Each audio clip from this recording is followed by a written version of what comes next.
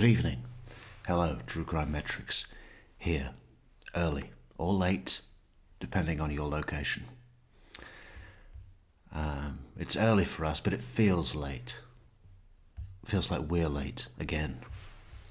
But we are here, and we're looking at Wendi Adelson's Interrogation from Hell, starring Wendi Adelson, co-starring General Isom. Also cast our friend Jane McPherson, victim advocate Sarah Latour, and Sergeant Buff, or Officer Buff. What was his name? Mr. Buff, you know. He's buffer than the badge. Beard or badge? Remember Beard or Badge? We've got to bring that back. Where was that? It was in a Charlie Adelson wiretap call to Katie. You know, we're going to the police. Whether it's Beard or Badge. You know, who do I speak to in Hollywood about that?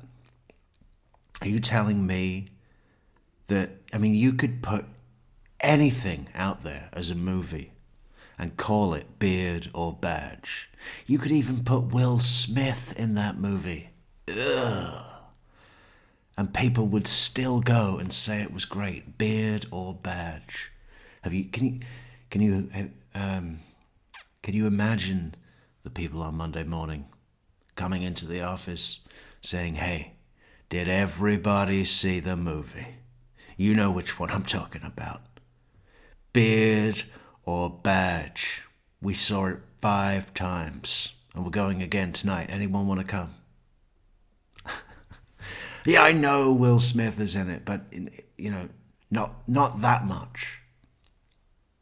And Martin Lawrence is next to him. Oh no, but not that much.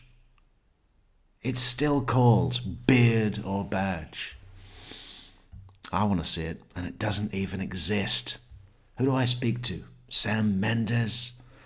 Baz Luhrmann? He'd love it, actually.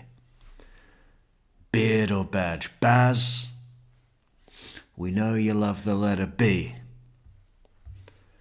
We've got something here. Anyway, we're going to be looking at Wendi Adelson's Interrogation and just seeing if there's anything that we missed. Now we press the pause button with the play button at the same time, and then it plays. Uh-oh.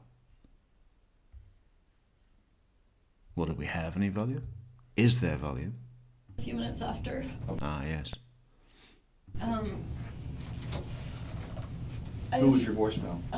It's from Lisa Carey, who is my real estate agent, or who I had gone with to find a house. She just said she was driving around town, and she heard there was a shooting on Trescott. Yeah. That's what this is about. I'm sorry you had to hear it that way. I'm sorry, I didn't know if I should... It's all right, just leave it there. It's still... So remember, Wendi Adelson is coming into this with the foreknowledge that Brother Charlie made a joke about the TV being cheaper than a hitman.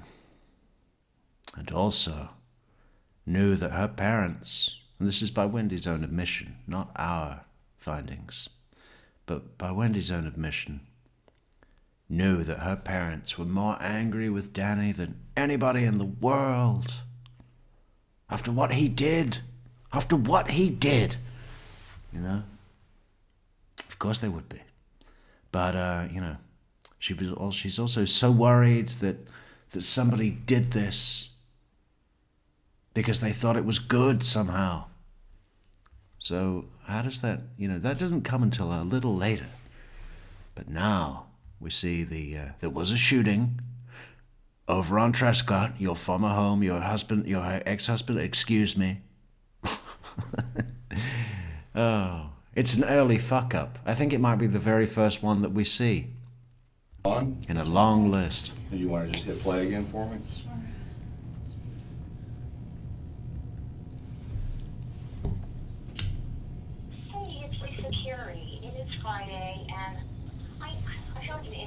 address, but I just heard that there was a shooting over on Trescott, and I promise I'm not trying to be dramatic or even nosy. I just... Do you think this woman was like soaking up on the clairvoyant points after all of this? Yep. Intuition. Something came over me. You know, people are saying, hey, you were playing at the beginning of that interview. We heard your prediction. How did you know? Something inside me told me that that something was connected, and it was like a wash. It was like I was being washed with my own knowledge, and that's how I made my prediction. Yeah, I felt dumb, but that was society and what they think we should be. But really I knew, and I knew I had to speak up, and that's why I spoke up. Just checking on you, my friend. I hope all is well. I hope your sweet boys are well, and if there's anything you need, let me know. It just ran a chill down my spine when I heard that there was something going on Trescott. A chill ran down my spine of truth. And I had the spine to speak up, which is exactly why I spoke up. All right, 212-3083, hope all is well, and I will talk to you soon. Bye. Yeah, hope all is well. Yeah, hope that shooting over on Trescott wasn't you, or that you didn't get shot, but, you know, hope all is well, and I will talk to you soon. That was almost as bad as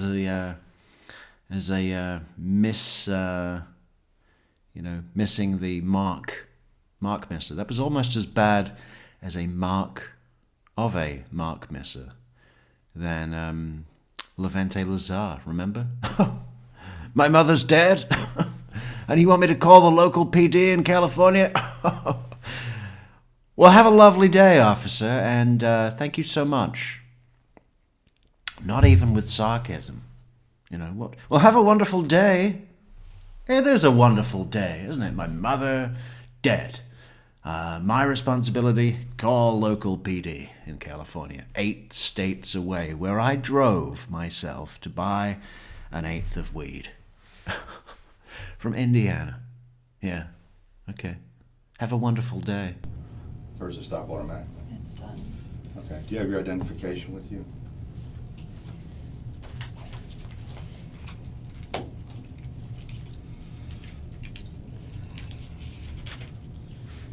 So you never took the last name of Markel? No. Yeah. A-D. Yeah, I had to think about it. I thought about it for 1 minute. And while I was thinking about it, I was only pretending to be polite. You know, when he asked me, I was like, you want me to what? You want me to take the last name what? Wendi Markel? No, we're not doing that, okay? We're not doing that at all. Oh, yeah, no. What an honor.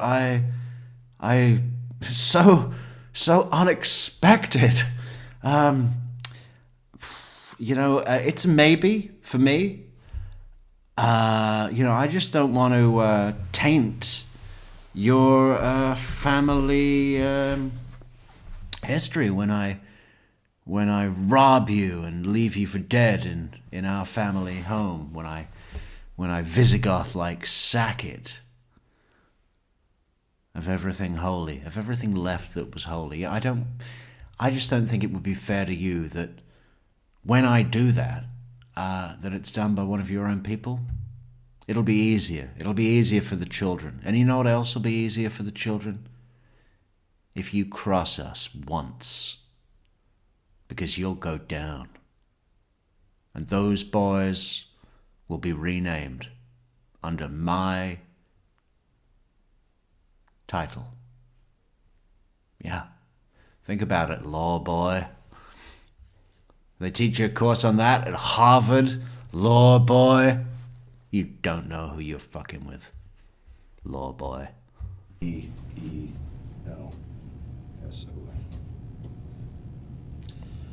Okay. Wendi with an I. Yeah. Yeah. Yeah, I thought that made me sound more of a whore, you know. Any name that ends in I. Okay, we've got to be careful here. We don't want to be all encompassing.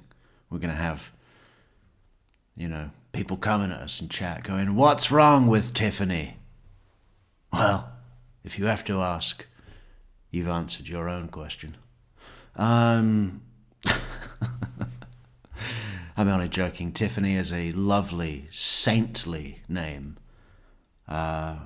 bestowed only upon those holy enough, and not in that way. You know, holy. What we need another word. Spiritual enough, only bestowed on those spiritual enough to enter the temple of Metrix. All right. There was a shooting at your home, or your ex-husband's home, at 2116 Trescott. Okay. Your former home. Your ex-husband, Daniel, all right, has been taken. You know where that is, Wendy. All those drives of longing, you know, slowly move past. Maybe on a Tallahassee rainy evening, you know, slowly roll past at 4 miles an hour, looking gazingly over at your former home. Maybe you could show Jeff at the end of one of your dates. And let me just take a detour here, Jeff. There's something I want you to see.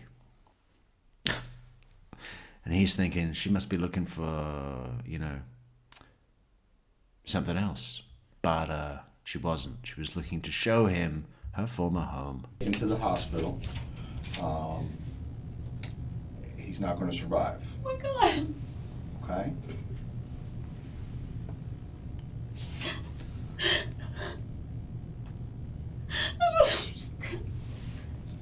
Make this look real. This is it. Showtime. I have a message from him this morning. What happened? Well, before we get into everything, I have to establish where you were and who you were with and so forth. Okay. Okay? And Yeah, then well, once we've that's established easy. all that, I can give you more details. Okay, You understand why listen, I wanted you to come detective. here before I... I'm going to lay it out for you now, detective. My TV has been broken for months. And I've finally gotten around to getting the Geek Squad out to come and have a look at it. See if there's a little oil that they can rub on the screen to make it not cracked. And then I didn't take a shower, pig that I am. But I did send emails, and all of that will be verified on my Florida State University employment record. So it wasn't me. And also, I've been dating someone, but I've forgotten all about that now. When I'm listing off all of these names, the one that I forgot was the one that was most relevant and close to me in relationship and time. That I recently went on a long walk with my friend, who's going to be brought in here at some point on my command. I had a long talk with her about this recent trip and this recent horrible trip that I had with Jeff, who, you know, as I'm sitting in here saying, well, it could have been my brother, it could have been a former student. Oh, Amy Adler is recently divorced, so if you're looking for someone who's not too happy with Danny, it could be her ex. Yeah, while I was in there reeling all of those names off, I forgot the one that was most relevant to me in terms of relationship and time and subject. My long talk with Jane, friend Jane. You'll meet her soon, detective, don't worry. It was all about how I thought he was dangerous and that I'd seen a violent side to him and a jealous his jealous rage thug came out, you know. And the mask came away. Do you think she actually said that? I bet she loves to talk about people's masks, you know, knowing full well her own mask. You know, they love to do that, don't they? You know, that guy, yeah, well, the mask finally came off, let me tell you. I saw beneath the mask, Jane, and what I saw was a violent, jealous rage thug that used to be called Jeff. Discuss this. Oh my god.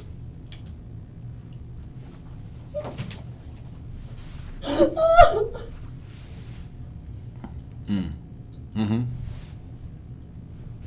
Yeah. Oh my god. Too much, Wendy. 28 and a half years Ison was on the force. Not at this point. At this point, straight 25. A quarter of a centurino. How many of these do you think he's watched? You know, in front of his own eyes, on video. Many, right? In front of his own eyes. How many people does he have to tell? Maybe, on average, 1 a week, 2 a week. He would have seen a lot. And that's in person. What about on video? I mean, we've seen hundreds. How many does General Isom see? Hundreds. Hundreds, thousands. So, do you think he was thinking, yeah, what I'm seeing here looks legit? I don't think he does at this point. There's a moment where Isom decides to take the role of friendly uncle. We need to find that moment. Samara. I'm sorry. That's okay. No, you have nothing to be sorry about. Kia. I just... Hello. Christina. Toyo Open Country. Brandy. Daphne. Can you let me get over this hump, okay? Can Yeah. you do that first? Is this it?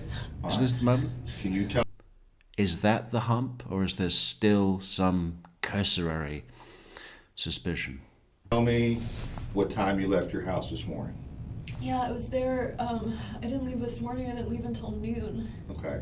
And Oh my god. And I tried to drive up Trescott. Oh and I my saw God. That it was blocked. It was blocked at some point. I'm not sure what time it was And I blocked. just Yeah. thought, oh, there's... Let me just get that out early and, you know, do it with shock. I'm so shocked. Oh my God! Oh my... I tried to drive down Trescott and it was blocked! I thought a tree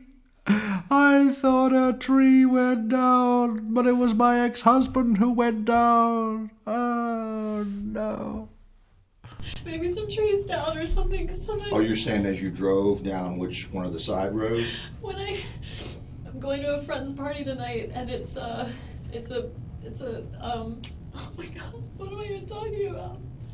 I needed to buy, it's a stock the shelf engagement party, and so I went to buy bourbon. Okay. So I went to drive from my... Can you imagine me, a law professor, buying bourbon in the middle of the day? Ooh, it's risky business. What will they think? What will people think? Thank heavens it came in a brown paper bag and I just put it right in my purse. I didn't want anybody to watch me, see me coming out of ABC liquor at 12:30 in the afternoon.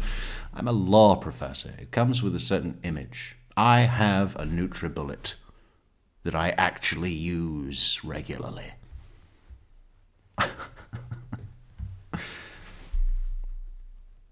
You know, not that good at cleaning her own house, though, is she? We saw her kitchen floor. Disgusting. Bits of old banana and, you know, the a green top bit, leafy bit from strawberries just swept under the counter. Disgusting. Place. Annette! Annette, hello, Annette. And it was blocked, so I just turned around. I was on the phone at the time. I wasn't paying a lot of attention. Yeah. And so I just turned around. I was on the phone. Drove up. Yeah, I was driving on the phone. But it was hands-free. I would never break a traffic law. My mother never even got a parking ticket. Understand that, detective. My father is a dentist in Miami. The other way, I just thought, oh, sometimes when I lived there were electrical things that would happen. When I lived in there were electrical things. There was the TV. Don't mention that. That was electrical. My hairdryer, which should have been the code word because it looks like a gun, right? That would have been so much better than TV. You know, if the Geek Squad, and they might have been able to fix it. It's easier to repair a hairdryer than it is a flat screen TV.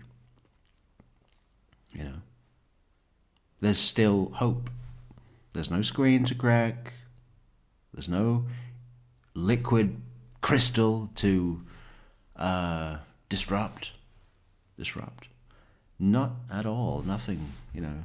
So perhaps if the Geek Squad, I mean, I'm sure you can buy a hairdryer at Best Buy, right?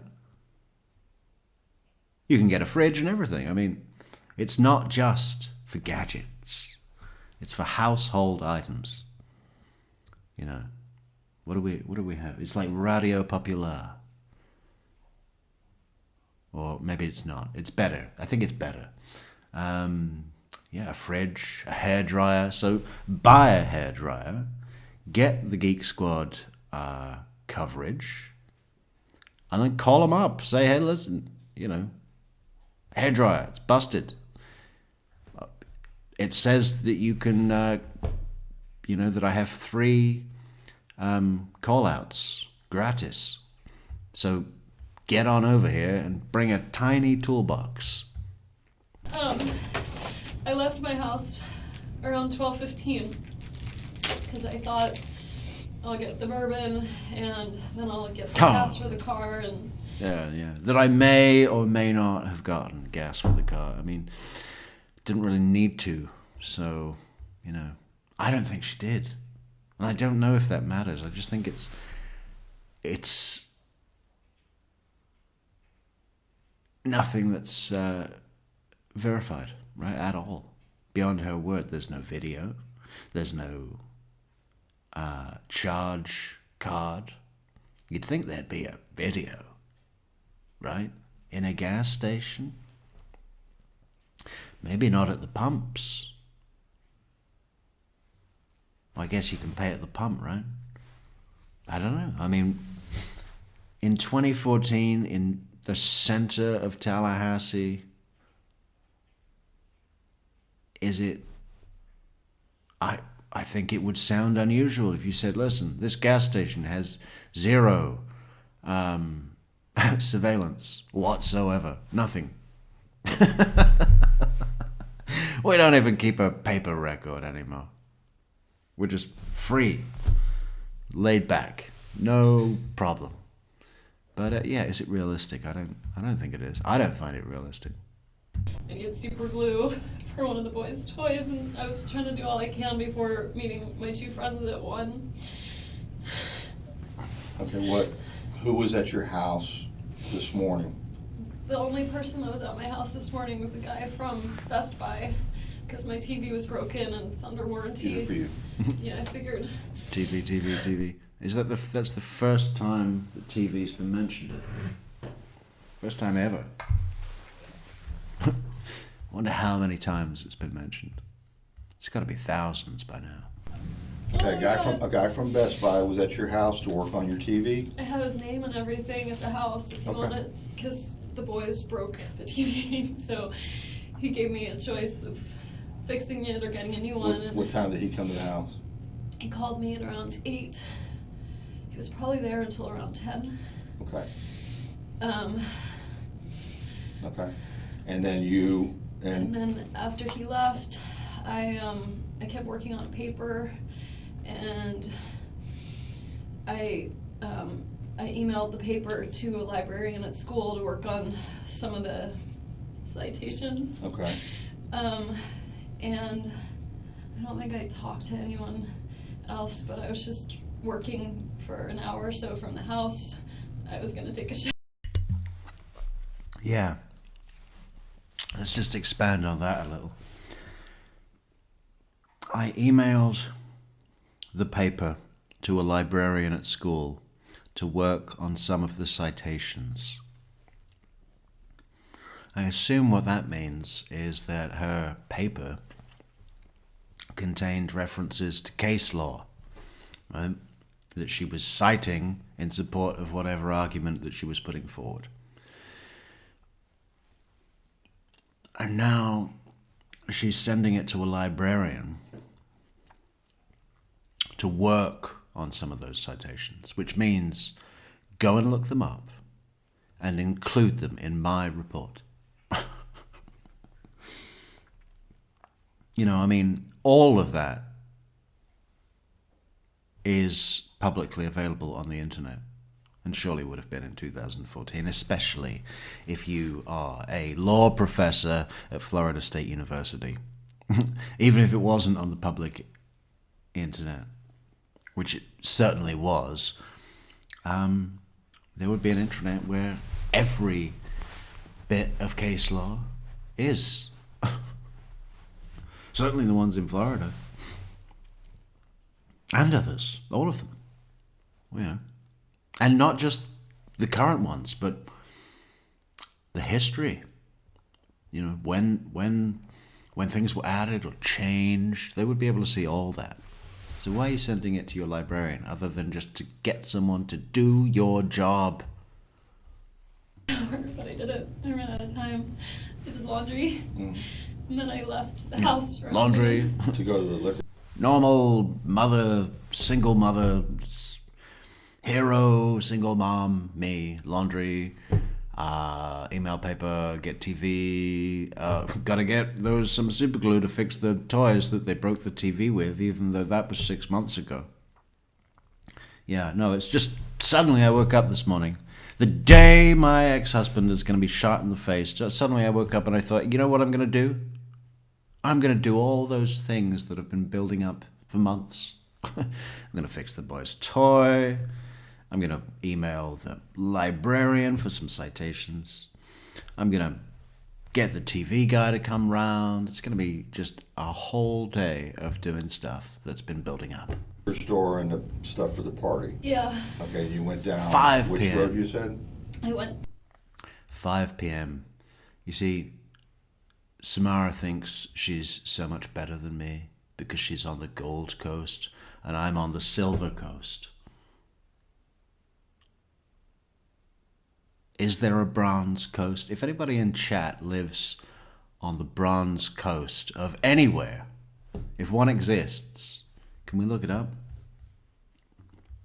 I bet it's in Western Africa. Where is the Bronze Coast?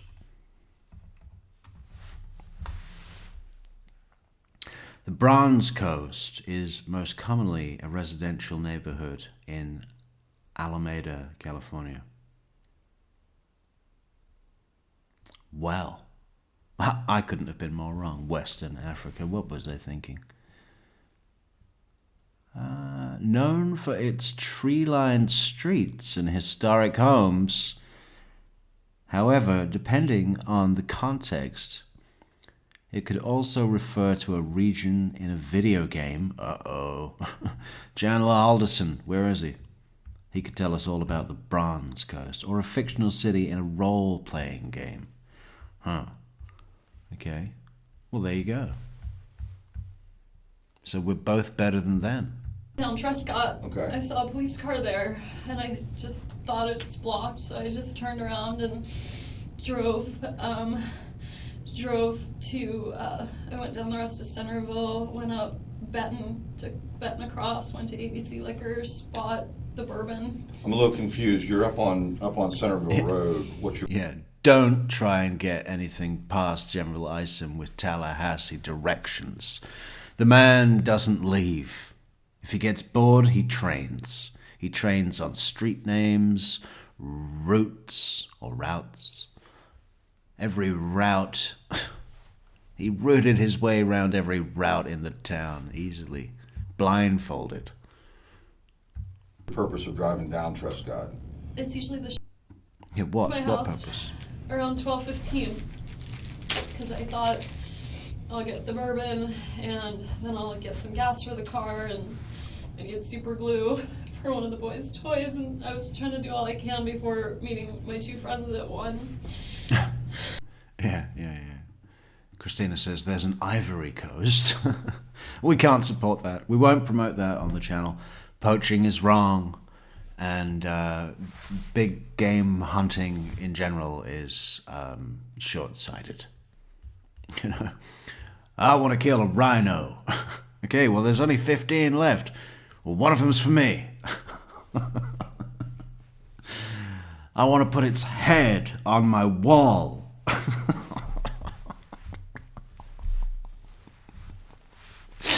Okay. Well, you know,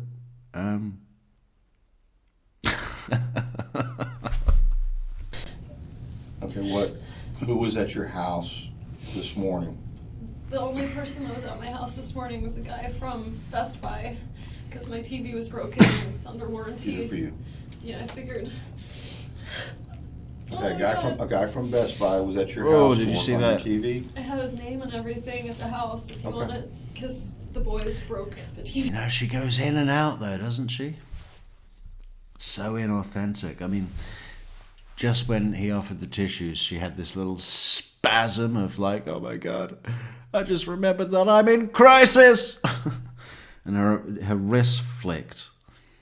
It's too, can I go back a little? Yeah, where's the wrist flick? To work on your TV? I have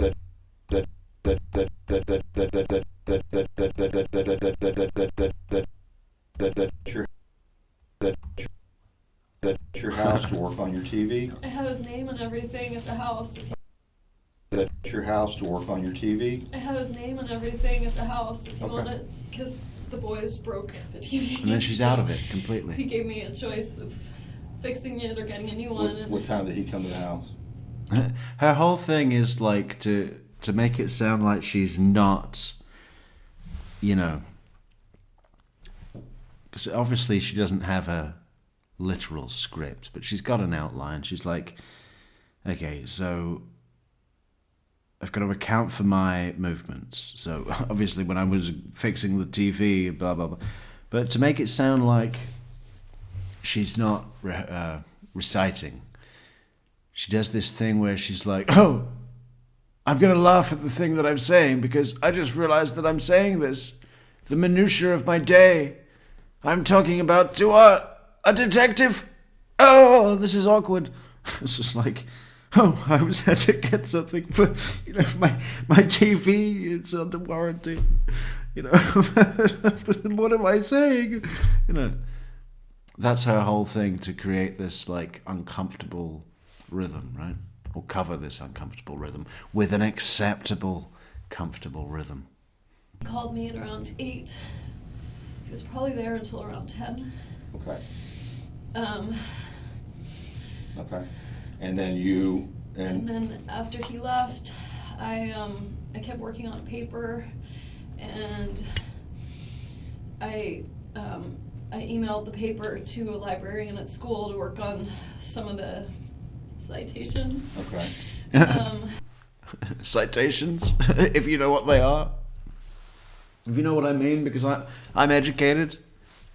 I haven't got to this part in my story yet, but I did. I want to get it in early. I went to Cambridge, okay, to study. I was on a Truman Scholarship, and I went over there on my Truman Scholarship to study at Cambridge. And I don't think I talked to anyone else, but I was just working Yeah. for. In fact, wasn't the guy that was on the phone with her when she drove down Trescott and then back onto Centerville, Benton, and over to ABC Liquor? Wasn't that guy from Cambridge? I mean, he was UK, friend of hers from the UK, England, and I guess it's never been said, but there's a chance, right? I mean, surely when she was studying at Cambridge, she would have met people and made friends, because some people would do that with this person. An hour or so from the house, I was going to take a shower, but I didn't. I ran out of time. I did laundry, and then I left the house around noon. To go to the liquor store and the stuff for the party? Yeah. Okay, you went down which road you said? I went down Trescott. Okay. I saw a police car there, and I just thought it was blocked, so I just turned around and drove to, I went down the rest of Centerville, went up Benton, took Benton across, went to ABC Liquors, bought the bourbon. I'm a little confused. You're up on Centerville Road. What's your purpose of driving down Trescott? It's usually the shortcut to get to Oh. Monroe. To get to Monroe? I usually take it as a cut through to get to Thomasville or Monroe. Okay, all right, so I you, don't know why I said Monroe, I was thinking Mosaic, Monroe, Thomasville. okay, so when you come down into town on Centerville, I almost always cut through Trescott. Trescott, and just drive by your old house? Well, I do it as a way of like coming to terms with the divorce, but yeah, sometimes I drive there. If I'm too sad, I drive around. Okay, If the kids aren't home and I know they're not home, I feel better about driving by the house, but yeah, it's shorter and I just usually drive by. it's shorter than going all the way down to Benton. Go like, all the way down Centerville and around Benton, it's just Right. a shortcut I always took. Okay, so you turned around and went back to Centerville, I take it, Yeah. down to Benton, and went to the liquor store down there on Thomasville? Yeah. The one at Benton Road? ABC Liquors, it's at, yeah, it's Benton. Mm-hmm. Okay, all right, did you make a purchase there? Yeah, And that was sometime after 12? probably 12:30. Okay, all right. And I talked to a guy there because I don't really buy much alcohol, and so they wanted bourbon, and I asked the guy, we had a whole conversation about bourbon and Right. my eyes, like, Your eyes? he just said, your eyes are really blue, Right. and You have contacts? I do. Okay. But I just remembered it. Right. So I bought the bourbon and got some gas on Thomasville and met my friends at Mosaic. Which gas station did you go to on Thomasville? The one that's, I always forget the name, but the one that's close to the cross street, it's right next to the Goodwill. Okay. If you're heading north on Thomasville, like, if you're heading north on Thomasville, it's on your right. Okay, just past the Goodwill Just place? past the Goodwill, it's close to the intersection there. Okay, all right, and then from that point, you went straight to the Went to Mosaic Mosaic Restaurant? and met friends there. I used to have kind of a steady Friday meeting, and I hadn't seen my two friends in a while. And so we had made plans to meet up. What time did you I get used to to. them? Another irregularity. Just full day of regularities. We used to have this. That's where I got the idea. I was like, what could I do on a Friday around lunchtime that's not an orgy? That's not some, group sex. Because that will make me look dodgy in the interview. What can I do? What did I used to do before all the group sex? Well, I used to get lunch with these two boring women, other professors. So I guess I'll do that. And then I'll say, I used to have this standing appointment. And we haven't seen each other for a while. I've been so busy. But, we thought we would meet up. So that's what we did on my irregular day. About 1. I was a little late. We were supposed to meet at 1, and I got there at a few. Did I mention that I delete all my text messages as they come in, as my kind of way of managing my correspondences throughout the day? It's like a to-do list. A message will come in, I'll delete it, reply to it, delete that, And then I know that I've achieved a task. Just wanted to get that out there so that you don't think it's weird how quickly my phone takes to do a Cellbrite download. Yeah, I had 2 pictures, both of my children, and something about a receipt, just a few breadcrumbs to show my non-guilt in this matter. Minutes after. Okay. All right. I know it's cold in here. Okay. I think that's not why I'm Okay. shaking. I know it's part of it, but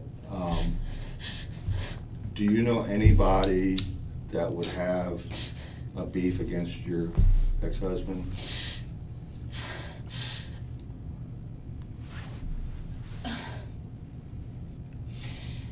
He's, oh my God. I hate to ask it now, but I have to do it now. You I understand, right? understand. I understand.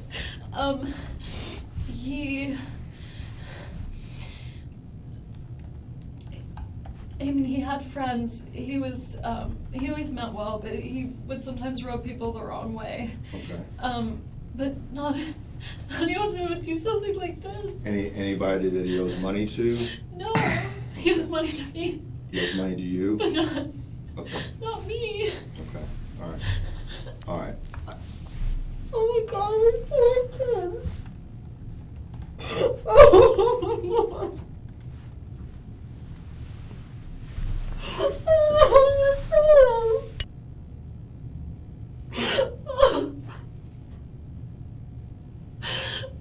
I know a lot of people didn't really love him, but I don't know anyone who would do something like this.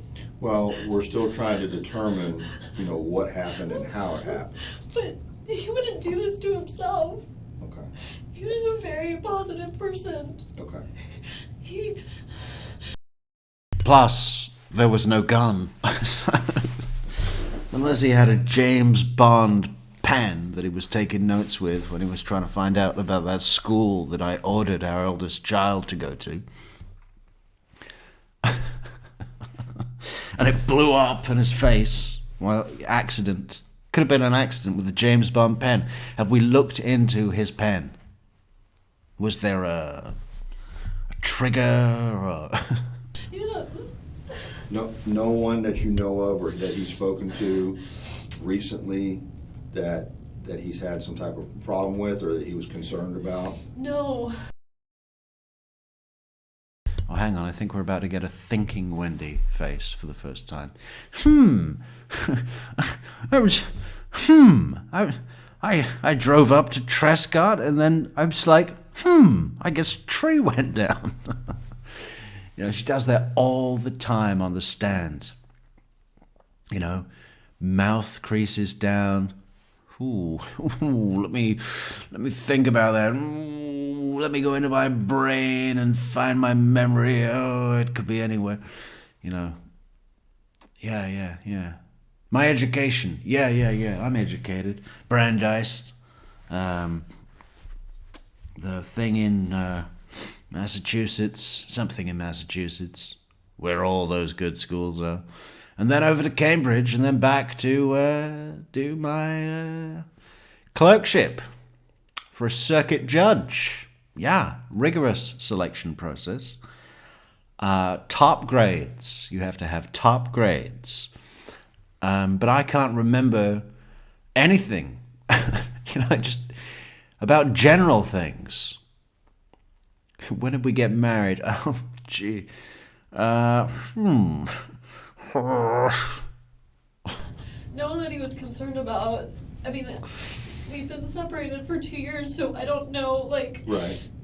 If he had something going on, I wouldn't know about it, but, I had lost my voice earlier this week, and so we had put off this conversation about our son's school and where he was going to go, and he, I can't, I know a lot of people didn't love him, but not anyone who would, hate him. Okay. He meant well. Everyone that knew him Okay. knows that he means well, but he can be a little, argumentative. Right. But not He didn't owe anyone money. He didn't do anything except work and take care of his kids. He wasn't involved in anything bad. I can't believe this is happening. Like me, like all my booze, and my not really looking after the children, and the orgies, and what else, you know, condemning an innocent man, you know, you name it. You name it. If I haven't done it, I want to try it. I know. And he was a professor at the law school, is that correct? Yeah. Okay. And your divorce has been 2 years, or the total separation, I'm assuming? Total separation's been 2 years. Our divorce was finalized last summer around this time. Okay. He wouldn't do this to himself. He has a girlfriend now. Do you know his girlfriend? I met her once in the last couple of weeks. She was visiting. She lives in New York. Okay. Do you know anything about her? I know some things about her. She's also a law professor. I know she's recently divorced and she has a son. I don't know if her divorce is final, but I think recently divorced. Where's she a law professor at? At NYU. I think that was a really good thing in his life. He seemed really happy about it. She came down here, she met the boys, and I met her and she told me how great. Oh, sorry, she's a law professor where, Wendi? NYU, huh? NYU. You mean in New York? The big city? How much would you love that, Wendi? So your mother could say to her well-to-do friends at their quote-unquote cocktail parties, yeah, Wendy's doing really well. She's up at NYU. Yeah. 10-year fast track, so who knows? She's got a loft, big fancy loft in Manhattan. And yeah. The views, the cityscape, oh, beautiful views. They have a cityscape, a skyline, not like Tallahassee. It is pretty sad, isn't it? When you're a city that gets beaten by Oklahoma City, when that's better than you need to do work. She loved the boys, it seemed to fine. Did she ever stay at the house with him? Just that one time. When was that?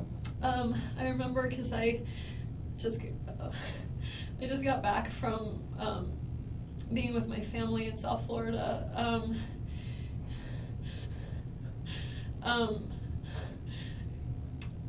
Sorry. It's okay. You're doing great. So what date was it? I went with my family. It was my dad's 70th birthday and we went home for it. So his birthday was the 5th.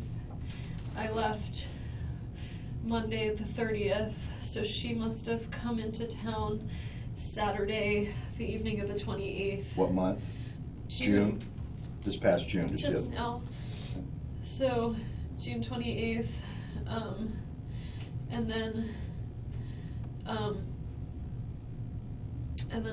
And then she was there with the boys the 29th, and then I met her on the morning of the 30th when I picked up the kids to take them to South Florida.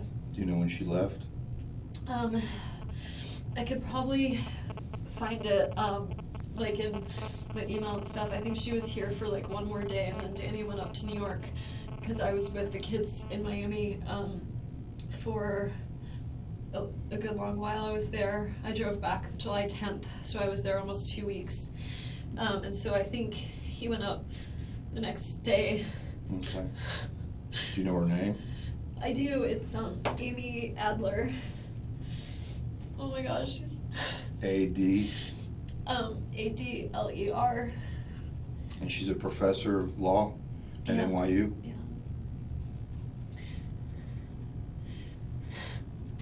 What kind of car does she drive?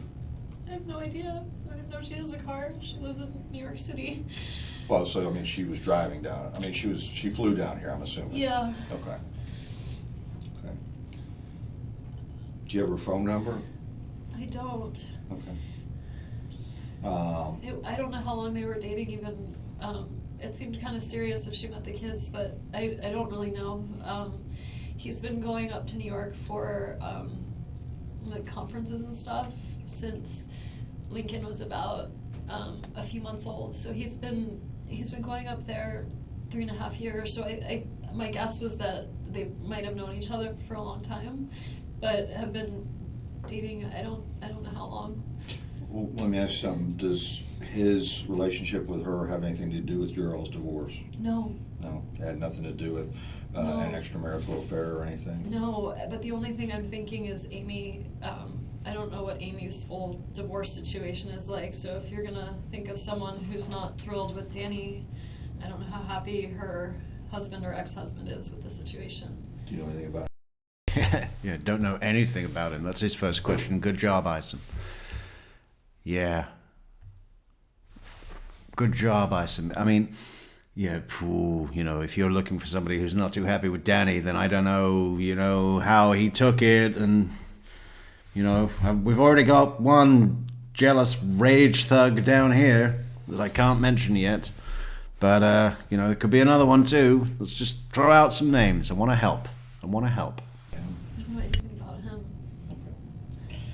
So you know Amy Adler, she's a professor at NYU. She was down here from the end of June through the first part of July. I think just a few days. Right. Yeah. As visiting, but he'd been seeing her when he goes to New York on these conference trips. Well, he's in New York in the summertime. We have a week on, week off schedule with the boys. So whenever I have them for a week, he goes up to New York for a week. So he's been spending a lot of time up there. Did he relay to you that he'd been seeing her up in New York, or that's where they met, or anything of that nature? He didn't tell me about it, but I feel like he was pretty vocal with like our friends and people probably since December about her being his girlfriend. Okay. So last names right now. That's There's okay. Matt Price. That was his best man at our wedding. And Josh Berman, his closest friend here. Do you know his name? His name's Alex Greenberg. He's a veterinarian in town, and they've got kids around the same age as our kids. He's a vet here in town? Mm-hmm. And I think Do you know they're where his close. office is? I don't. Maybe in Cairo. Oh, he doesn't have an office in Tallahassee. I don't think so. He's a vet in Cairo. Their house is in Cairo. His Right. wife is a dentist. I don't know if her practice is in town or in Cairo either. His wife is Maya, M-Y-A. Okay. You're being very helpful, okay, and I know it's hard. I'm trying. I just You're doing can't fine. believe what's happening. You're doing fine. I know it's all the shock. I know it's coming to you all at once. Okay? I don't know who would do this. Okay, well, it appears from what we've seen so far that someone intentionally hurt Danny. Okay, intentionally. Okay, I don't You think. don't know who it is. No, and I don't What if think. they come after the boys? I don't think that's going to be. I have no indication at this time that that's a threat. Okay, but the boys are going to stay with you. You're not going back over to Trescott. Okay. No, I don't. I don't live there anymore. I know you don't. But the boys are going to stay with you, and they'll be fine. I don't know if I can take care of them like this. All right. Where's your closest family at? My family actually just talked to my brother this morning. My parents are in Coral Springs. Okay. And my two brothers, but I'm very close to one of them who is in Fort Lauderdale. Okay. All right. So that's where you're from originally, I take it? Yeah. Okay. All right. His family's in Canada. Did they know? Did you tell them? No, they haven't been notified Oh my yet. God. His parents are gonna be devastated.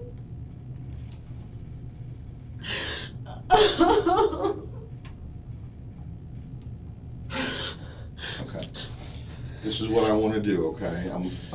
This is what happened, okay? Daniel's been shot, okay? And Yeah, for the parents, I like it. And that sudden realization of another point that you can't consider everything at once right now because you're so in shock. Oh my God, his parents! Love it. can you help with that? I will try. Okay. What I want to do right now to try to expedite things, okay, but I need your permission, is I want to take your cell phone and download all the information out of it. Sure. Do you have a problem with that? No. Okay. And then we're going to make arrangements for you to get the kids, or we'll get the kids somehow, okay? Because the kids are at daycare, right? Yeah. And they're going to need their mother, Yeah. okay? Yeah. Okay. Can you do that? Yes. Okay. I gotta get a form for you to sign, and then I'm gonna get the phone started, okay? Oh my God. I have a lot of friends. I know. How do you know that? Well, you had two of them up there for a last-minute lunch date, right? Last minute. Well, I mean, you went up there, you're sitting with them, you have friends. I do. What I meant by it is that Danny didn't treat me very well, and I'm Okay. so scared that maybe someone did this. Not because they hate Danny, but because they thought this was good somehow. Oh, are you saying that you think maybe one of your friends would have done something Who like would this? do this? I don't know. That's why you're here, and that's why we're talking.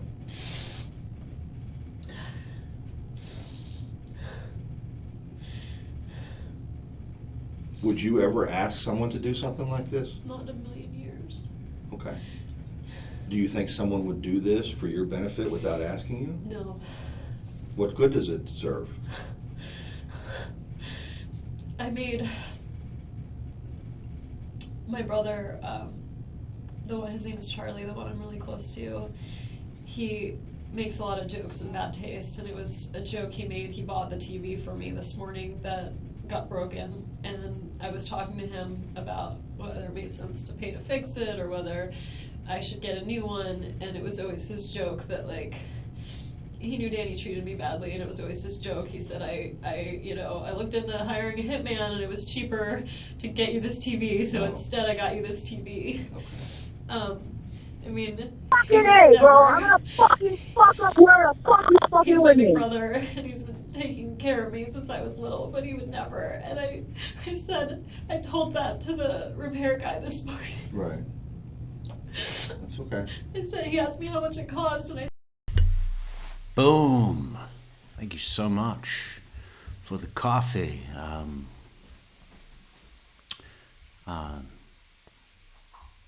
We have to log in.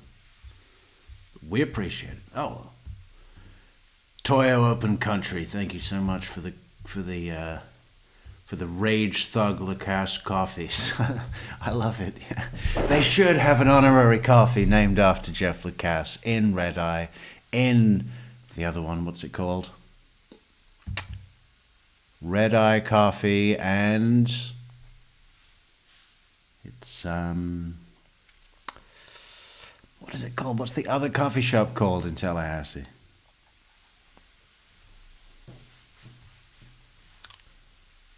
Fuck. Come on, anybody. Christina, where are you?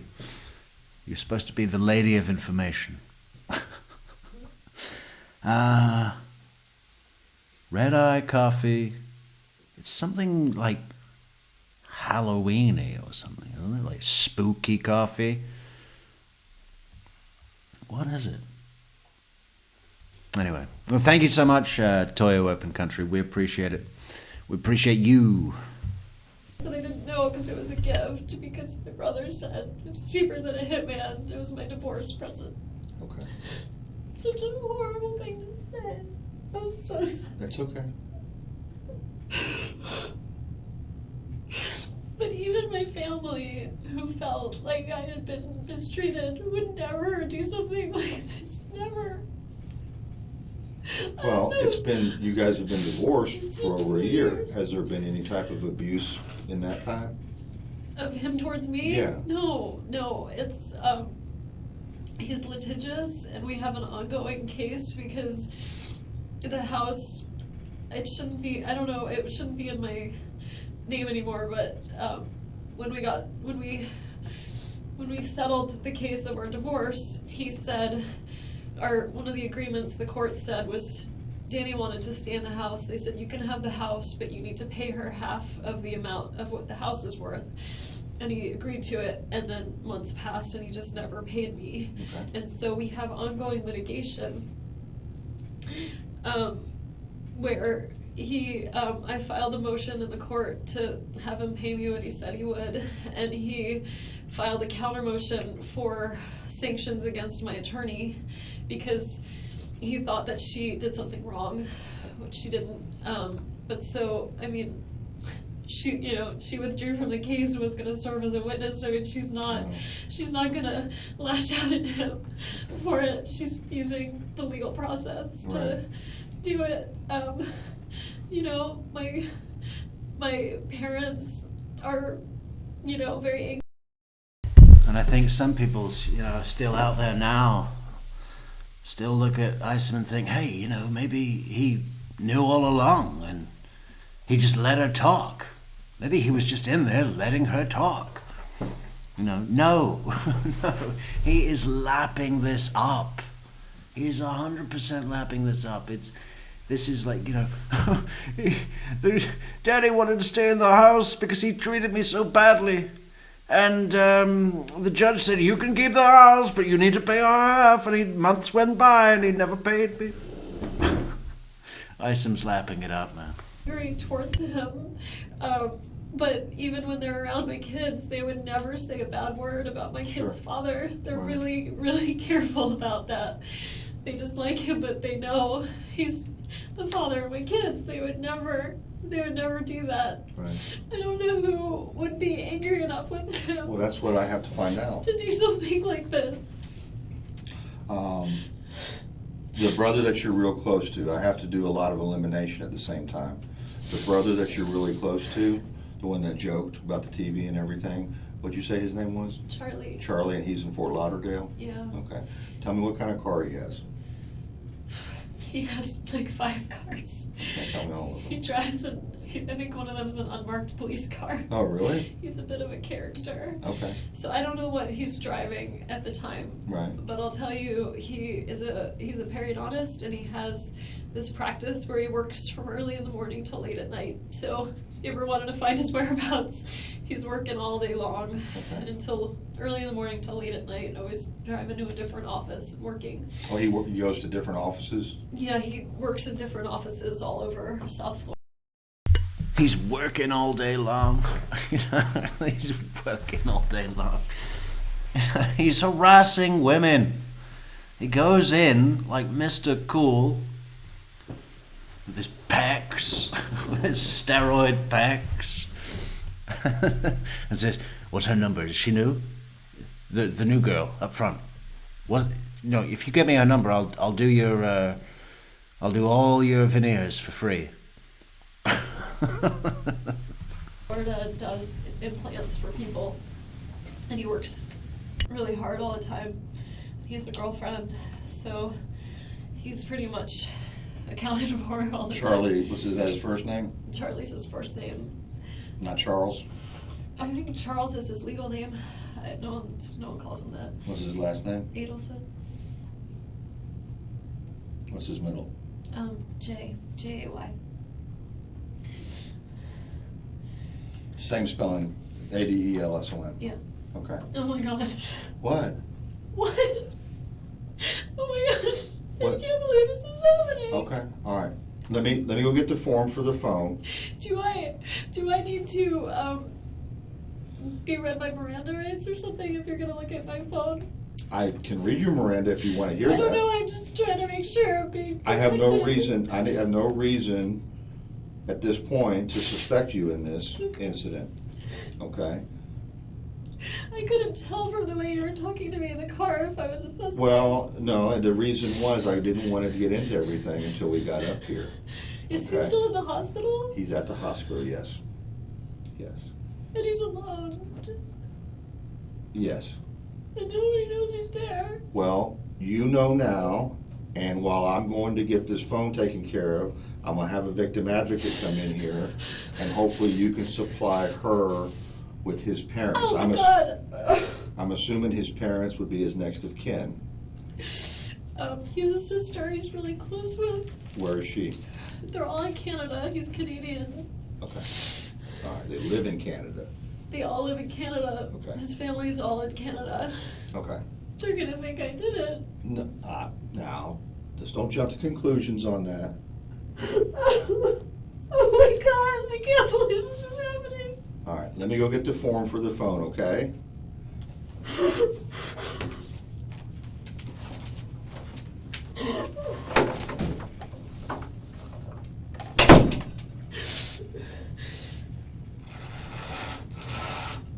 Oh my God.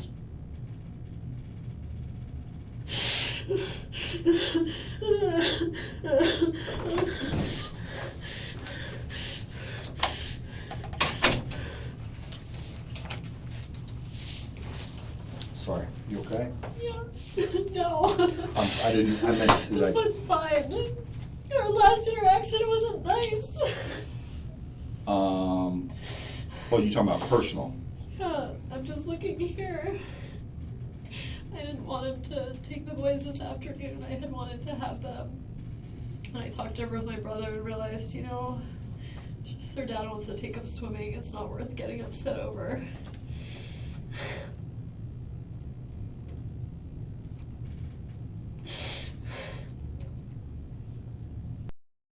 Okay, I just realized something pretty cool there. So, Wendi knows that today is murder day, right? She knows that Dan Markel's going to drop off the boys at school, and then he's going to do his Dan Markel things,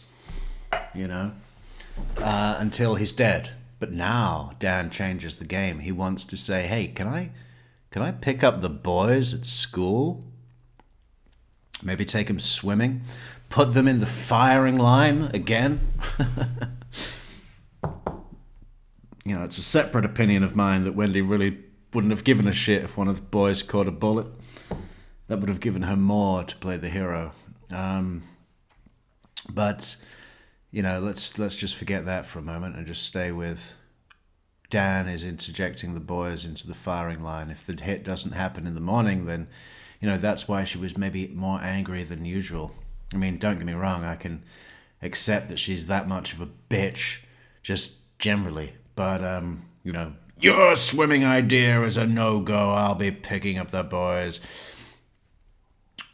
But then talking to Charlie, Dan wants to pick up the boys. He's going to put them in the firing line again. Charlie says, don't worry. It's happening right now.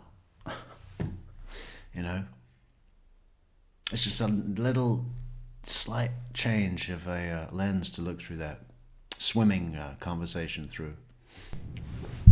He sent me that message at 9:15 this morning.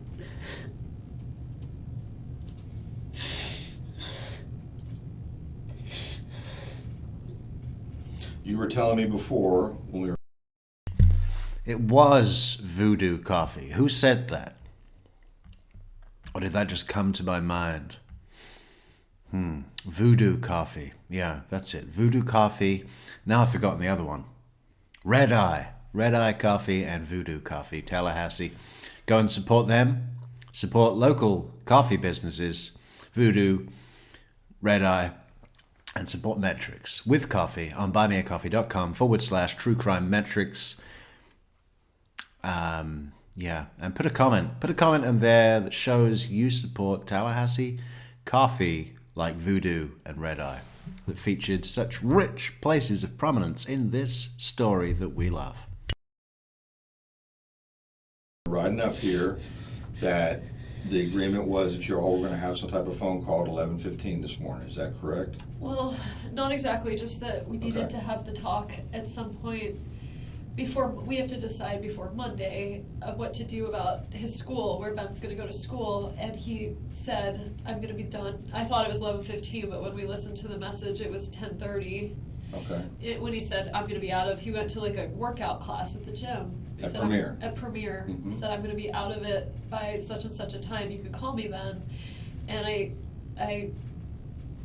I called, but I think we could see what time I called him. I thought it was more of like, let's see, recent calls. I called him, well, that's him calling in at 9:02. I called him at 11:42 and got his answering machine.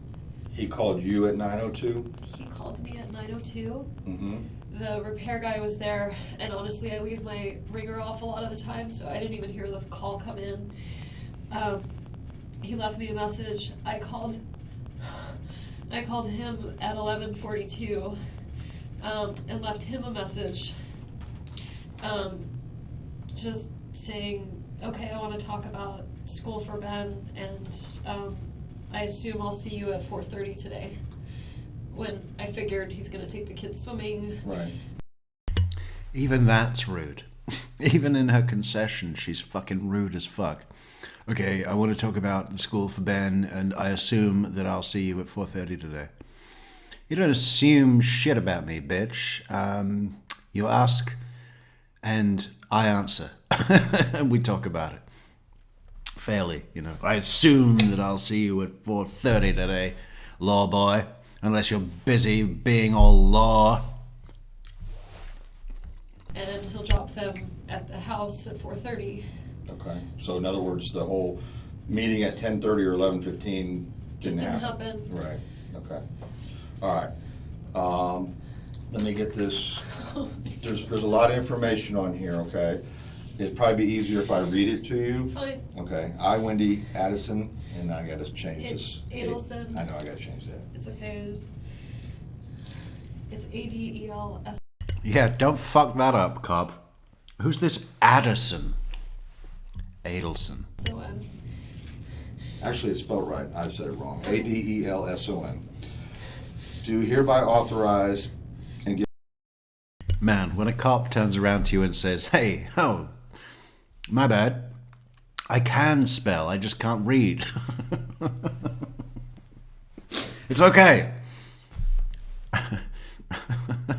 My permission to investigate Adelson, who has identified himself to me as a law enforcement officer with the necessary assistance of a digital forensic examiner to make a full and complete search of my cell phone or other digital media, along with data located on additional data sources, locations such as connected to, at, and were at the Tallahassee Police Department. That's the address. I have been advised that law enforcement are engaged in investigation concerning an alleged violation of federal or state law pertaining to a shooting incident. I do further authorize to give permission to take from my cell phone located at 230 47th Avenue. I'm sorry, is that the police station? That's where we're at right Okay. now. Yeah. Computers, cell phones, computer peripherals, digital media data which may or may not have been connection, value, or relevance as evidence in said investigation. The above law enforcement officer has fully and fairly advised me on rights as follows. I have the right to refuse consent to the search of my property. I have the right to consult with an attorney or any other person of my choice prior to giving them consent and permission to search the above described property.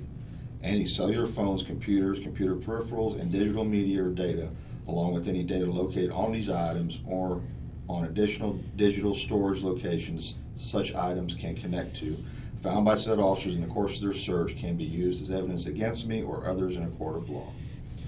I fully understand and appreciate these rights and wish it be specifically understood that I am hereby giving consent permission to conduct the search of the cellular phones, computers, computer peripherals, and digital media data, along with any data located on any additional digital storage locations such items can connect to, solely because of my desire to freely and voluntarily cooperate and assist in this investigation. I have not been promised anything or been threatened or coerced in any way, nor has any inducement of any kind been held. Hey, when did Americans stop saying data? It's always been data. But, it shouldn't be. It should never have been. It's data. But now all Americans are saying data. They're saying download my data, back up my database, transfer my data. held out to me in return for this consent and permission to search?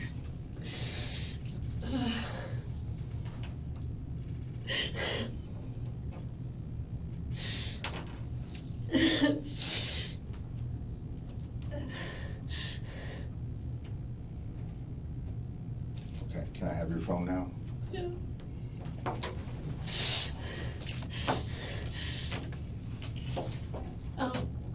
Stupid question, but go ahead. are you gonna give it back? Yes, yes. Good for you, Christina. For stopping saying it wrong. Finally. Was that your first attempt or the end of a long struggle? Good. Last year, you became a more complete human being. Good job. Yes. I feel like I need to help No, my you're gonna family. get- What's going on? No, you're gonna get it back. It's just I'm trying to expedite this now so I can get it back to you I sooner. understand. Be right back.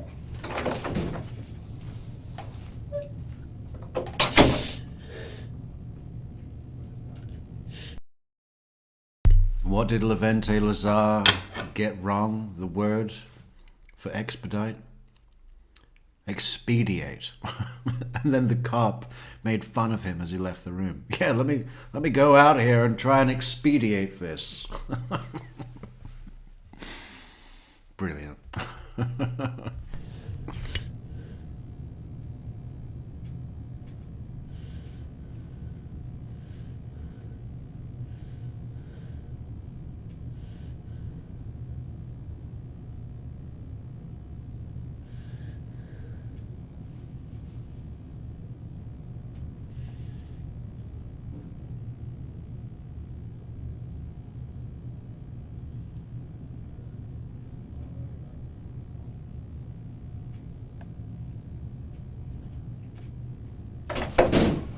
Okay, Wendy. Let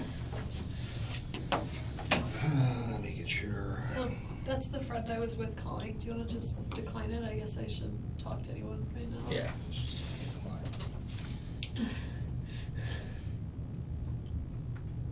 Is there someone I can talk to about what to tell my kids? Yes, well, we're gonna get to that.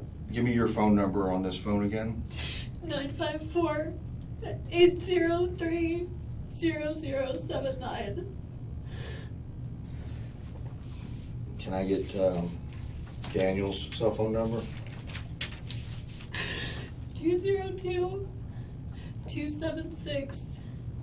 202-276-8200. 202-276-8200. Okay. Do you know his passcode to unlock his phone? I don't. You don't know it? I don't have a passcode. When Right. I was with him, he didn't have the kind of phone that needed a passcode. Okay. But he's gotten an iPhone since then, so Yeah. he may have one. And I can't remember, like, actually, I remember his passcode to something, but it was like a word in Hebrew with the word one, so it's a word and not numbers. I could give you my children's birthdays in case you want to try that.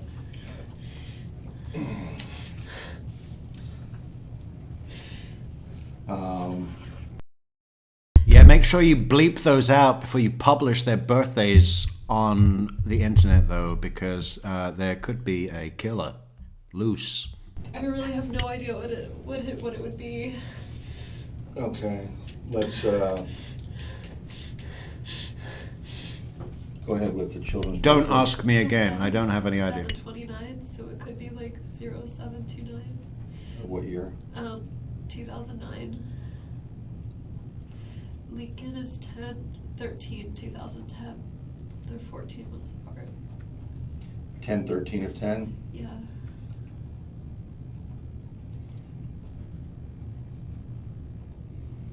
I was complaining about him at the lunch. Sorry. I'll be right back. Go ahead, sir.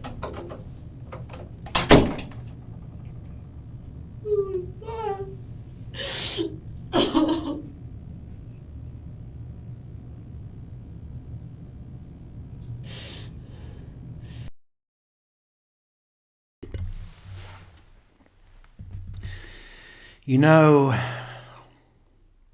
Daniel Rashbaum's logic. You know Jackie Fulford's logic, although it was a little bit different.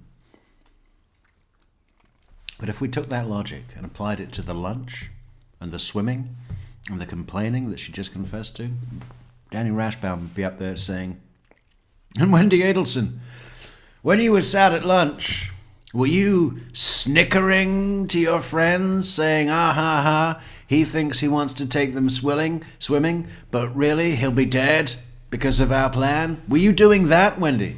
No? Well, why not? If you were part of this plan, if you knew, why weren't you at that lunch snickering with your friends going, ah, he thinks he's taking them swimming, but he's really going to be dead. That's the same logic as when he says things like, did you book a plane ticket to go to a wedding in Newark? And you booked a return ticket, right? And that return ticket, was it to Miami? Oh no, why would you get a return ticket to Tallahassee? And Wendy's like, understand, that is where I lived, where I built a life, where I was happy at my job. Not guilty. What's Christina saying about Tova? I wonder if any of her friends from before the murder have anything to do with her except Tova.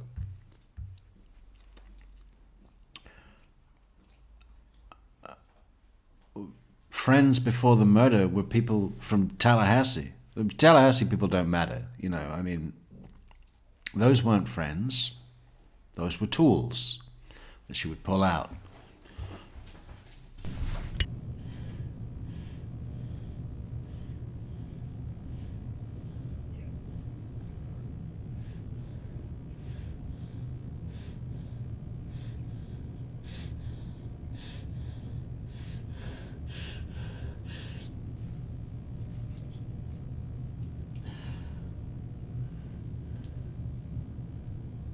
What is going on?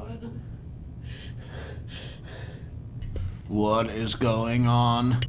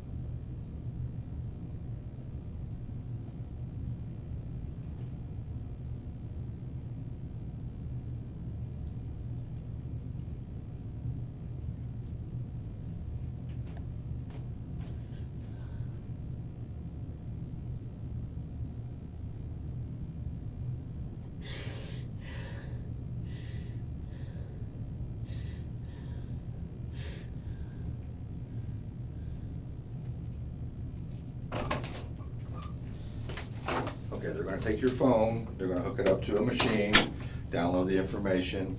It doesn't take a whole lot unless you got a lot of stuff on there. I don't know what's on there.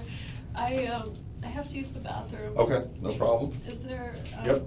is it close by? Yeah, it's real close by. Okay, you can leave your stuff there, it's not going anywhere, and I'll ask you right around the corner here, okay? Okay, Do you want some water after that? okay.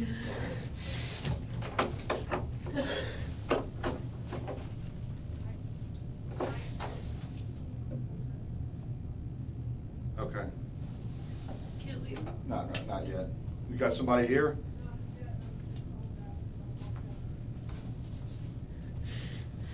Seriously? Okay, I'll hold it. Sorry. Seriously? You're gonna make me, an innocent non-suspect, You hold know what she my urine? Seriously? You won't even let me in the bathroom? So I guess I am a suspect then. I mean, even though you said I wasn't and I trusted you, you have betrayed that trust. Right? I'm assuming I'm a suspect. I can't No, believe you're not a it. suspect. I don't consider you a suspect. I asked you to come up here. You came up here voluntarily. I'm not Reggie Miranda. You are not under arrest. You are the closest thing to family that I have to Daniel right now. Okay? You are. I'm so sad for. I So, was thinking about something else. He told me that he comes. We have week on, week off, but on Wednesdays we do an overnight. right. And he told me that he might have some work up in New York and he might not be back in time for the Wednesday overnight. So there's no way that he did this because he had all kinds of plans like for next week that Oh, were. you're saying he would not hurt himself? No, Okay, all right. it wasn't him. Okay. He has no reason to hurt himself or anything along that. No, I mean, I Okay. can see him being really sad when we first got divorced. Right. But now he's got Amy and he loves those boys Okay, and things were really good for him. There's no way he did this to himself. okay. I believe you. Which really scares me because it means there's someone out there that's willing to do this to him and I'm scared for the kids. Okay. I understand And they're you're, at school right now and I wanna. there's an officer at the school. Okay, The kids are fine. okay. Okay, there's no, the I don't kids know how are, I'm gonna tell them. well, we're gonna help you with that, okay? But here's what I have to do right now, and I'm just trying, I wanna get this down pat. I know you don't have your phone to refer to, Okay, but that's okay. you'll have all that information. Right, because I'll check that against what you tell me. Okay, Your last phone your last personal contact, in other words, in person with Daniel, was when? he goes by Danny. Danny, okay. No one calls him Daniel. Yes, I don't know him, so I'm sorry. I'm just Okay, telling you Danny. so that it just feels really impersonal. My last face-to-face contact with him, wow.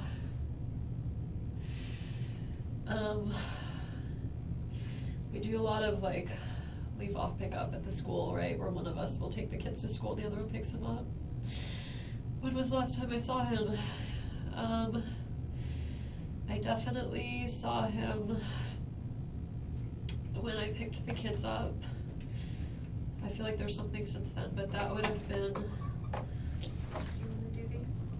No. I want to keep this as vague as possible. The last time I saw him, well, I definitely saw him when I picked up the kids, because I picked them up from him. But I have a feeling that there's been something since. Maybe there has, maybe there hasn't. I'm gonna wait. I'm not familiar with the, Okay, I'll get Annie, because she wanted it before. Yeah. And that was that morning I drove down, so that was June 30th? Okay. Whatever that Monday morning was that we drove down to Miami. I saw him, I met Amy. Then we did a lot of Skype, like we'd Skype every day while I was gone. But that's not in person. I came back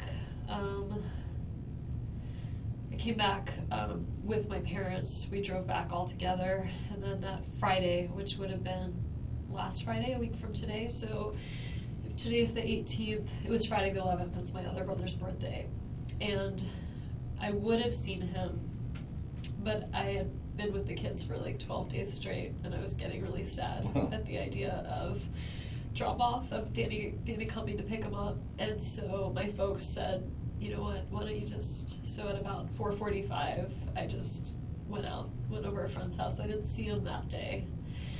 And then he had the kids, and I got some sort of laryngitis, and I was alone all weekend, so that was Saturday, Sunday.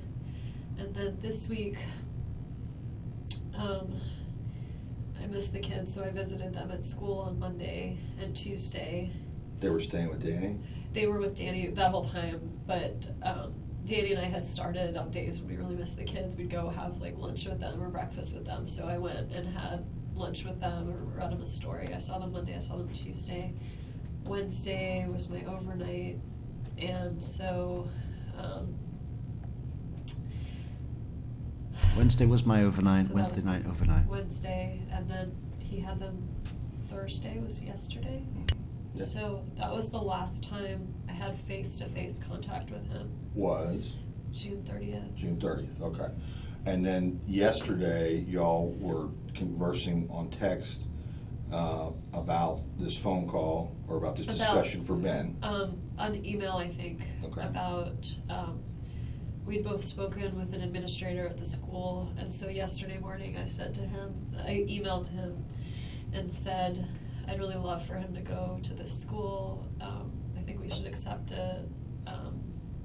Here's why. And then I asked him a second question about Ben's birthday coming up, because I didn't have Ben on his birthday, and he wanted this Lego thing, and I wanted to make sure that no one else got it for him. So I asked him if he was gonna do a party for Ben, so I knew ahead of time whether people would be bringing presents or whatever, and so I knew whether he would have gotten it from someone else or whether I should buy it for him. And he wrote back and said, when your voice feels better, let's talk, because my throat was really hurting. He said, let's talk, we need to work this out for Monday. And I sent him an email, you'll see it sometime this morning while I was home working on my paper, that said, okay, I'm ready to talk whenever you are. I don't know what time I sent it, but if I called him at 11:40, it was either before I called him, because I thought normally he would have called. Okay.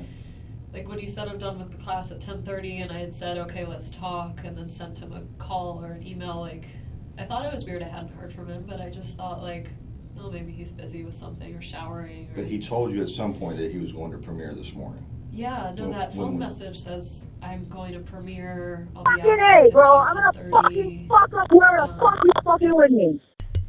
Boom! Thank you, Ginger Thoughts. Who is Ginger Thoughts? What does Ginger Thoughts tell us? No comment. Just a person of a few thoughts. Ginger Thoughts. A thumbs up, though. Thank you, Ginger Thoughts. And thank you for the 3 coffees on buymeacoffee.com/True Crime Metrix. That is a great early bird way to support the channel. And so, you When can did- call me after that. When did you receive that phone message? Maybe after the repair guy left, so maybe This at morning? like, this morning, like Okay. at 11-ish or something. All right. So you're at your house with the repairman, he leaves, you go back to working on your papers, and then you leave your house around noon, drive down, Trescott's blocked, you turn around, you go back around on Benton, and then you go There's to a tree. Right. Pardon? I thought it was like a tree that fell down or Right. something. Right. So, I didn't even think, like, that's the house. I saw a few houses blocked off, and I'm sorry, I'm wasting sorry, time. no, you're not wasting my time. I think I asked you before, you don't have a number for Amy. You do not have a contact number for her, but you know she's a professor at NYU. Yeah. You know that her and Danny. Yeah, have with been tenure. seeing Tenure. each other. General Isom, tenured professor at NYU from an old money family with a house in the Hamptons and a brother who designed a chair or something. Or was it a salt and pepper shaker? He designed something that you would find in a kitchen, but not necessarily cook with. And then she stayed here from the end of June to the 1st of July, just, At least 28 2 weeks, maybe. Yeah. Yeah. and she met the children, Yeah, she met a few friends in town too. and you don't know anything about her ex, No, I know she was married. right? And she has children She has a son in New York, in New York. okay, She's a son. I think he's 14. okay. Um, Do you know how old Amy is? she's 50. She's 50? Yeah. Yeah, can you imagine him being interested in a woman so old? How old am I? I'm 35. 35 years young. That's 15. You know, she was even older than me when she had her first child. She doesn't look 50. She's very beautiful. She's not your average disgusting old 50-year-old, all bitten and chewed out like an old toy belonging to a Rottweiler. She's she's not much less pretty than me. I mean, you would notice, of course. I mean, but yeah, she's actually not looking 50. Not like your wife, General Lyson. Not like your simple, slightly tubby, wife, southern wife, that does nothing but sit at home and talk about how her husband is a cop. She is, not that you can't be beautiful at 50, but she looks really young. She's very pretty and accomplished. And You know her date of birth? I only know that she is 50. I don't, because I was looking her up one time, feeling. Oh, okay. Okay, so she's 50. She goes by Amy Adler. Her middle initial is M. M. Okay. So that, like, if you. M for murder. Hang on a minute. Her middle initial is M.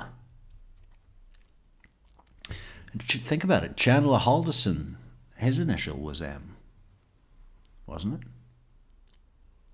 Chandler M. Halderson. Michael, I think. At least that's what it said on records, but of course we know that it meant murder.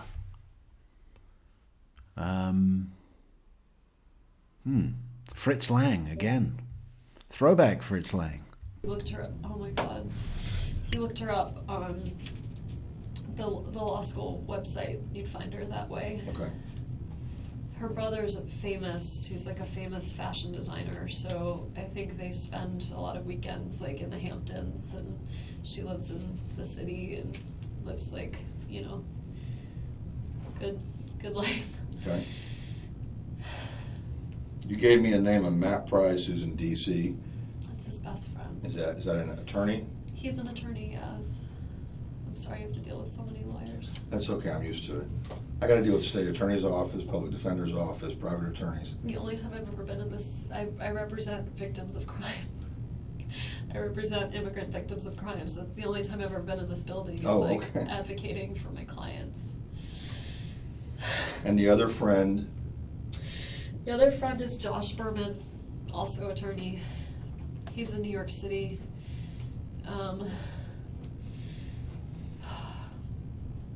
A city attorney for New York? No, he's private. They're both private. Okay. And they were like the historic best friends. Okay. From college and law school. And then, of course, Alex is up in Cairo. I'm assuming they're close. I know that he sleeps over at their house a lot with the kids. Okay. I'd love to see what Isom has on his little piece of paper. Is it a map? Is it a map of northeast Florida and southern Georgia? South Georgia? I don't know if it's because the kids really love to play together or because they're close, but they spend a lot of time together. I'm sure they're close. All right. Okay. Danny is pretty religious, so like he'd be connected with like rabbi. Wendy, I thought you said on the stand that closeness doesn't always depend on the amount of time that you spend with someone. And stuff in town too. Okay.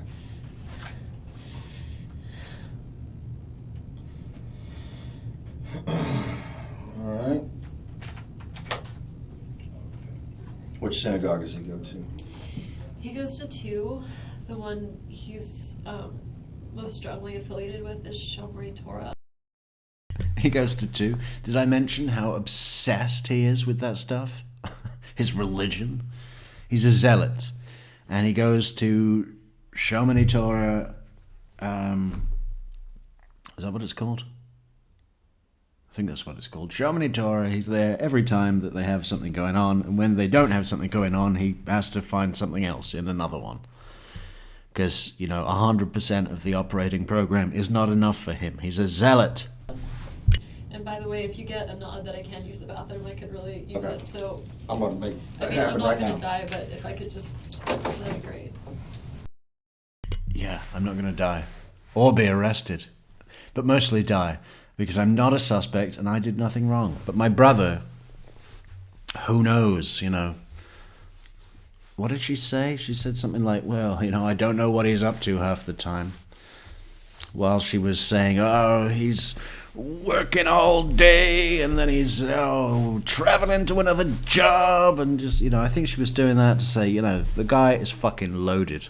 You know, he's earning, put it that way. If anybody could afford this, it'd be him. You know.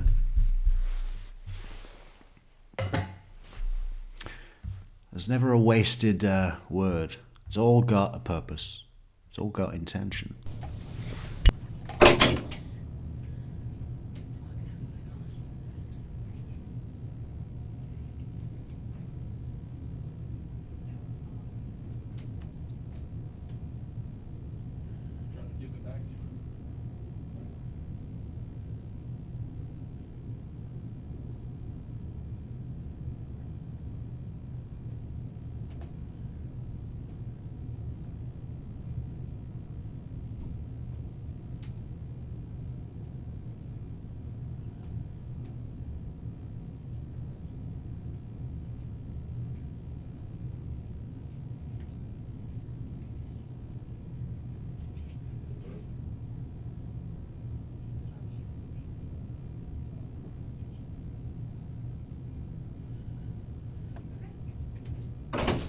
Here we go.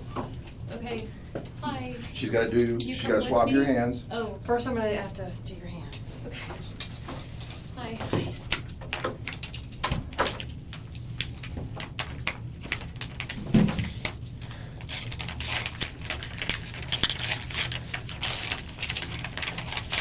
What does GSR stand for? Gunshot residue. Residue? Okay. Okay, whatever that means. What is GSR? That doesn't stand for generally suspected. What would GSR? Generally suspected of ridiculously horrible crime. That GSR doesn't stand for generally suspected of ridiculously horrible crime, does it? Does it?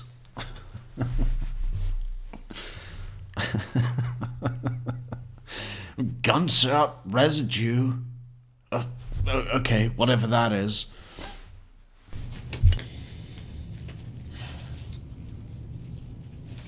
This is a really hard job you guys have. Can't be. All right, right hand. Okay, and are you right or left-handed?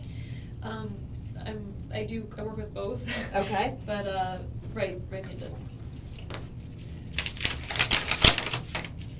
Okay, left hand.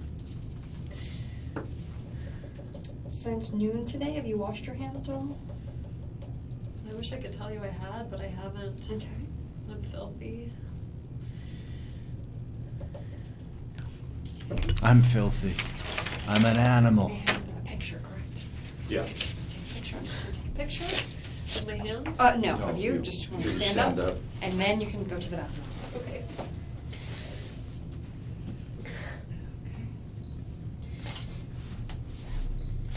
Okay. Okay. Ready? Do you need to escort me? I'm just gonna walk you around the corner. It's not really, it's just showing you where it is.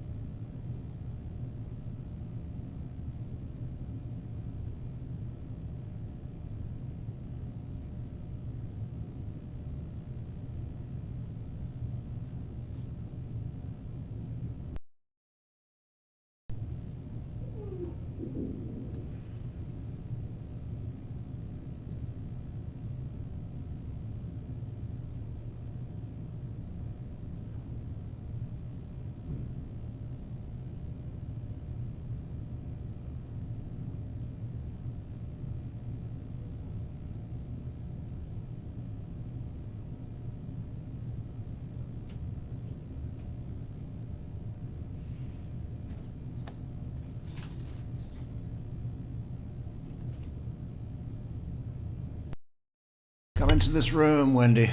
This non-suspect room.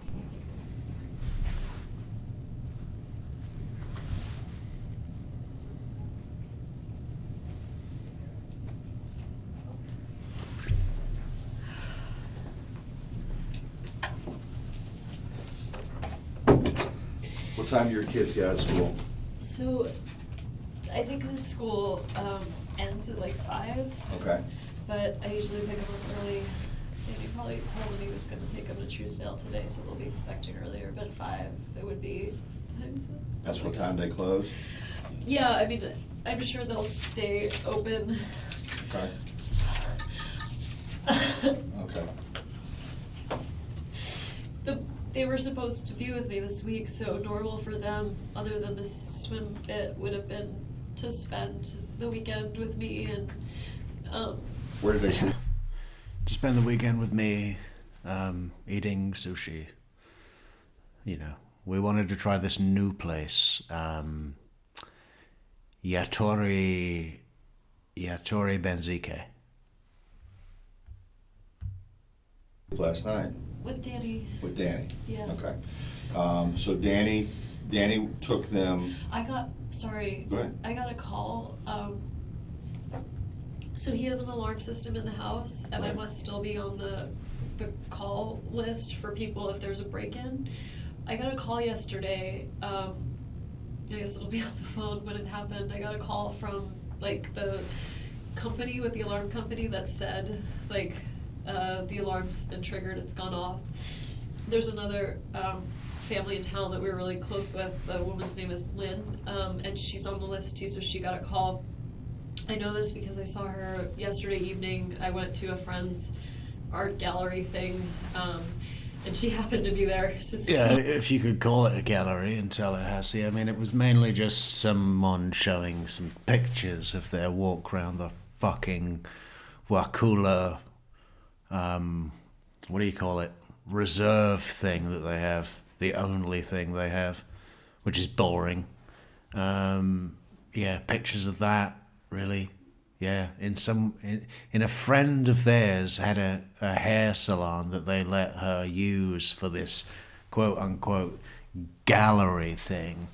In Miami, we have real galleries with real artists and real subject matters. And she said, "Oh, I guess I got a call from Trescott," and Okay. I said, "Oh, I got the same call." I said, "But I just figured it was fine." Oh, well, I got the same call. Yeah. Oh. I feel like there's something here, though. Let's go back a second. But I usually pick him up early. Danny probably told him he was going to take him to Truesdale today, so they'll be expecting earlier. But at 5 it would be.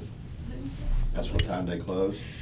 Yeah, I mean, I'm sure they'll stay open. Okay. Okay.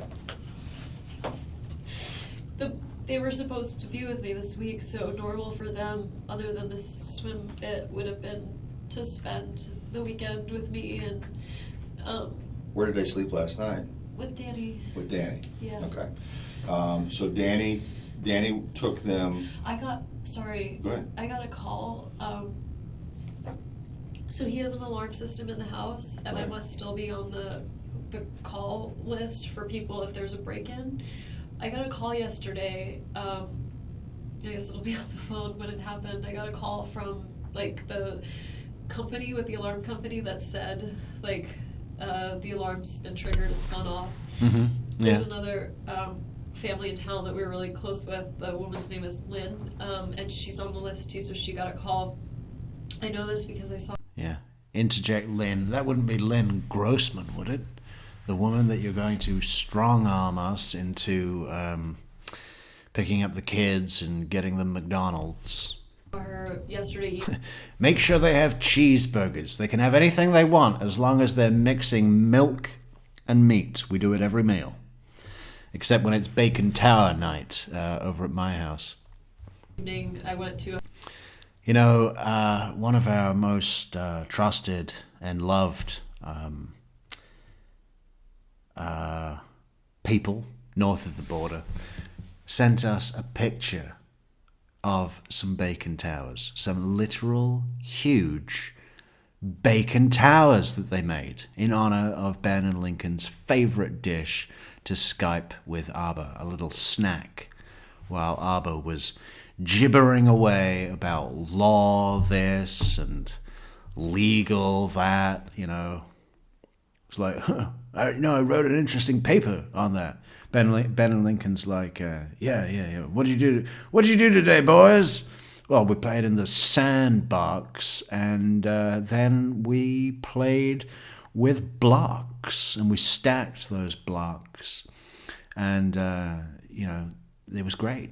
And Dan Markel would be like, oh, that reminds me of a paper I wrote on the stacking of the mental blocks behind the argument for affirmative action. Let me tell you about it over a kosher meal. It's white fish salad tonight, boys. No seasoning. No seasoning.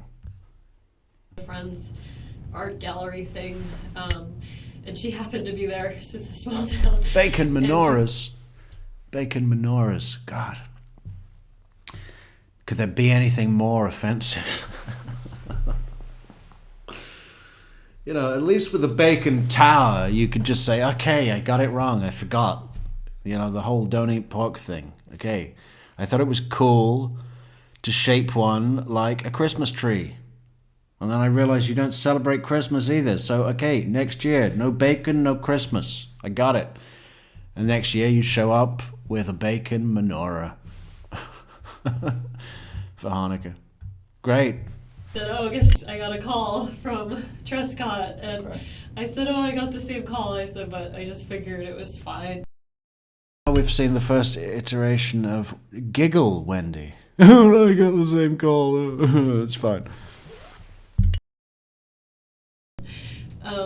So they called yesterday, and I don't remember what time it was. Maybe the morning, maybe the evening, but it happens sometimes, every Right. once in a while with weather or whatever, the alarm gets triggered, so I didn't think anything of it. But I Right. wonder if there was like an attempted break-in yesterday. I don't know, I'll have to check into that. Do you know what the alarm company is? It's on my phone, right? The message Okay. that they left. Sure. I probably deleted it, but then I didn't delete my deleted messages. So if you look at deleted, you could find it. Okay. If not, I could probably figure it out. And Lynn could tell you. Okay. If you had to ask her. That was yesterday. It was yesterday. But no calls today? Mm-mm. Where did the children sleep the night before? Have they been staying with Danny right along? Yeah, except week on, week off, but with Wednesday overnights. So Wednesday night they were with me. When you say Wednesday overnight, Wednesday. It means like if it's a mommy week, then Right. they're with you all week. Except Wednesday night they'd go to Danny. Okay. If it's a Danny week, Right, so they're with him all week. Except Wednesday night they came to me. all right, and then, so Wednesday And night that's they, the last time I didn't. That's realize what I another thought thing about she it. does is latch on to anything that can be explained that's a little bit bordering on complicated, you know. Listen, generalize from it. It's real simple. There a Wendi night over weekday Wednesday. A Wendi night over weekday Wednesday is not that difficult to understand, okay? They're with Danny all Wendi Wednesday weekday week, and then on Wednesdays they come to Wendy. But then they go back to continue Danny week until it's Danny Wednesday not with Wendy week. Okay. Oh. When the thing I like most about how we've got this set up with Wednesday any day, Wednesday week, is that it's easy to remember. Once you get in the rhythm and you realize that you're not in a Danny week, not Wendy weekday, then, you know, it just clicks. Poor General Isom as well. There's no one on planet Earth that would understand this less. He didn't have a chance up against the Wednesday Wendy weeks.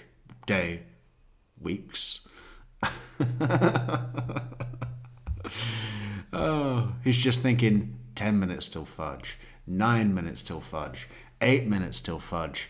Excuse me, I have to take a call. Bathroom.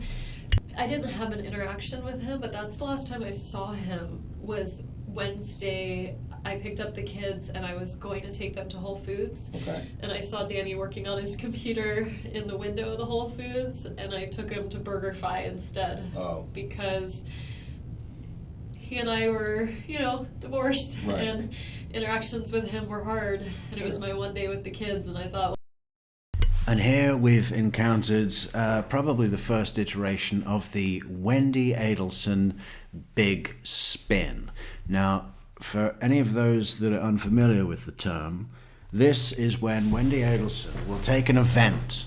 She will take an event like her stalking Professor Markel, watching him in the Whole Foods, all the time living under the excitement of danger of Ben and Lincoln actually realizing what is going on,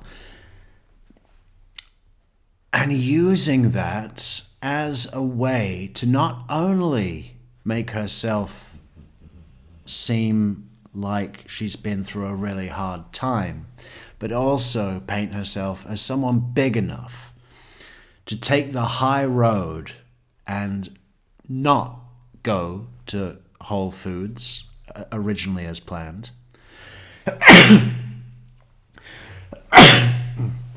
Sorry. It's flu season, don't you know?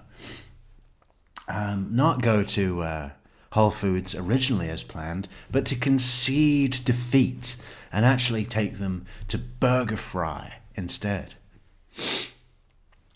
The Wendi Adelson big spin is a tactic that we see her employ a lot of the time. Quite one of her favorite go-tos. if we go inside, it's going to be like all of us together, and I wanted time by myself That's fine. with them. So I took them, but that's the last time.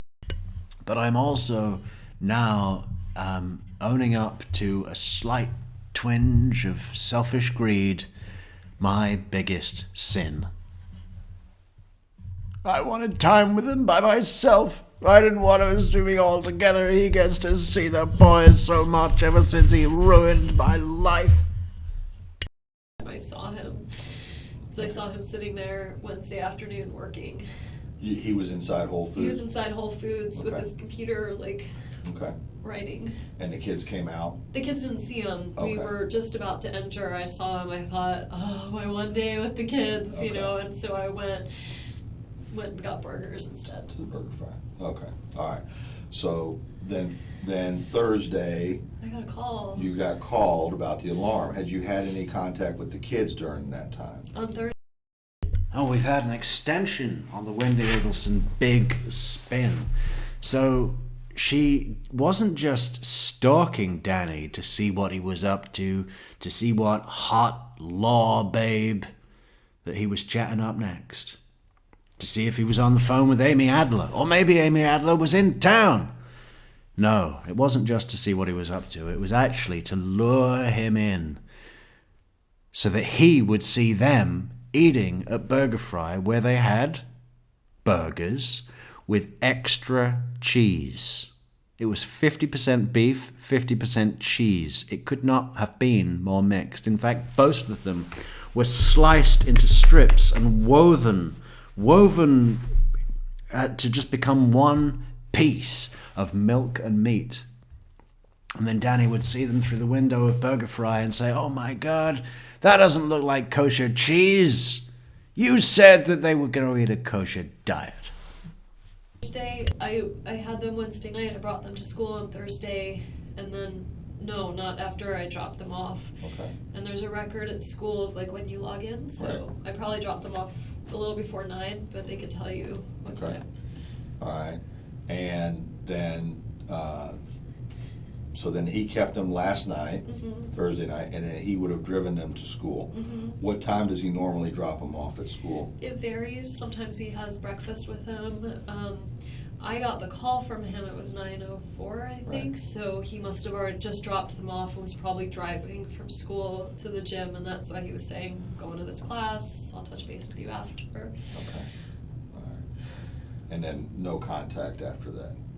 we had some texting contact. That's when I was saying that my last contact wasn't very nice. I was saying, well, I wanted to pick them up at 3, and he was saying, well, you are only allowed them after 4:30, and I was like, well, what about last week? I picked it up at 5, and he said I was just being nice, and I said, I guess nice was fun while it lasted. Okay. That's the last thing I said to him. Okay. All right. His parents and his family, do you have contacts for them in your phone? I have contacts for at least one of them. Okay. I think I'd been recently deleting them just because they don't call me. But at least one of them, I can tell you his, like, I don't know whether it's his dad's name. His parents are actually recently divorced. Okay. We'll get the phone. When we get the phone back, you can supply those numbers. Okay. All right, and then we'll attempt to contact them. Oh my God. Find out where they're at least in Canada. It's just the worst thing you could have happen. Now I gotta ask you something. Okay. Yeah. Do you own a gun? No. Have you ever owned a gun? Have you ever fired a gun? I think I went skeet shooting about 12 years ago. Okay. Nothing since then. Does Danny own a gun? Not that I know of, but maybe since I left. He didn't own a gun when I was with him. Never had a gun around, or No. did he ever talk about buying a gun or anything? He would talk about it, but he's a criminal law professor. Right. So sometimes he would talk about things just like Yeah. to have a discussion about, like, Okay. should we have a gun in the home? Is it dangerous? Right. As far as I knew, there was no gun in the house. Okay. You don't know anybody that he owed money to? You don't know anyone? Just me. I know, besides you.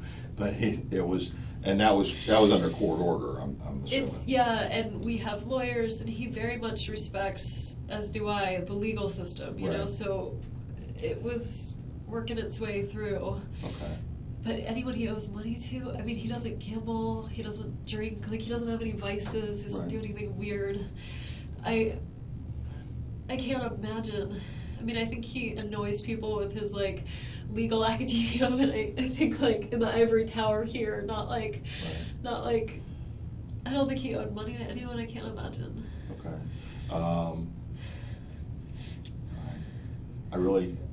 Unless you have something I can't think of, I'm looking for some reason that someone would want to hurt him. Not just hurt him. Right. I mean, I know, but the intention. I could see one of my friends wanting to shake him. Right. But with a gun, Right. no. I don't know who would do this, and I'm very scared because I don't understand why this would happen. He and I got along fine for the sake of the kids. You heard the message where he was like, well, maybe we'll just take a walk around school. And Right. I mean, I found him hard to be around, but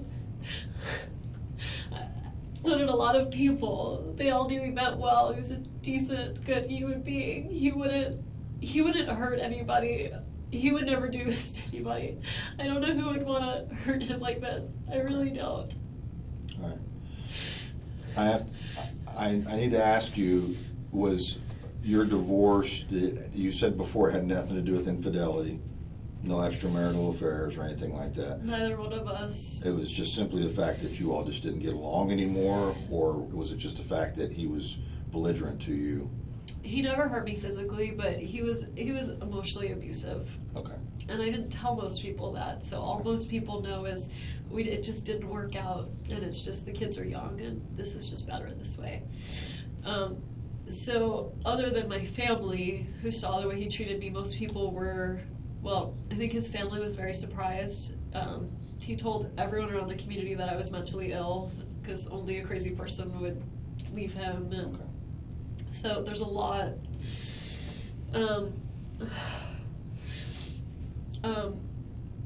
But, you know, who would, so that's it. The circumstances, plain and simple, were it just wasn't a really healthy marriage, and I thought it'd be better for the boys if they didn't grow up thinking that's the way you treat women. But he didn't hit me, he didn't hit them, he didn't have a drug problem, he didn't gamble, he didn't cheat on me, I didn't cheat on him. There's no other, I keep thinking the only, like, unknown I can think of is, like, Amy's ex-husband, like, is he still in the picture? Is he upset? Right. Danny, I defriended him from Facebook because I found it too upsetting to like see intermittent pictures of the kids.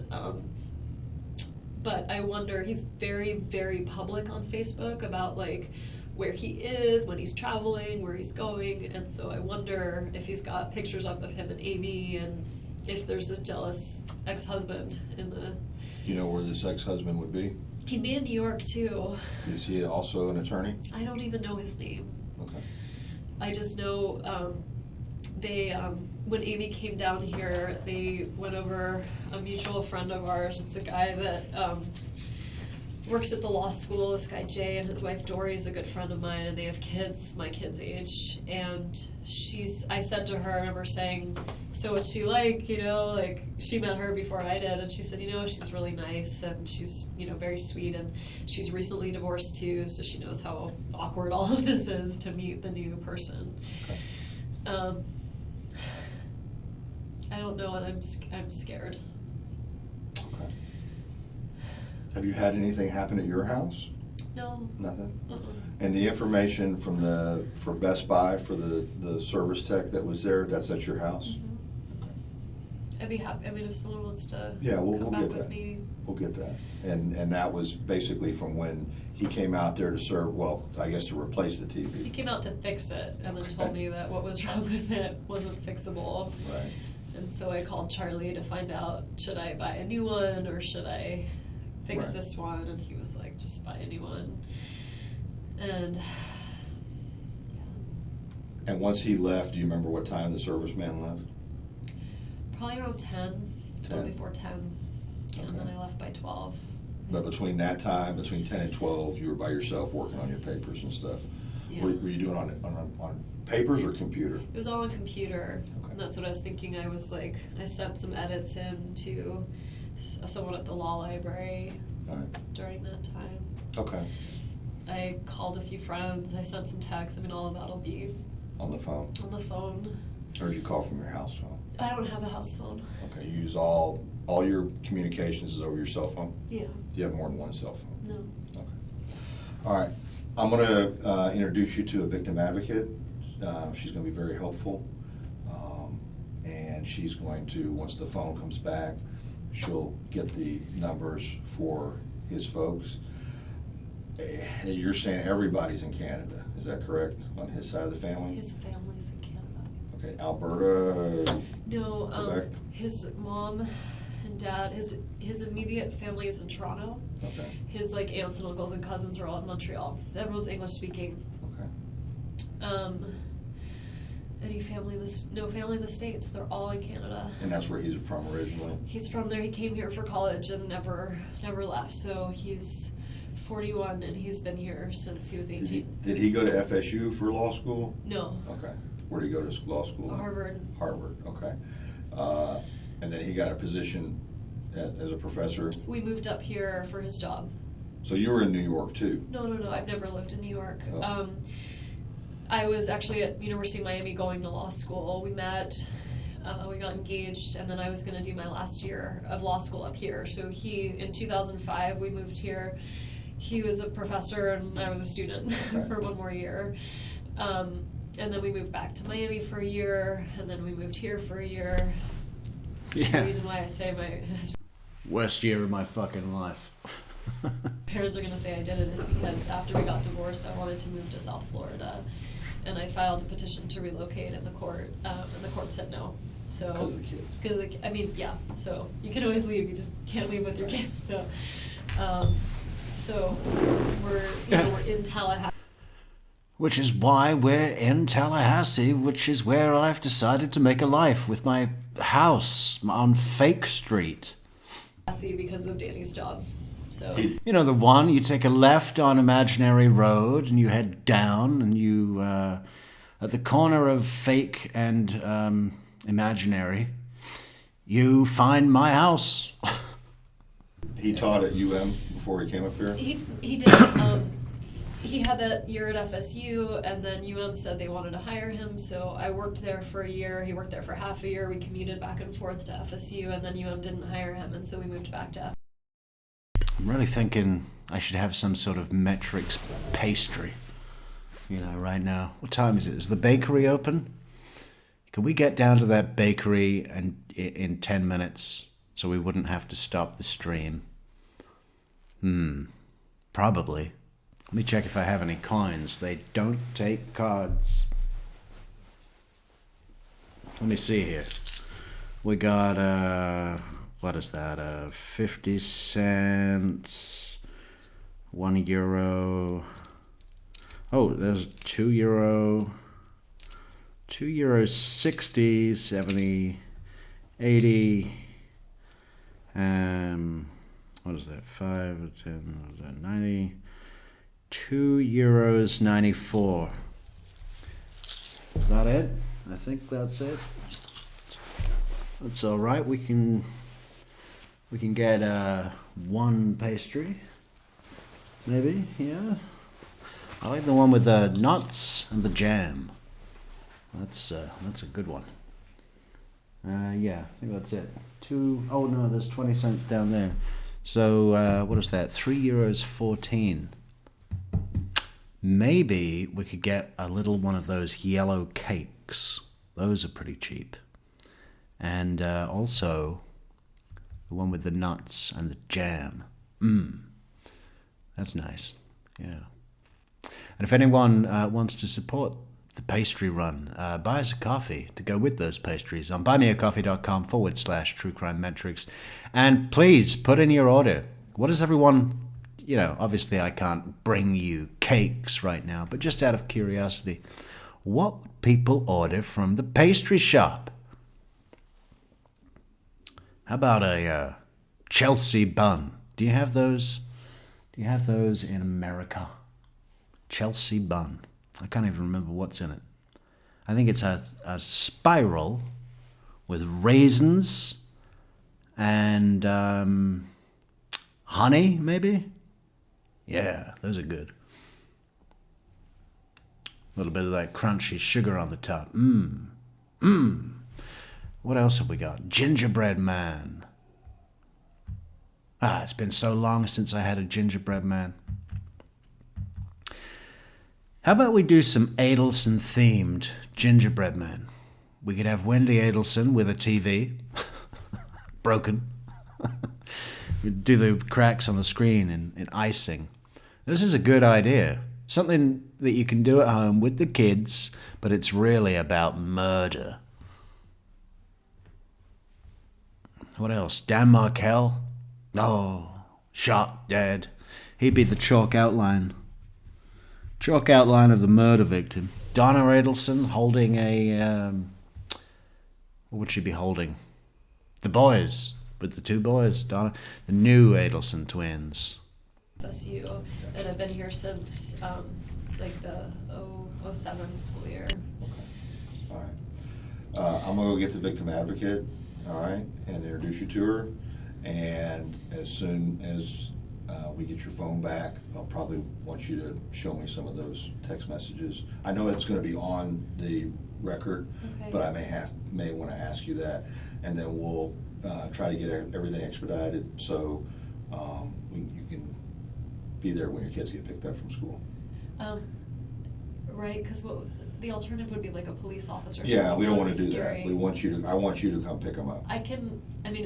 Instead of a police officer, if it can't be me, I'd rather it be like a family friend or something. Well, we could do that too. Okay, if I'm you'd just rather. saying, like, Yeah. I do not want, I think they'll get really scared. If No. the All officer taking the them. officer's done is checked on your children and made Okay. sure they're at school. We just had to find out where they were and where you were. Okay? Yeah. All right. I'll be right back. Okay. I can put my IDs away and Yes. Oh my god.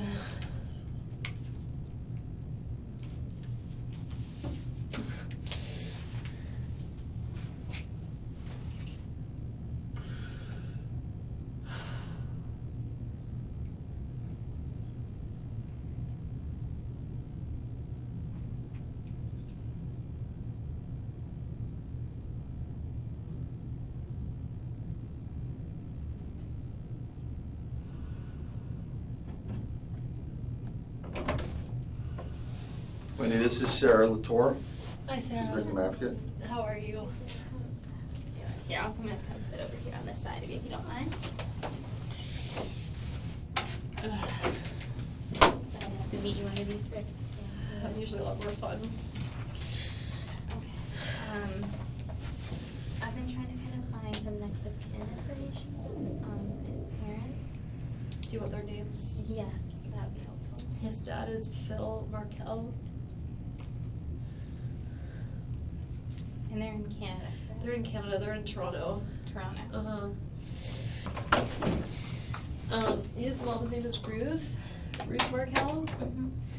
Are they married still? They just got divorced. They're 70. They just got divorced after like 30-something years of marriage. Okay. And when you say they're 70, are they in good health 70? Mhm. Okay. Yeah, they're young. They're Okay. like 70 but not 70. my dad just turned 70 and they're young 70. Okay. So they wouldn't live together though? I don't think they're living together. Okay. Truthfully, Danny and I got divorced in the last 2 years, and they separated in the last 2 years, so Okay. I'm fuzzy on the And details. that's okay, and you were going through your thing and they were probably going through theirs at the same time. Yeah. And that's okay, and you were going through your thing and they were probably going through theirs at the same time. Yeah. I have that skirt. Do you? It's pretty. My shoulder, I think I got my hat. A lot of people do. He has a sister that he's really close with. Is she in Canada too?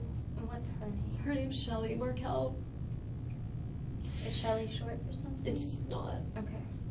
Does she have an EY in there, or is it just? No, it's Shelley. I'm sure you do this all the time as your job, but like I cannot believe this is happening. It's not a normal situation to be in, and it's never easy or anything like that. So all your emotions and stuff you're feeling are okay right now, okay? I'm so worried about my kids. I don't know how I'm gonna tell them what happened. And you know what, They're so little. and you know, it is difficult sometimes for little kids because they're. Victim advocate, we're going to let you enjoy that, victim advocate. Oh, hang on. We've got cake answers. Brownie. How original. Yeah, wow. No, decent brownie? Pfft, something else, isn't it? I mean, yeah. I don't think I'm going to get a good brownie around here, unfortunately. We'll have to go to Belgium. Or Germany.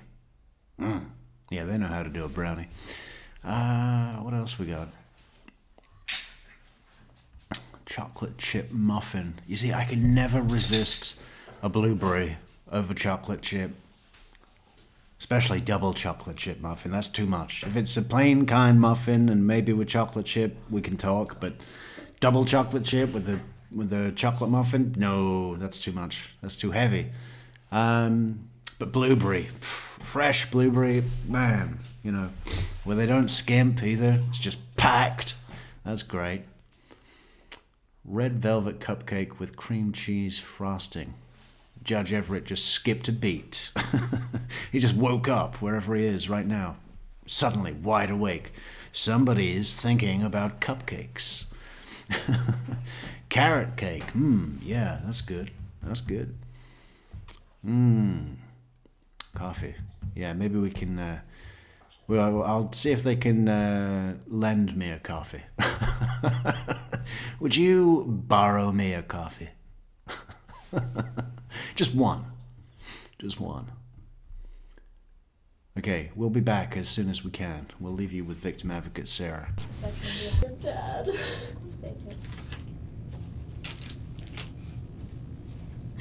I'm sorry, you can ask me questions. No, you're fine. Talk to me about what you want to talk to me about. It's fine. I'll tell you what you No, you're good though. I want to be here for you too. I think this is very shocking. I can't believe this is happening. I don't understand, and I'm very scared because if this can happen, like, what if someone's gonna come after the kids? Like, who did this, and why would they do this? And from what they're missing, they haven't had any indications of that. Do you think someone can watch the house where I'm gonna be with the kids tonight to make sure that nobody comes after us. We'll discuss kind of that type of stuff. I'm gonna make sure that they know all your concerns and fears. Okay? I just take stuff one step at a time right now. I know it's hard. I don't know how I'm gonna tell them. You know, I can tell you this. I think it's gonna be best coming from you. You're their mother, and you seem very educated and put together. And it sounds like you've gone through a lot the past 2 years. Yeah, but the kids have been doing so well with everything. They're really like happy, well-adjusted kids. They have so many people in their life that you all are love doing them. the right thing. And I get why I would be a suspect, but the idea that we were divorced, but the idea that I would ever do anything is like, I understand why they need to check, but And I don't know who would though. I don't know who would do this. I can see why they would think it would be me. well, and I don't think. And did Investigator Isom talk to you at all about like what your role is in this? Yeah, I'm trying to figure out. And a lot of times they do stuff just to kind of cancel you out too. It's fine. I understand. Okay. I understand. I just can't believe this is happening. So, I do best with being helpful. So why don't you tell me what I can do to help you? Okay. Well, give me the parents' names. I know you probably, if you have any of their phone numbers, I know you don't right now, probably from memory either. It's in my phone. Right. I don't remember them. So we'll wait for. They lived in Toronto, and I didn't have a really close relationship Okay. with them before the divorce. Okay. And after the divorce, it's been, I've sent his sister like happy birthday messages, but it's not close, and so I don't. Right, you didn't have a reason to really have communication with them, and that's okay. Okay, so other than their names, Right, that's probably all you really. no, I'm asking like, what can I do? Let's see. You can, worry about you and your boys. Start thinking who would be someone that you want here for you that's here in Tallahassee now. What do you mean here for me? Like for what? For support for you. Because you're gonna have to go. I'd really like my family to come. Okay. They're not here, but Where are they located? I'm just so upset right now that I'm worried about parenting effectively. And so if Well, and that's why if my parents were here, they could help me. They're really close with the kids, and so they could help me. I feel like you and I look a little bit alike. Do you see this as you're looking at my face? You have very pretty blue eyes. They're much bluer than mine. But I feel like, anyway, it's like And the looking hair. at my sister, similar hair. I must look awesome right now, but when I'm not in crisis, I'd really like my parents to be here and help me Okay. with the kids. And so for my information, what are your parents' names? I feel like I should be the one to tell them. No, I don't want. I'm not gonna go tell them. I'm just Yeah. more of, as Who's this with time you? goes on, right? When you're referring to people, I want to know who you're Sure. talking about. My parents' names are Donna and Harvey Adelson. And did you say they were in Florida? They are. They're splitting. They're sort of in the process of retiring. Okay. I mean, semi. Mhm. So they work together. They're super happy and in love. 40 plus years in, so they live in Coral Springs for part of the week and then in Miami for part of the week. So today is Friday and they're in Miami. Okay, so is Miami like their weekend home then for them? Or? My brother Charlie got this place for them to sort of have them try living in Miami. So Okay. sometimes on the weekends they all hang out together. So they'll be there.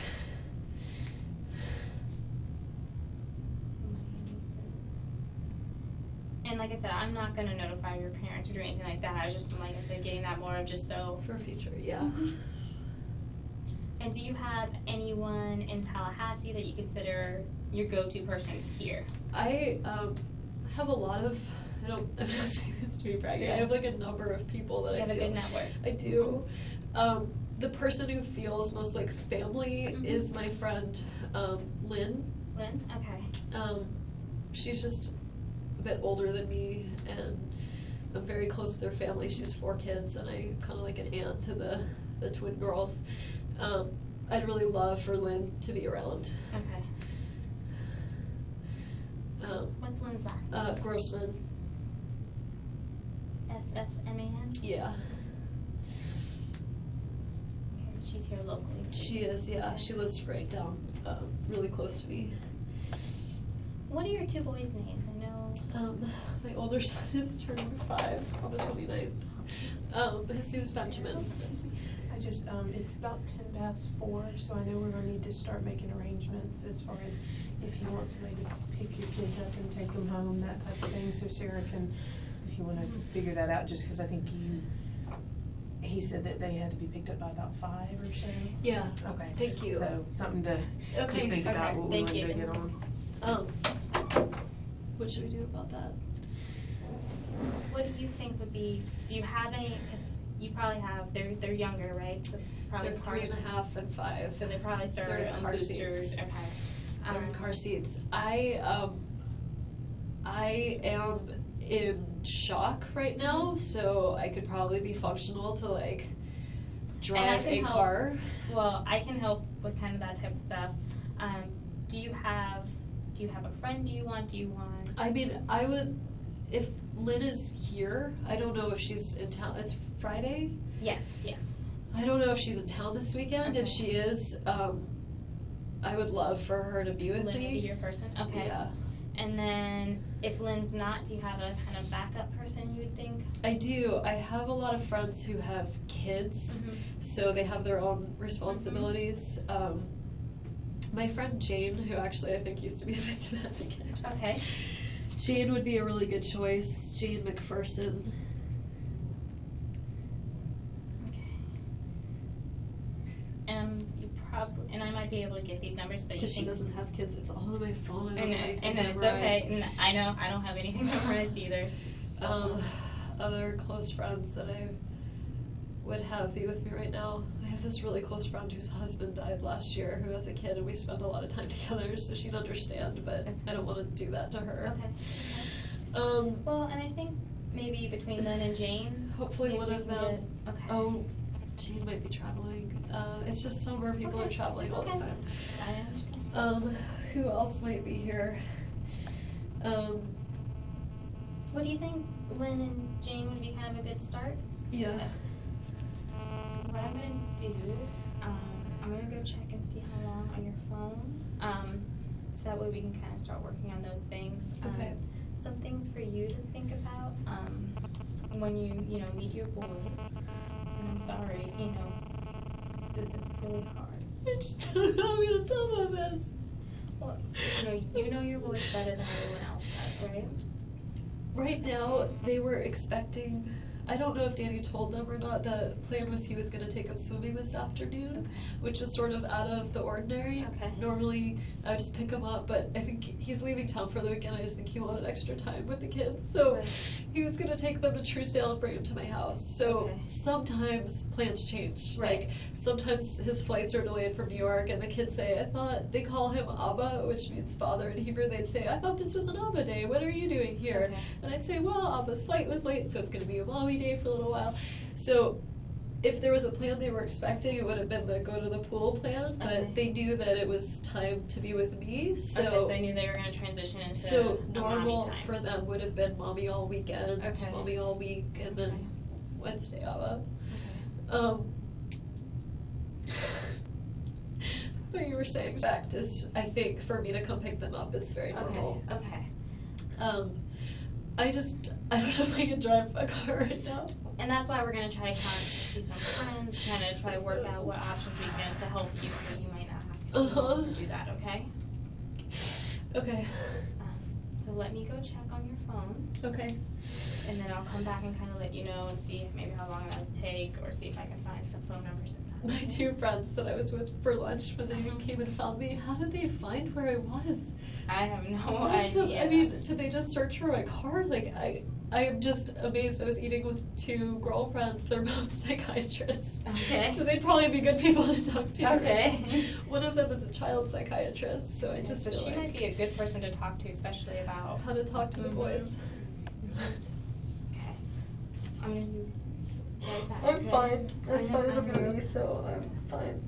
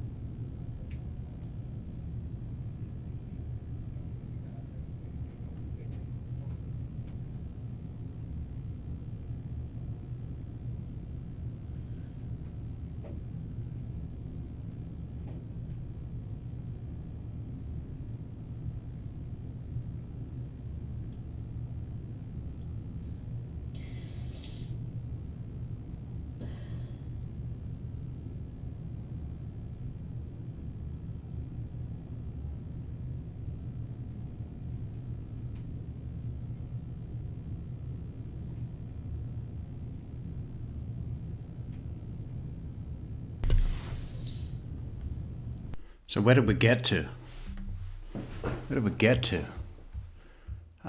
Yeah, hi. We got back from the pastry shop. You want to see what we got? Maybe we can show you. That'd be great.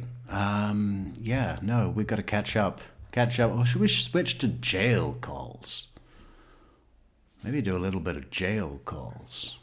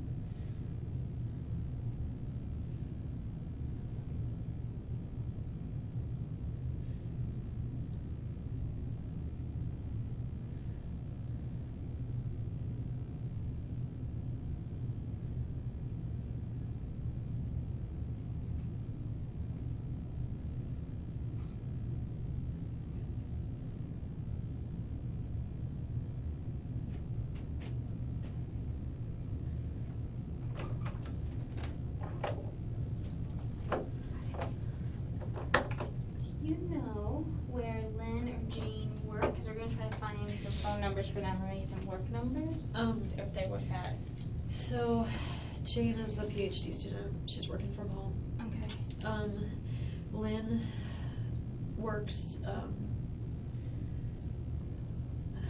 kind of forgetting what the name of the place is that she works. She does like Holocaust recovery stuff. Department of Financial Services, maybe. It's not DVPR, it might be DFS, but her husband. So she works for the state, though. Her husband and I are close to, like, Okay. friends with the family. Her husband's name is Alan Grossman, Allen.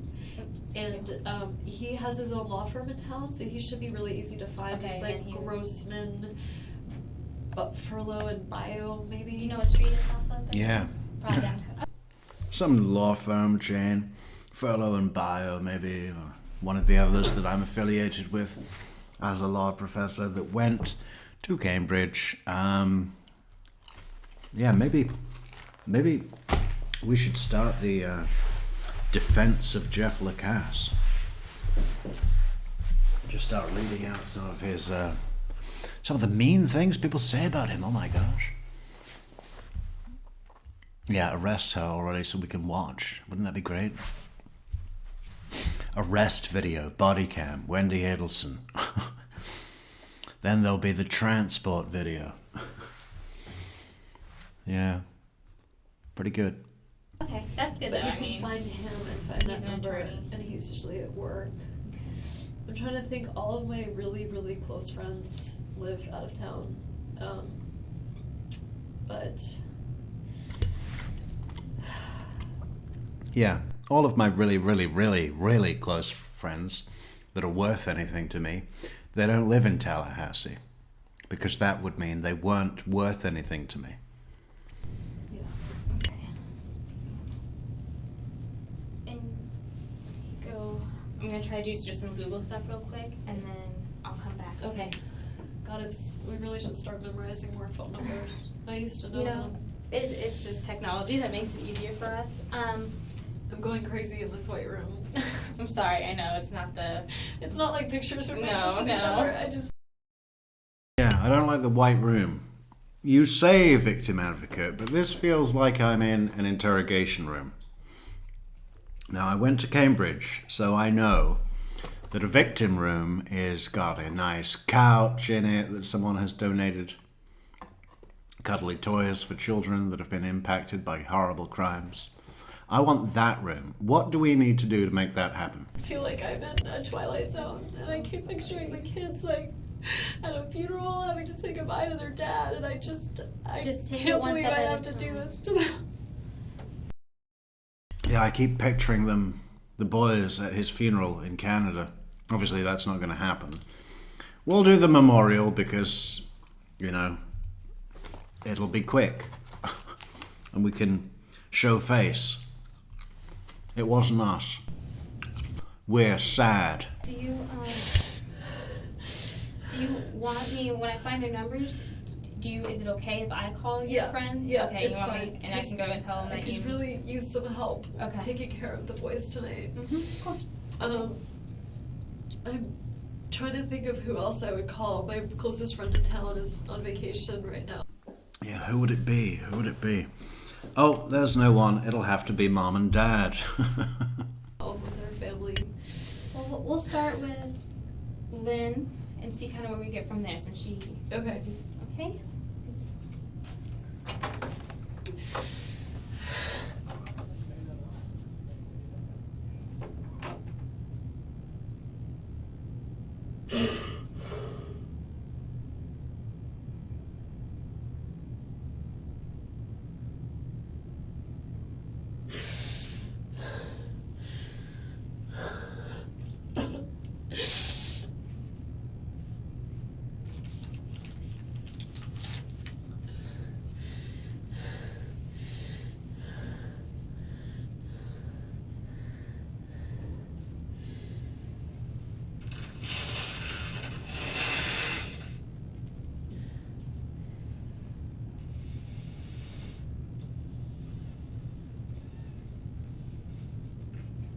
Ugh.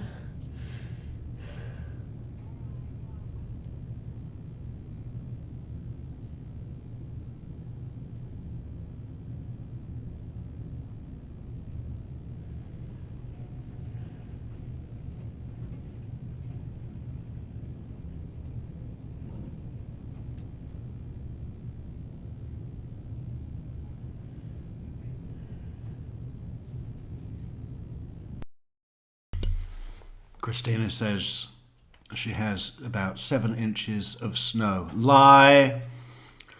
They don't have snow in Mississippi.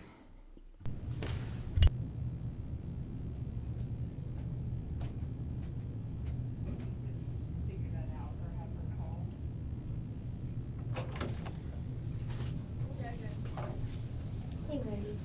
Another kind of question we have, do you want, if we get in touch with one of your friends, you think it's best if maybe they picked up the kids first, or?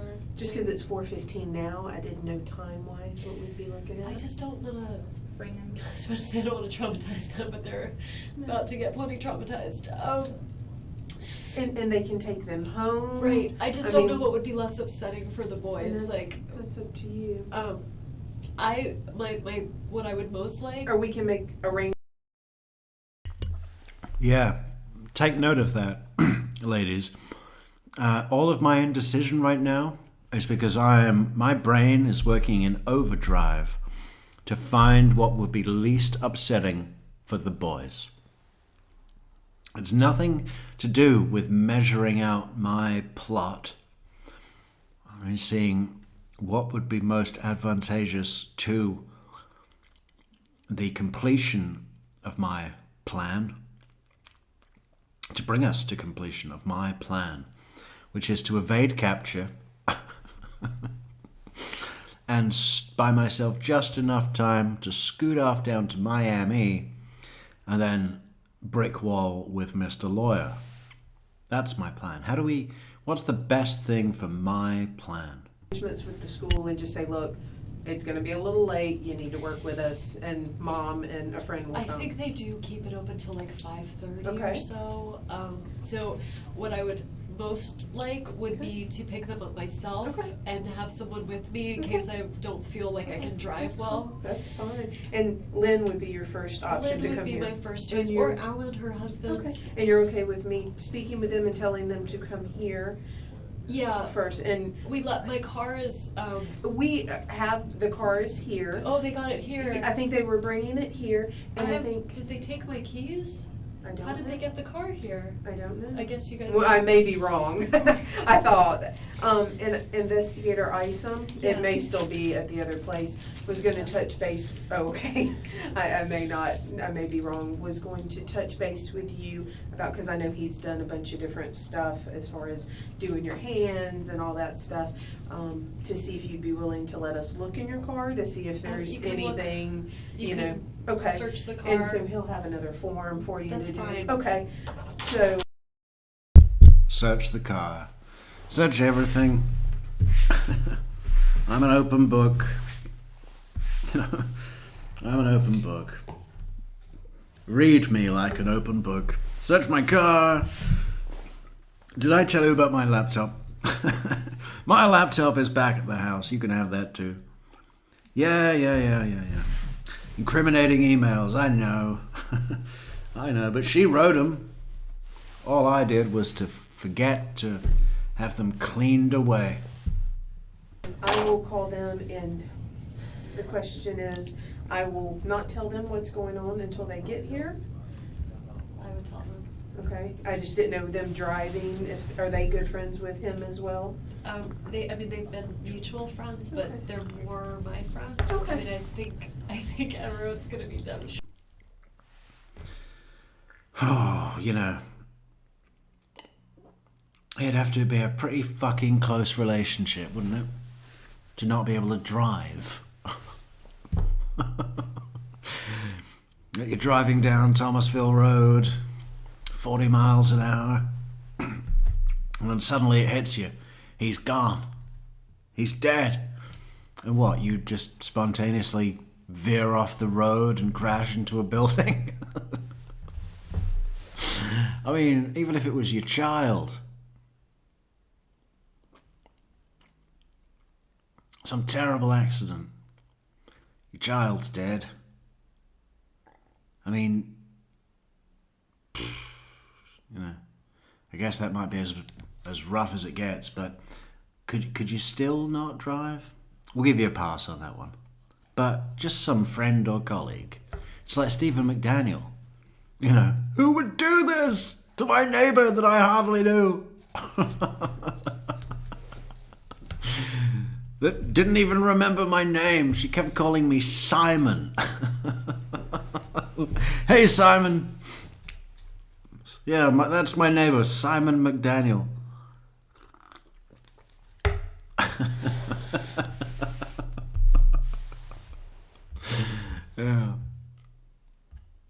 Yeah. Overcome with grief. Don't let Simon drive a car. They found his neighbour's torso.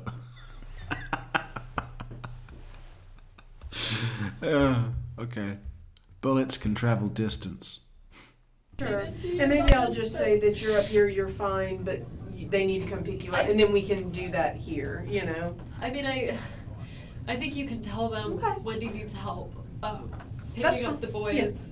because of yeah. what's happened. Like, I think you can tell them why I Okay. need them, That's fine. and that's fine. And she said she's fine with the van, searching the van and stuff when, Do you want- because we were talking about that. I'll- All right, I will take care of this, Wendy. Thank you. I don't know who that is. Is she another victim She's advocate? No. a sergeant with us. Okay. That was very gendered of me. Sorry. Those what? Gendered, you're assuming okay. she's a No. victim advocate because she's a woman. No. You're welcome. I'll fill out whatever paperwork you want. I have it right here. Search the van. I can read it. Okay. Yeah. Search my simple van. Did I tell you about the Cheerios? There are Cheerios in my van. Showing what a delightful, regular life, simple mother life I have with my two boys, the Markel brothers.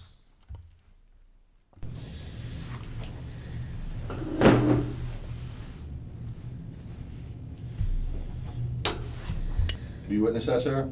Sure. We got an alternative for the kids? What's the alternative? I mean, Right somebody now, else. Joanna's calling one of her friends that she gave us and trying to see if they can have the friend come here, Right. and then they can go together and pick up the children. That way Okay. she'll have a support system. Right, So- absolutely. The receipt you just rolled up, what was that for? That was lunch. I was trying to find the receipt from the bourbon, but I may have put it with the bourbon. This is from yesterday. It's lunch.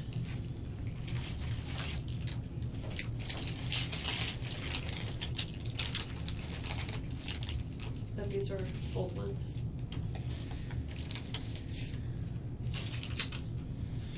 I was looking for the bourbon, but I must have put it in the bag with the bourbon that I kept in the car. Can I hold on to this one for Mosaic? Sure. Okay. Do you need it to balance your book down? No, Okay. sir, that's fine. What's this? I just didn't want you to think I was crumbling up other receipts. They're just- No, it wasn't for that, I just was thinking before. No, I just thought I would find the bourbon one. Yeah. But I must have put it in the bag. Just looking at the dates.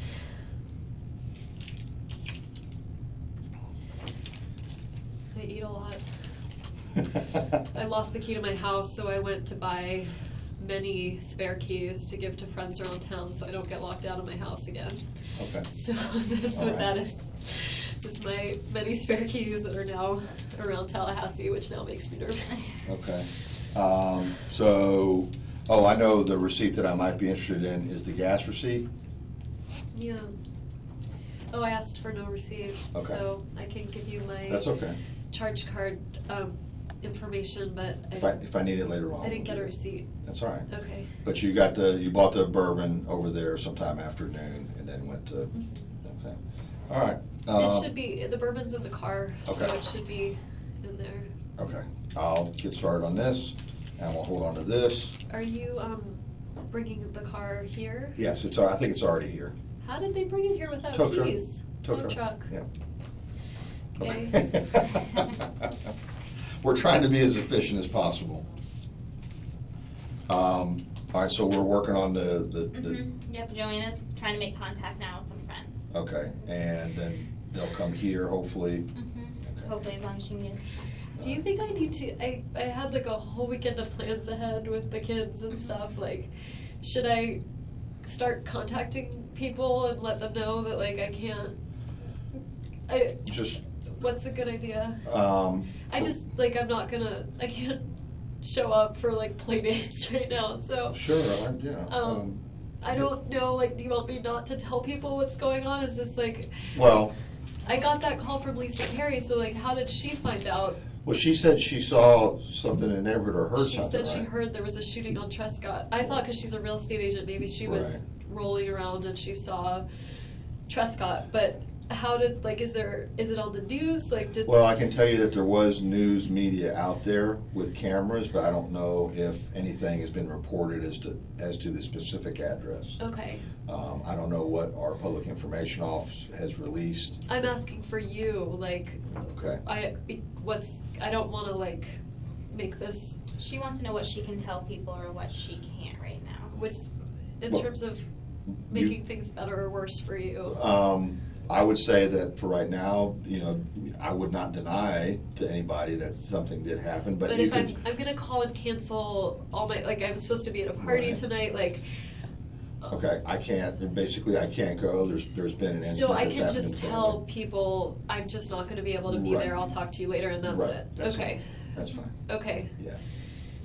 I don't want you not to have a support network of friends. yeah, And well, I and will you- tell who needs to know, but like, Right. I also, I don't, You want to I explain don't- this to 1,000 people. well, it's not about, it's yes, but I don't think that's good for the kids, like, I don't want people, I don't know what to do about, like, the kids are really young, I don't know what to do in terms of that reaction, but I also am kind of scared that there's like some maniac out there, and I would like for you to find whoever that is, so I don't want to make things worse in some way in terms of you being able to find someone. Okay.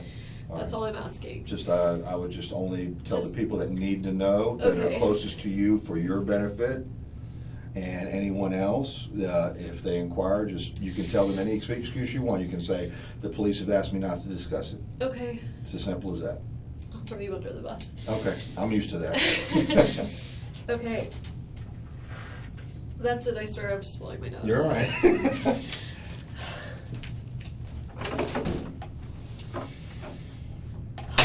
Sarah, your job is very hard. It is. You have a very nice personality for it, very calming. Thank you for saying that. That's kind of how I sell myself sometimes on doing this. It's so. really hard. Do you know Gwen? Gwen Williams? Yeah. Mm-hmm. To be honest with you, I think you did a presentation at a Red Cross human trafficking. Sure I did. Yeah. Okay. Because I At Salvation Army? Yes. Yeah, Mhm. that was me. Yeah, I thought so. Because when they were kind of telling me, you know, who I was going to be talking with, I was like, that sounds familiar. And I had the boys there that morning, and that's why I like talked and And I ran remembered out. you talking about your boys actually too. Well, it's good to see you again. Sorry, under these circumstances. I feel like I'm in the middle of a nightmare. This isn't something that anyone plans on going through or wants to go through. We were so divorced. It wasn't good, but like, this is never something you would ever want to happen.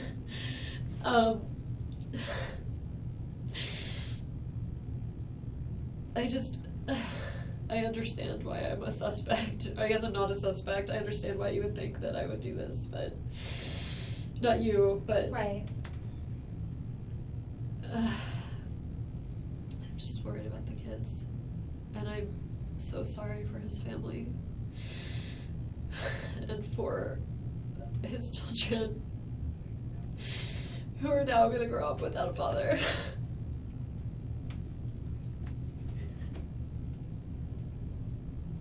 And I have no idea who would do this, and I feel like they're out there. And if they're capable of this, like, what's to keep them from going after the kids? Like, if they hate Danny, then why wouldn't they hate his children?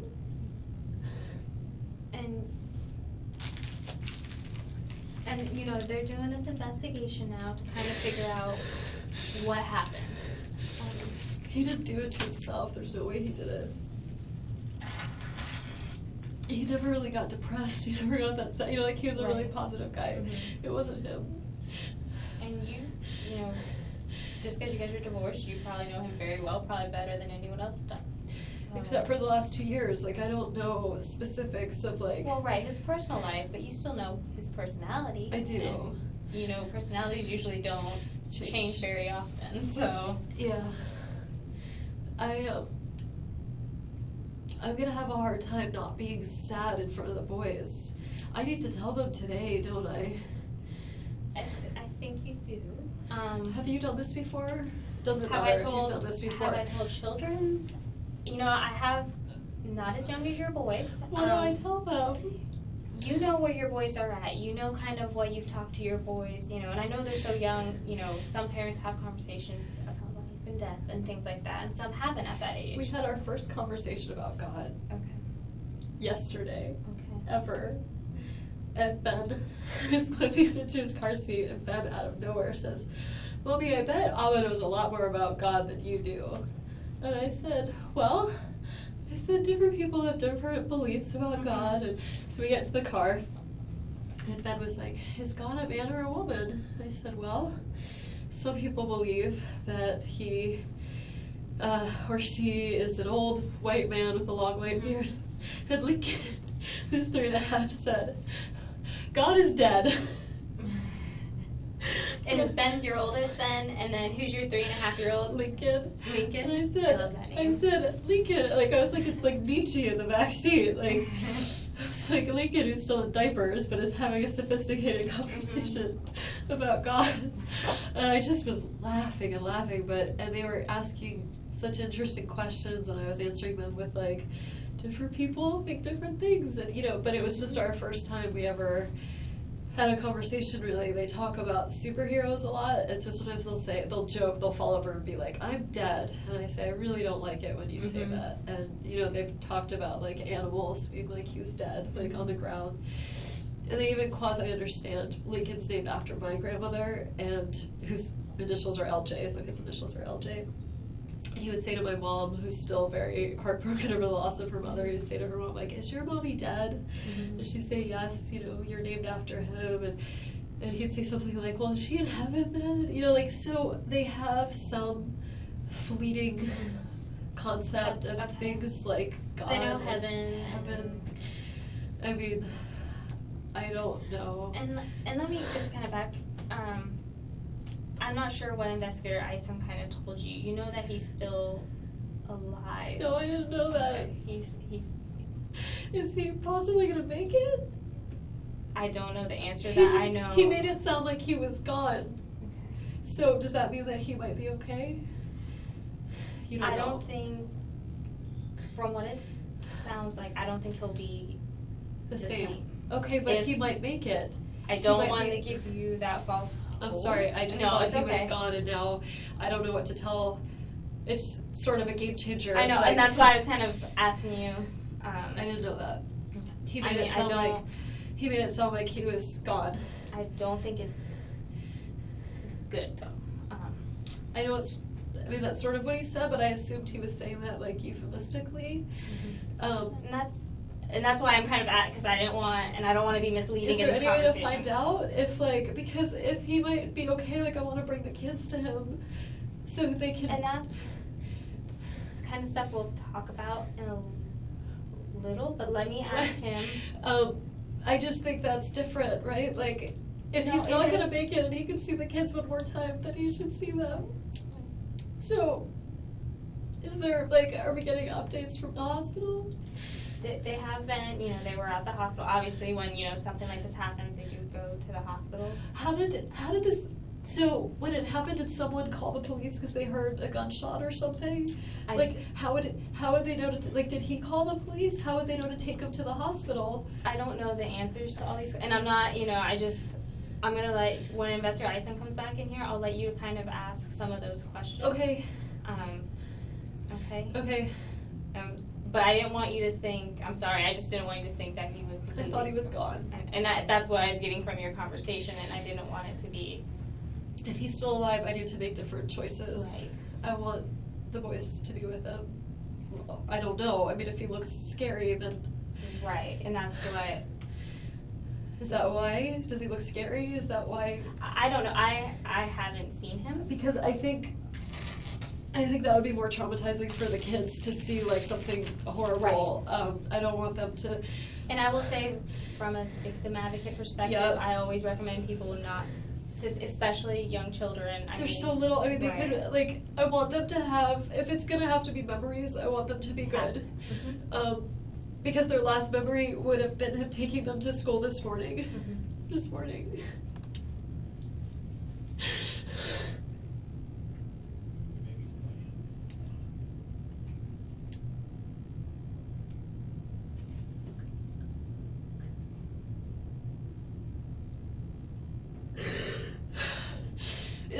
Is the police officer still at school? Are the boys safe there right now? I don't know the for sure answer to that, but I do know that they checked on them. And I know they checked on them, but the kids, I just want to make sure they're okay. Let me go talk and let me ask them that for you. Wendi, look at me.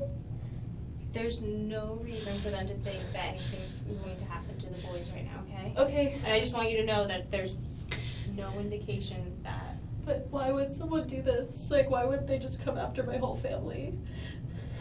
I do hear your concern. I do. I just want you to know, though, there's no... If there was an indication... I mean, there's no indication some crazy person was gonna kill Danny, so why would they not think someone was gonna... anything could happen, right?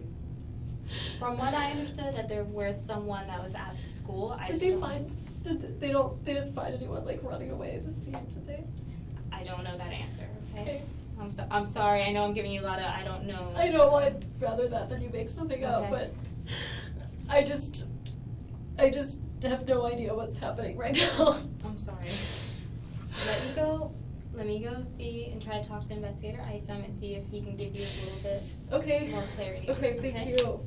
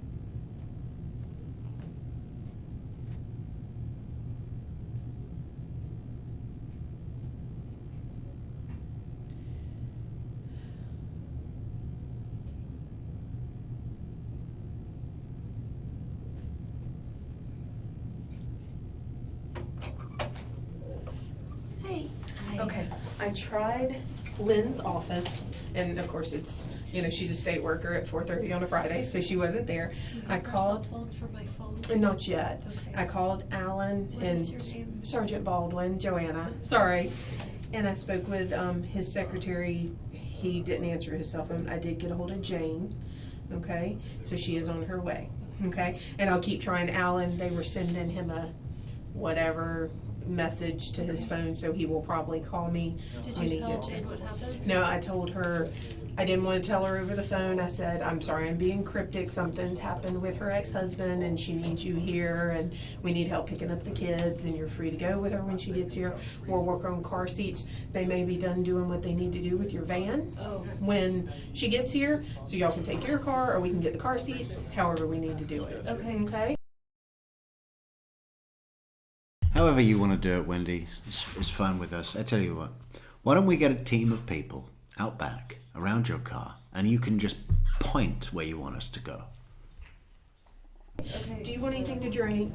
Or, I know that's probably the last thing on your mind, but Yeah, I'll have a rum and Diet Coke, onion, no olive. anything to drink or snack, or I know you were at lunch, but Just some water. some water? Okay, Thank you. no problem. You got somebody? Yep, she's on her way. Okay, where's she going? She's coming here, Okay. and then I told her we would figure it out from there. She doesn't have car seats, so we need to Can work you get that with out. Couch? Because he's doing the van. Okay. And they Couch. can, What? A couch? We can't put a couch in place of a car seat. What kind of vehicle does he have? Pickup truck, I guess. We'll just put a couch in the back of a pickup truck and put the boys on that. That'll be safe. She doesn't have any car seats. Can we use a couch? How about a couch? I mean, that's his answer to everything, isn't it? You know? You could say, hey, his wife could say, hey, General Isom, Craig, hey, Craig, the toilet's blocked. He's just like, looking up from his big bowl of, Choco Krispies, Cocoa Puffs. What do you call those things? What do we call them? Cocoa Puffs, right? I think, what are they called in America? They're called Choco Puffs. It's something different. Anyway, you know what I mean. Choco Krispies. It's like Rice Krispies, but they're chocolate instead of rice. Or chocolate rice. Is it actually rice? Is that what it is? All blown up? I don't know. You don't see them anymore, do you? the car seats over to the Yep, other car. and I didn't know if we'd be done or what, but we will get those. Yeah, all right. I'm trying to keep you informed as much as possible. Thank you. I'm trying to be in a bunch of places at once. Well, what about on the Gold Coast? I mean, what do they call Choco Krispies on the Gold Coast? Hello, Shiny, so true. How crazy was that case? I'm in Oz. Wish we had freedom of information like Florida. What case are we talking about? Hello, Shiny says, so now she covers her face. Let's really look into this, folks. She wants an open face while engaging bit when alone. It's hard to keep it up. She snow like the death cap mushroom lady.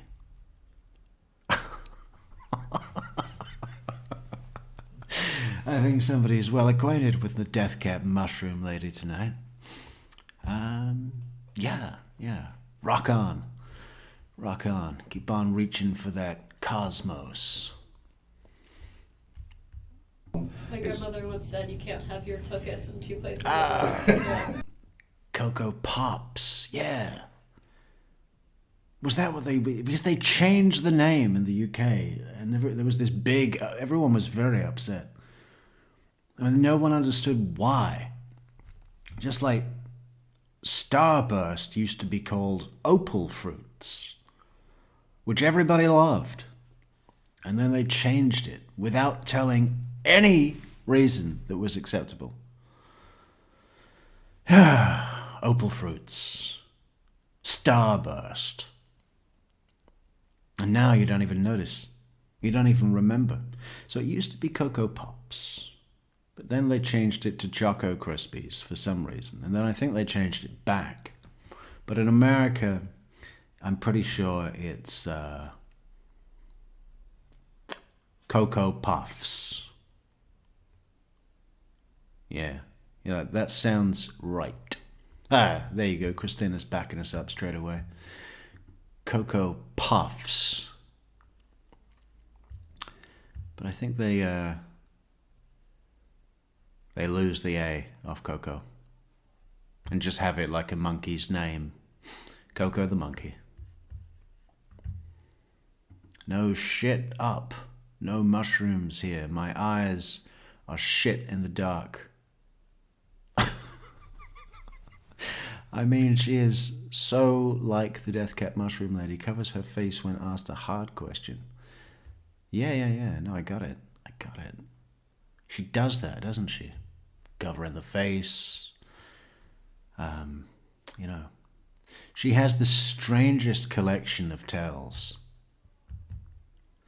Pretty great that we have this. Can you imagine this case without seeing this video? What would that be like? I think for most of us, this video came first in our exposure to the case.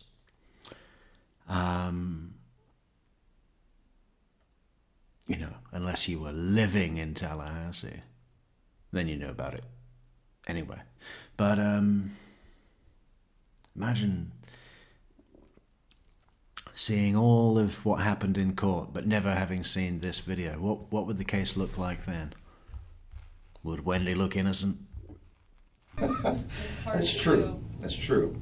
I'm losing my mind over here. Okay, this is the thing. All right. Yeah, losing my mind. And when I lose my mind, it's really hard for me to keep track of any sort of, major cognitive scheme that I've been working for months and months and months. Checking every step has been taken. It's really hard for me to do that when I'm losing my mind over here with the stress, with the grief, with the empty feeling that Markel's absence has left in my soul. My understanding, okay, I'm going to give you the let me do it backwards, because this will be easier, or not backwards, but the other way. Is he still alive? Not backwards, the other backwards. What is he talking about? Upside down? Let me do it upside down, or inside out. And backwards, all at once. All of the negative directions. Or formations. Let me try this upside down, back to front, and inside out. What else could there be?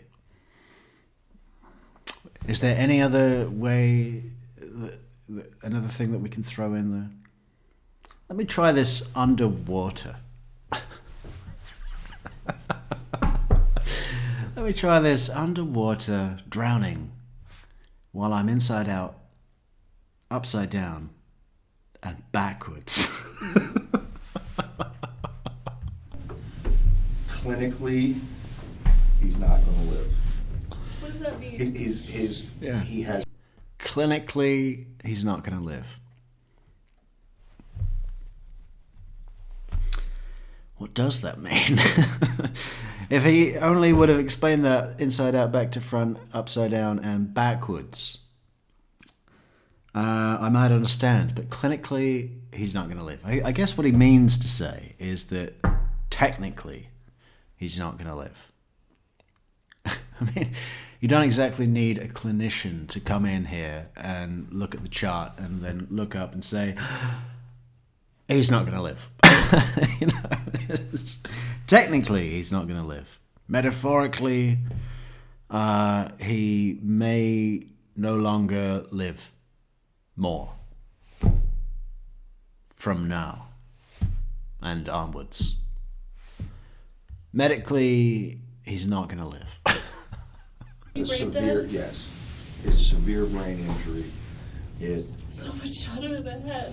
It's apparently there's too much damage to recover from it. Okay? That's why we need to get a hold of His his family. parents. Right. I don't know what his I don't know if he has an advance directive or Right. what he Yeah. would have wanted. He wants Check if he put on his wishes to pull the plug early. Then we can get this done. And if you want to pull the plug early on us or anybody else, you can do at buymeacoffee.com/True Crime Metrix, where you can support the channel for us, for yourself, for everyone else, and for others that you don't know. Do it now. Do it now. Support the channel at buymeacoffee.com/True Crime Metrix. told me that he would want all. We joked. I said I would want to be if I was ever. I have an advance directive. And like the video, subscribe, share, leave a comment, and press like on the video right now. I do this kind of work. I run a medical legal partnership. If I once said if I ever. Medical legal partnership. That's what I run. Little something I picked up at Cambridge. Was brain dead, I would want to be I'd want the plug pulled. Right. And he said he would want all efforts made, he would be cryogenically frozen, he wanted Yeah. every single Yeah. effort that could be. Yeah. I want all efforts made. I want to be cryogenically frozen. Just take my head into the future and wake me up when it's the year 3172. Fucking hell. Imagine. I don't think we're going to make it that long as a species. What do you reckon? 3172. How many years is that? That's going to be 1167 years. No. 1147 years. I think. Yeah, that's what it is. Oh, no. It's 1,947 years. Right? That would bring us up to the year 3,175.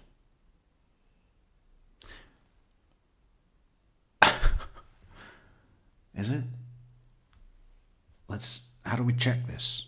We need an AI calculator.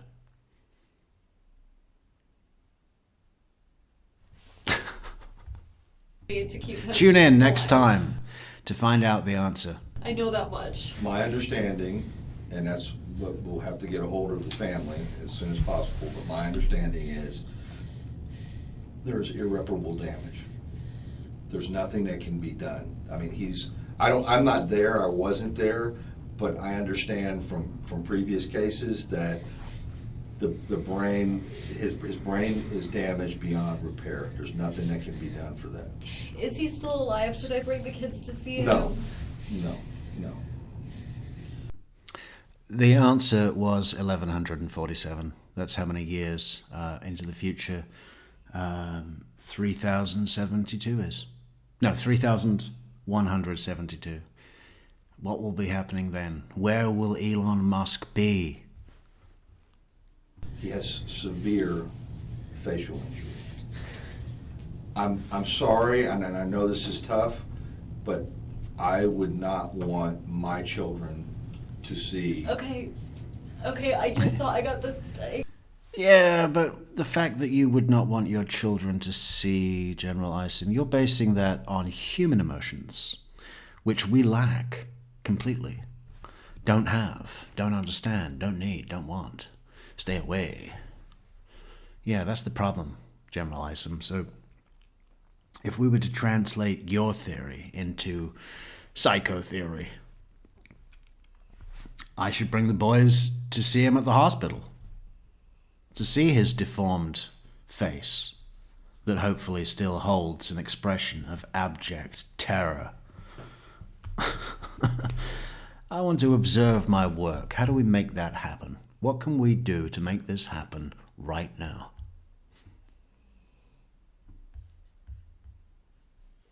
Like that maybe he was like still somewhat conscious and I No. wanted him to get to be with them if that. Okay. I'm sorry. Okay. I'm sorry about that, but Okay. that's the way it is. They, like I said, Okay. there's severe injury, trauma. Okay. All right, Is so there someone like, is there a doctor like working on him or are they just? there's doctors. Are they still making efforts? Because if they're still making efforts, it means there's hope. Which means we don't want hope here, okay? We want no hope. No hope, Markel. That's the chapter of my next book that covers this. Please write that book. Let's go to the book. Let's go to the book. We love going to the book. What is this here? Should we start at the beginning of a chapter? Lily. Chapter 24. It is truly amazing where life takes us. I got a group of law enforcement, social service providers, and members of local women's organizations together to begin addressing the problem of where to place women who flee domestic violence or other immigrants who escape from torture, persecution, exploitation, and abuse when there is no affordable housing to be found. We figured we might have... That was about 3 sentences in one. Did you notice that? We figured we might have better luck if we approach the problem as a team. We've decided to meet twice a month somewhere in the Panhandle, a different city each time. We call ourselves the Task Force. Very official, right? I brought up the idea of shortening it to the Force and getting matching uniforms or badges or t-shirts or even capes, but no one was into it. You'd be amazed how humorless you can become when you work with people whose lives have been torn apart by others. I understand how easy it is to feel down about all the pain and violence in our clients' lives. Their experiences are undeniably heartbreaking. I guess what drives me to keep going is a bit of irreverence, being able to laugh without losing sight of the urgency of the issues at hand. The task force wants to eventually take on all kinds of issues of exploitation. But right now, we are trying to focus our efforts on the need for shelter for my clients, who are also the patients, victims, and witnesses of members of the force. I want a shelter that is safe and therapeutic, a place for my clients, a place my clients could call home for a while, that would also keep out the bad guys. Some of the police officers want to keep the clients in a place where they could be accessible as witnesses to the prosecution if a big bust or something ended up going down. We each have our different goals, but ultimately all of us want the same thing for our clients. After a few months of giving speeches, it felt like I had spoken to every last person in town or within a few 100-mile radius with money to contribute to the shelter.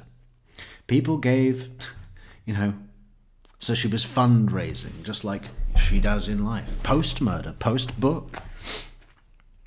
People gave as generously as they could, but it will take a long time to raise enough to build the kind of place that could provide everything my clients are likely to need. Yeah, especially when I'm skimming the fuck out of your donations. No, 100 grand.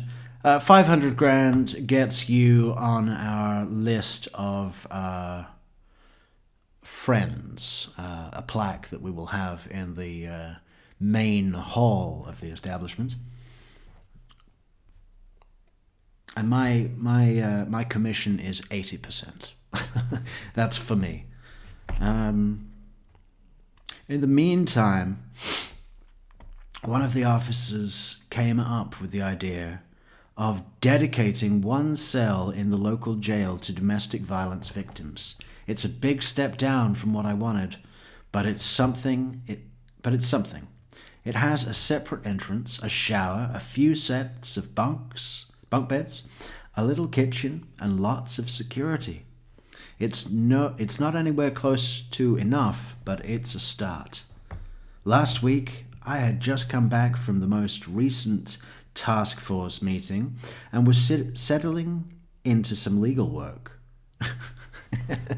That's all she can describe about the work, is like some legal work. You know, settling into my legal work, of which I know nothing. So I can only describe as legal work. Settling into some legal work when I had the pleasure to meet the most engaging and delightful sheriff, Jim Kerrigan. His skin was leathery looking, toughened by the sun, and he was dressed like he was poised for a covert operation in the desert. Jim had been in Nam, and his speech was a mix of southern twang and army speak. He had heard about the task force from some other police folk, and he wanted in. "Mrs. Stone," he began, entering unannounced and without an appointment, "I hear you have been doing some mighty fine work around these parts." Despite his bold entrance, or maybe because of it, I liked Jim immediately. He knew how flattery would work with me.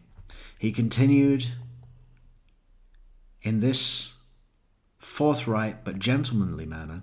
"My name is Jim Kerrigan. I'm the sheriff of Polcalusa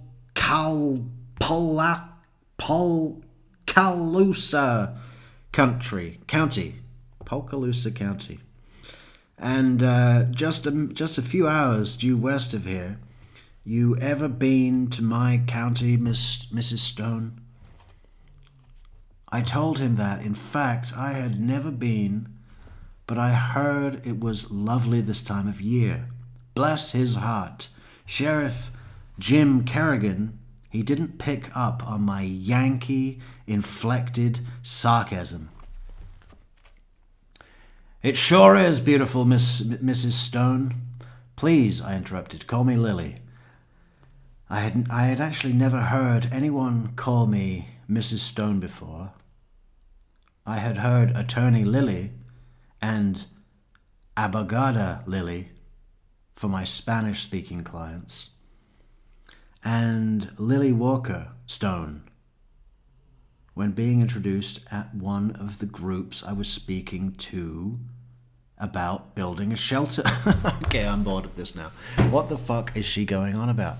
There's nothing there. It's amazing. At the trauma bay, the ER, I think he's been transferred to ICU. Okay. All right, and they'll have to make a determination about organs. Oh my and so God. forth. Oh. So, hence, hopefully we can. Okay, the kids. Yeah, the kids. All right, now let's talk about the kids. Okay. Okay. All right. I don't know who the contact person was. Was it one of the ladies that you were eating with? I think No. Miss McPherson. I thought I wasn't supposed to contact them, so I didn't ask about those two because I thought it seemed. Anyway, I That's asked fine. 2 other women I'm friends with. Okay, that are familiar with I the think children? Jane is who they got. Does the daycare place have to be contacted to allow her to? Oh, I kind of thought I would go with her. Okay, here's the thing.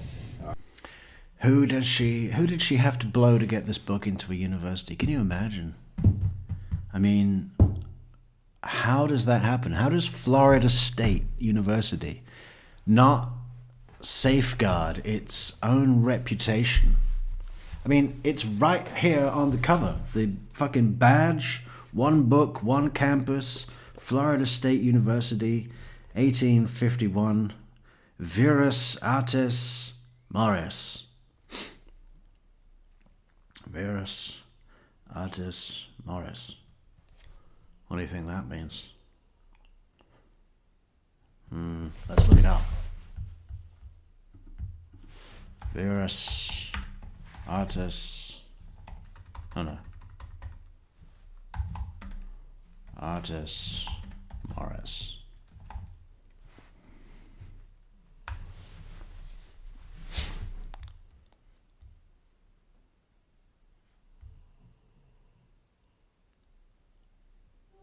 Well,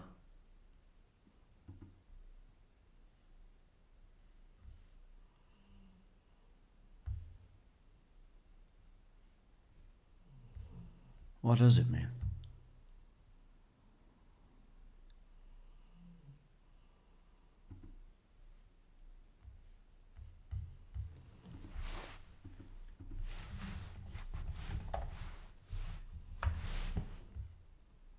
Strength, skill, character.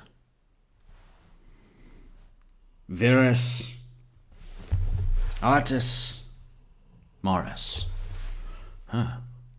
Strength, skill, character. Three things that are distinctly lacking from Wendy's book. Right. As soon as his phone comes back, Yeah. I have to ask you some questions about what's I've already known about the phone. Yeah. Would it be possible for? It would be weird for Jade to, like, Jade likes the boys a lot, but it would be better for Lynn to pick them up, just because Lynn has picked them up before, like when Danny had a back surgery. Okay. They call her Aunt Linny, they're really close with her. If we could get the cell phone, her. He was so mean he put his back out and had to have surgery. That was from carrying in his litigation to the court. 86 boxes of papers that he carried in one by one. Up and down. 5th floor, no elevator. Cell phone number. Okay. Or Do her Lynn and Jane daughter. know each other at all? Probably a little through me, Through you, but not friends. Yeah. I mean, Jane's a therapist. Like, she'd be very comforting. She has 2 kids of her own. She'd be fine. But I'm trying not to freak the kids out any more than necessary. So Lynn or Alan, her husband, Alan or Lynn would be the best choice. You don't have a number by heart for them? No. Okay. Here, let me go check with Joanna and see Please. where she Like- got, if she got far with Yeah, The yeah. re- No, I heard that Dan called in a favor and said, listen, my wife wrote this, and I think it'd be really great to put as the common read and hand out to all of your, freshmen as compulsory reading, and then that they would discuss for insight.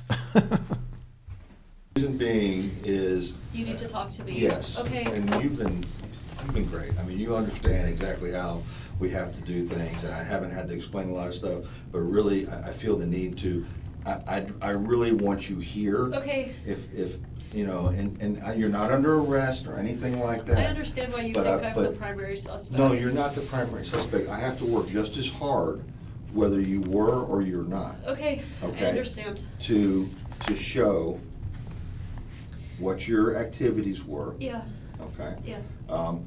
And let's put it this way, I think you're a straightforward person, and I think at this point, if you had anything to do with this, you'd have already told me, Okay. and you haven't. So my thing is that let's let the, My ex-husband caused me a lot of grief. I would never do something like that. I know.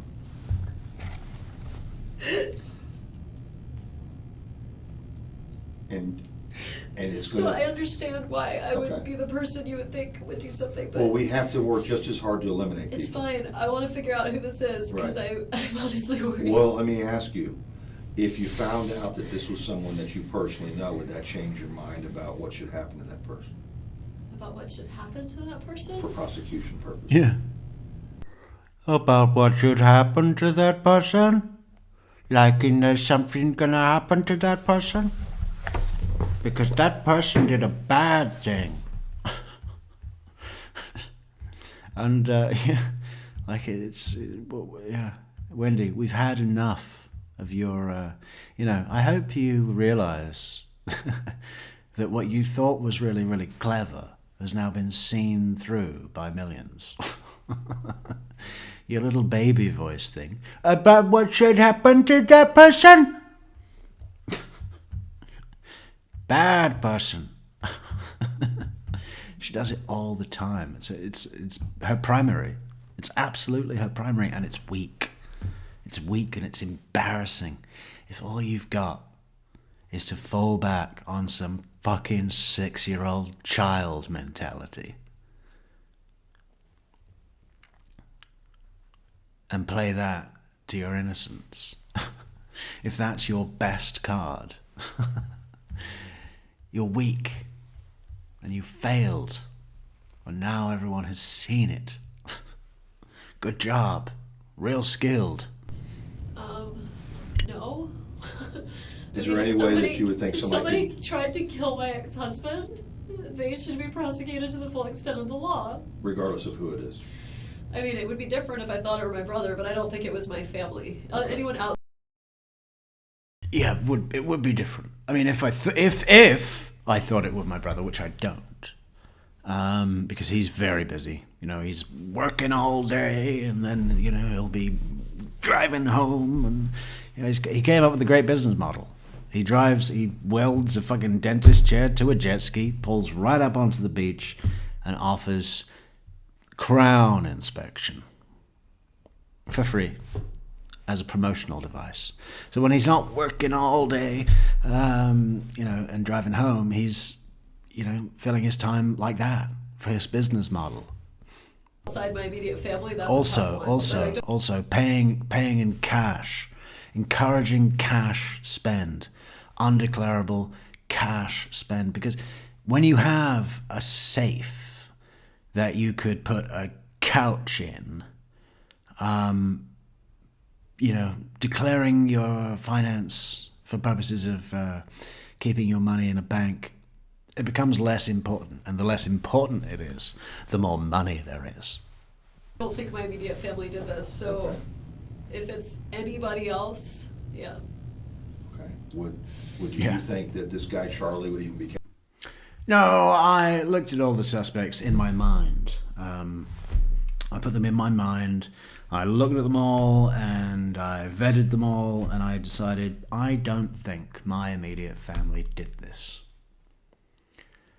And once I get off the phone with my mother, I'll really know. Capable of doing something like this? No. It's just talk. He's a joker. Okay. All right. Based on the fact that the clock is already ticking, all right, and we have to do as much work as possible up front, that's why I want you to stay here, if at all possible. Okay. But you're these children's mother, and if they have somebody... I can't freak them out, Nobody's going to freak them out. I know, I'm just saying, my kids, they're already going to have to deal with so much. They're going to wonder where I am, and the best thing would be Lynn and Alan, to have them hang around with them. My friend Janine, I was with 2 women. One of them is they're both doctors, but one of them has kids that the boys are friends with. And so, he could go over their house, they could go over their house and spend time. I don't want them where's mommy? What's Mommy's going on? busy. Mommy's busy, can't come here right now. Will that suffice? For a little while, yeah. All right. Yeah. Will it suffice? Well, I wish I could think of a reason that it wouldn't. But I suppose, for a little while, it wouldn't, increase their dramatic, traumatized brains by that much if we kept it down to a minimum. We just want to protect their traumatized brains, okay? We need to build a wall, and everything that we do needs to be outside of that wall so that we don't, increase the trauma, multiply the trauma of the boys' brains. Do we have a number for Lynn? Joanna tried to get in contact with her, left a message at Alan's office for him to call. They haven't heard back yet. Can they page him? Like, do they have a? I don't know. Now I know Jane's on the way here, and you just don't think she... I mean, I think she'd be okay. I think I'd rather Jane. Jane has just never picked up my kids before. Would the school have a problem with Jane picking? Who knows what she would do? Says no. Okay, well, I mean, do they have to have authorization? I don't think we can trust Jane to pick up the kids. No, that's not going to work. You know, she's 50, an academic, a student of social science and relational interactions. But, you know, she's never picked up the kids before. So I gotta say, I'm not comfortable with that. You know, anything could happen. Probably do. I mean, I can call the school, and I mean, this is a very unusual circumstance. I can call the school and tell them I approve Jane McPherson to pick up the kids, and then. Does she have a place to take them? I mean, she has a nice house, you know, like Is she a willing to do child-friendly that? house. I mean, I know she's on her way here She now. doesn't know so. what happened, I don't think. She Okay. just knows I'm here. All right. Let's get, Jane's on her way here, all right, and the school's out on Tharp, and I'm assuming she lives up in the northeast part of town. Quite an assumption. Quite an assumption. What are you she's saying, awfully that I'm rich right. as fuck? And her husband is a writer, so both parents are around. Okay. That statement. She lives up on the northeast of Tallahassee as well, I'm guessing. I'm assuming. That's quite an assumption.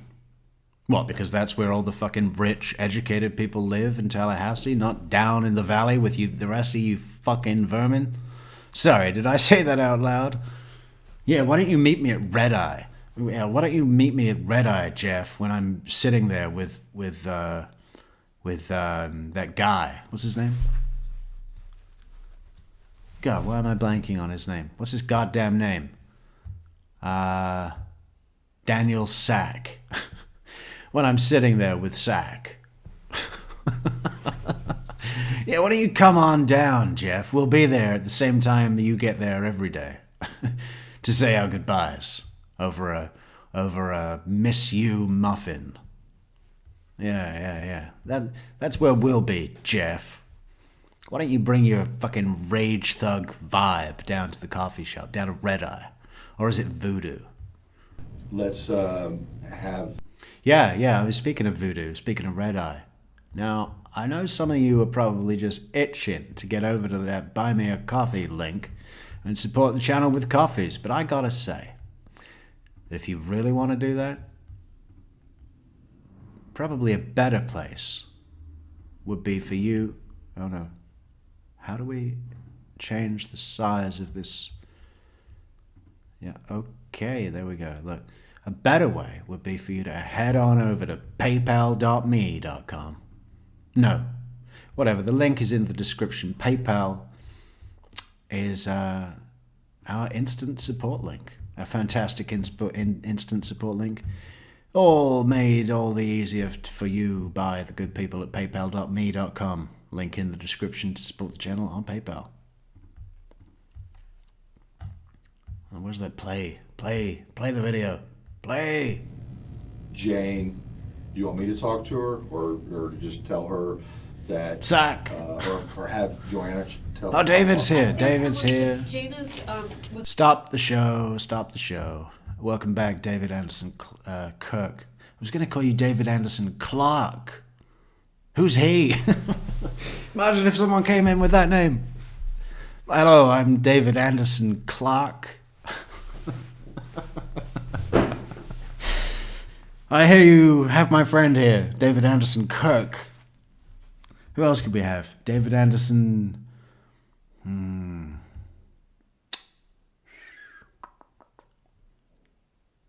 What else could it be? Something really similar. David Anderson... I don't know.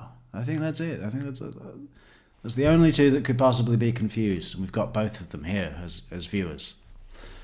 or half of them. What could it be? Clark,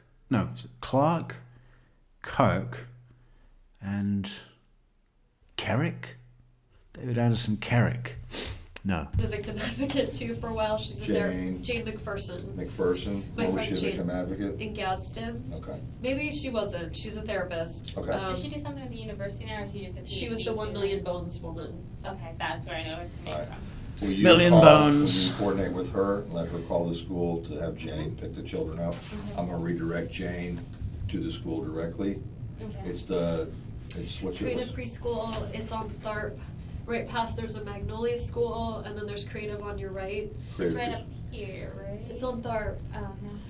There's a Park out couple. west of town? There's a couple. Yeah, what did I just say? With directions. If you were to go all I the just way said up it's on Tennessee Tharp. Right. and turn right, like on, I think it's Ocala, right Right. where Super Perros is, and then you'd make Ocala? left on Tharp. You'd go up a little ways more, and it would be on your right. Ocala, that's where your mother's prison I'm is. gonna throw up. Okay. Okay. Do you want to go This in there for a open? bit? No. Yeah. Fine. Okay. Well, Do you think Wendy's registered herself on Donna's visitation list yet? Oh yeah, can I? Oh, my mom's in there. Oh yeah, can I get in line now to not see her? Yeah, no, we were gonna come. Anyway, hope you're doing well and settling in. Yeah, no, we'll be, pretty busy, and we've I've got to be singularly focused on taking care of the boys during this time. So, no, I mean, I'll call you when I can. Yeah, look, they've even got the app now.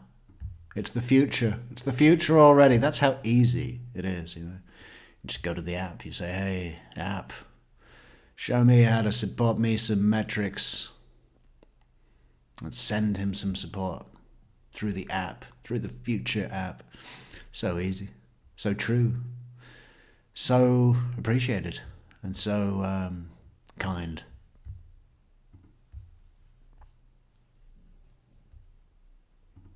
let me know if it's that. I'm just gonna Google it, if that's okay. or- Creative preschool, yeah. Whoa.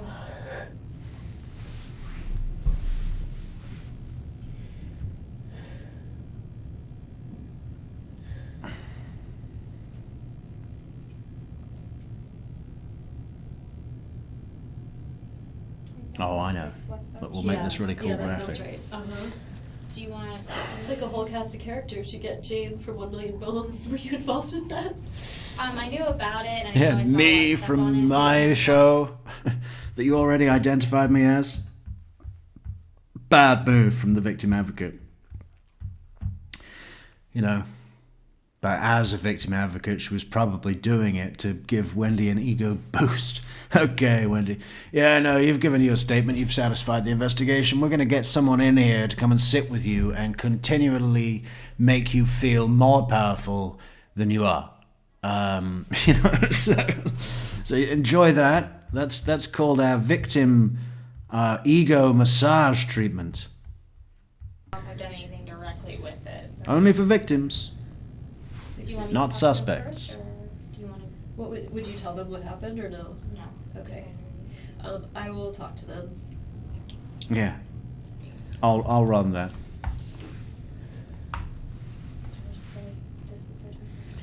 So we need to put the Metrix logo on there. That'll get them coming. That's what people want. Hi, Mr. Chuck. This is Big Wendi old Lincoln's mom. Hi. I'm not going to be able to pick them up today, but my friend Jane Yeah. McPherson's going to come. Something Is came that up. Okay. Her name is Jane McPherson. She's a petite woman with short blonde hair. Very petite. Yes. She should have her idea if she's driving. Yeah. Okay. Yeah. Okay. If she's legal, All right, thank which you, she would Mr. be. Chuck. Are the boys doing okay? Yeah, the boys are fine. Okay. Yeah, Well, Mr. that Chuck. sounds great. Okay, Is thank that you. cop still there? Okay, bye. My kid's outside playing. Ben is in the blocks area playing with blocks. Smart kid. Right, so they'll be like a year behind each other every time in school, right? They have Ben's a July birthday, Lincoln's October, so they made it up a little more spaced. Okay. in. So like have the, yeah, because July he'll probably be like the young baby in classes. That was our. He'll be the older. That's what we were supposed to talk about. Yeah, this I morning, understand is that kids. Whether Ben should start kindergarten or go to kindergarten twice, or Yeah, What we should whether do. to go to kindergarten twice. and then he didn't. Whether call he should me start back. kindergarten or go to kindergarten twice. Are you thirsty? Yeah. Let me see if I. Is it- Yeah, rum and coke, rum and diet coke. She said Onion, she's no freezing. olive. Okay. Yeah, yeah, yeah. Or Or rum. rum. Let me If you get feel that. like One of the you're two. not Let me gonna- grab What some a more rum. tissues, too. I've gone through. Oh, I don't want to be around you. Victim advocate's looking for an excuse to get out of the room. Here, what would I probably want? Oh, I know if I was sitting here. If I was sitting Right here. back, okay? I'd want to get out of this room and get myself a rum. Do you want a rum? And we'll put an arrow on there as well. People love arrows. This'll get them coming. You think we don't know? We know. It's all about marketing. We're gonna make that small and then dip it just a little bit like that so it looks real. Just so it looks real. Can we make that arrow flash? People love a flashing arrow.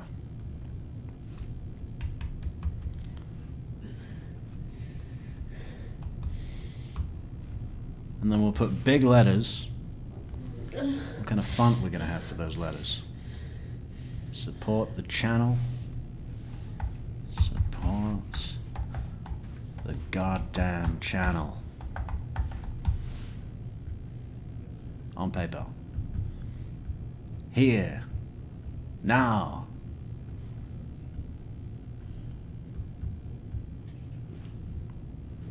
We'll make that really big so no one can miss it. Yeah, yeah. This is just the ticket. Give it a black border, text, make it stand out. No one's gonna miss this. Yeah, yeah, just like that. And full like that. Okay. A little bit less. That's good.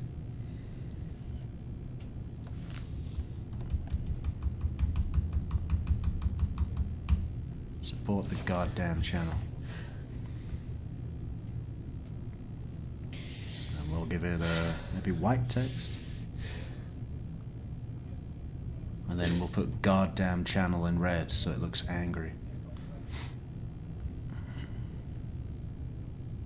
Yeah, that's confident. That's confident. That's just what they want to see. Red text. Red is the color of action. Uh-oh. Wendy, somebody get her a bun. Coffee and a bun.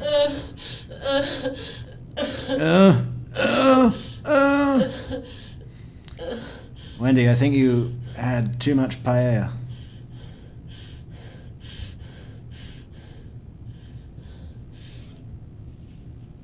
People are going to get on at me now. Oh, you butchered paella. Well, yeah, considering we call it paella, we're doing pretty well. I'd like a paella bar for my birthday, please. Coming up in just a few short months. Is February a good time for paella? Any time's a good time for paella, if you live in the right climate and enjoy fish and rice. I think with all the Metrix shit, we've lost the PayPal. We need a big PayPal at the bottom. That's what we need. PayPal me. Put that right at the bottom. That'll be the place. Okay. Yeah, yeah. Okay. Just a little bit smaller like this. Get rid of that white background. Get out of here. Nope. I guess this is a very different version of me you saw on the stage speaking versus having this. Yeah. Thank Well, you for- let me see. When I saw you on stage, I found you utterly intolerable. But now I see you in front of me, I find you despicably repugnant. So I guess it is different.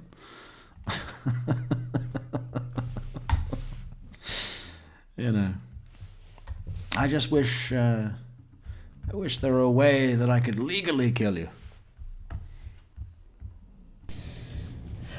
Yes, but this is an acceptable version given the circumstances, I don't think. What about if we made that white? I just White keep background. picturing the kids and what I'm gonna tell them. Yeah, I just keep picturing the kids. Well, Me I too. understand Lynn's First thing here. I did, Here. picture the kids. Yeah, I think they're gonna go ahead and have her go pick up. Can I just like Uh-oh.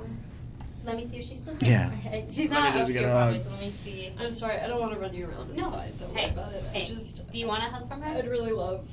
Yeah. Some That's People- okay. Sometimes all I can do is run Yeah. around. Okay. Injection of reality. The app. That's what we'll do. I'll Export. be right back. Okay. The new 2026 advertisement line.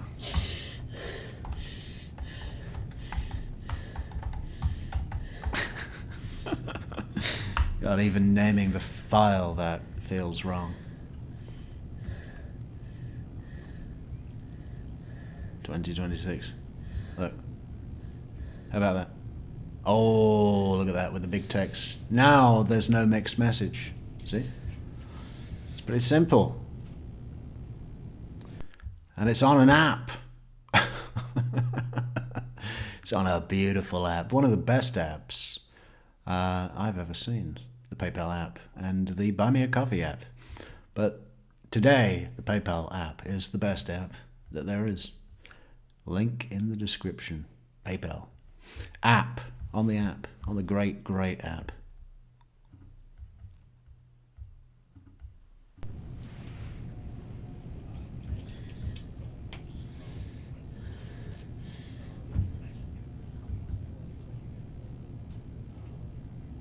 Yeah. Of course, real paella doesn't have chorizo. They get really upset about that.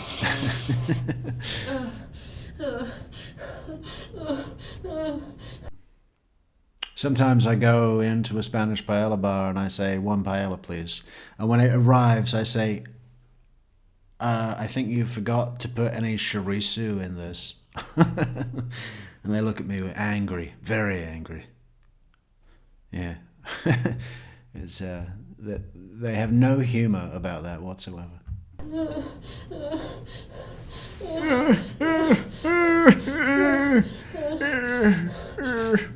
I'm 3 years old, but I'm stuck in a 35-year-old's body. I'm not even 12 times older than that, and, you know, how can I be so upset?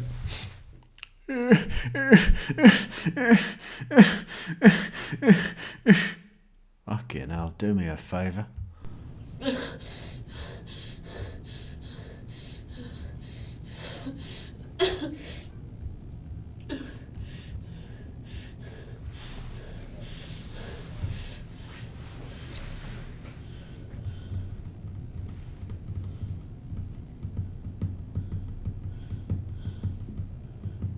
Oh, exactly 4 hours. Wow. Of course, we did go and get those buns. Do people want to see the buns? They must be here somewhere.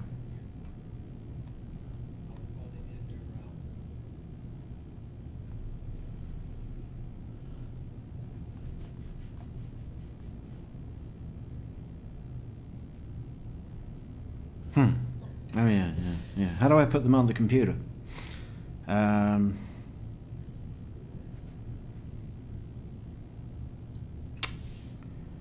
I could email them to myself. Yeah, that's what I'll do. That's what I'll do.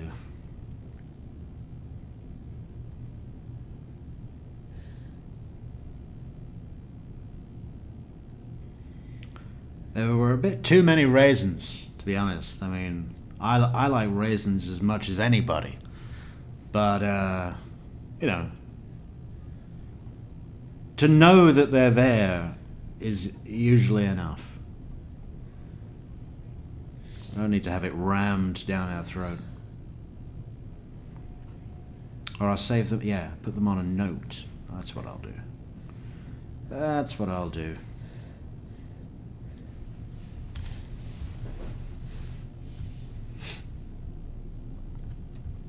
Mm-hmm.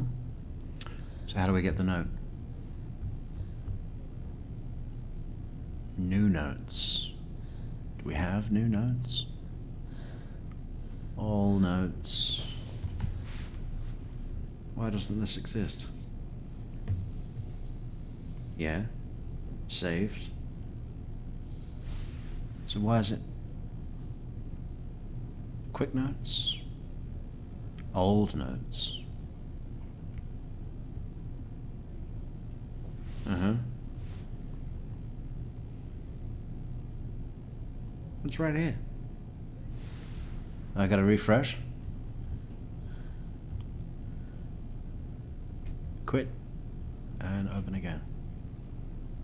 Doesn't exist. Oh, the storage is full. Well, what do I do about that? iCloud Drive. What is all this? Rubbish, rubbish. Yeah. I'm trying to empty it.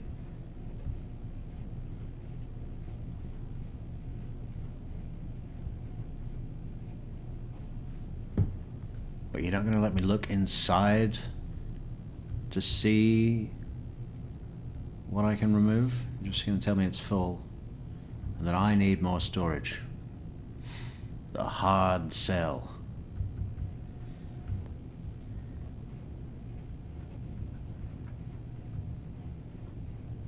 What about in photos?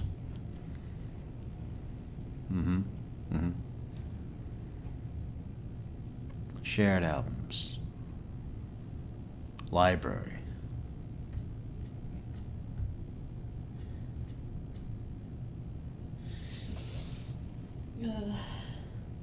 Yeah.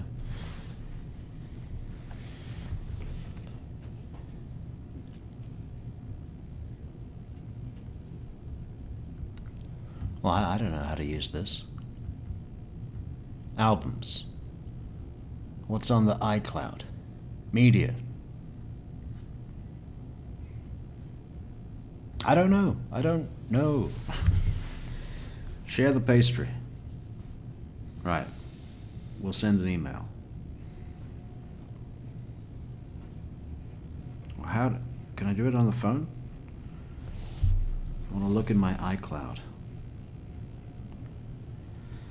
Well, you know, what goes in there? I don't know. I don't even know what this means.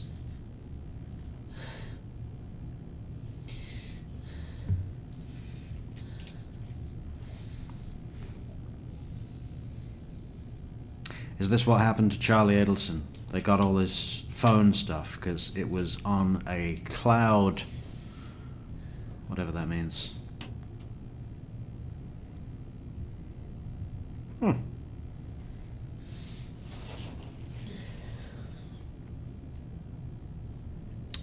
How do I empty the iCloud?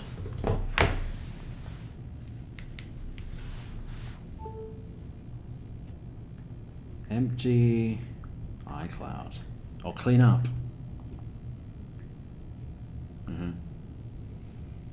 Settings, iCloud, manage account storage. Settings.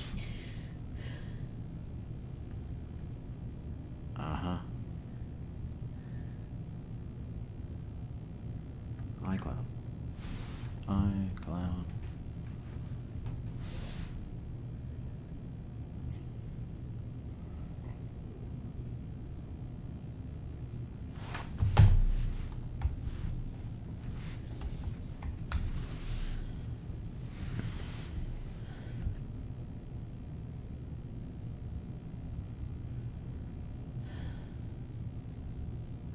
Oh. Notification. We better log in. Thank you, David. David Anderson Clark.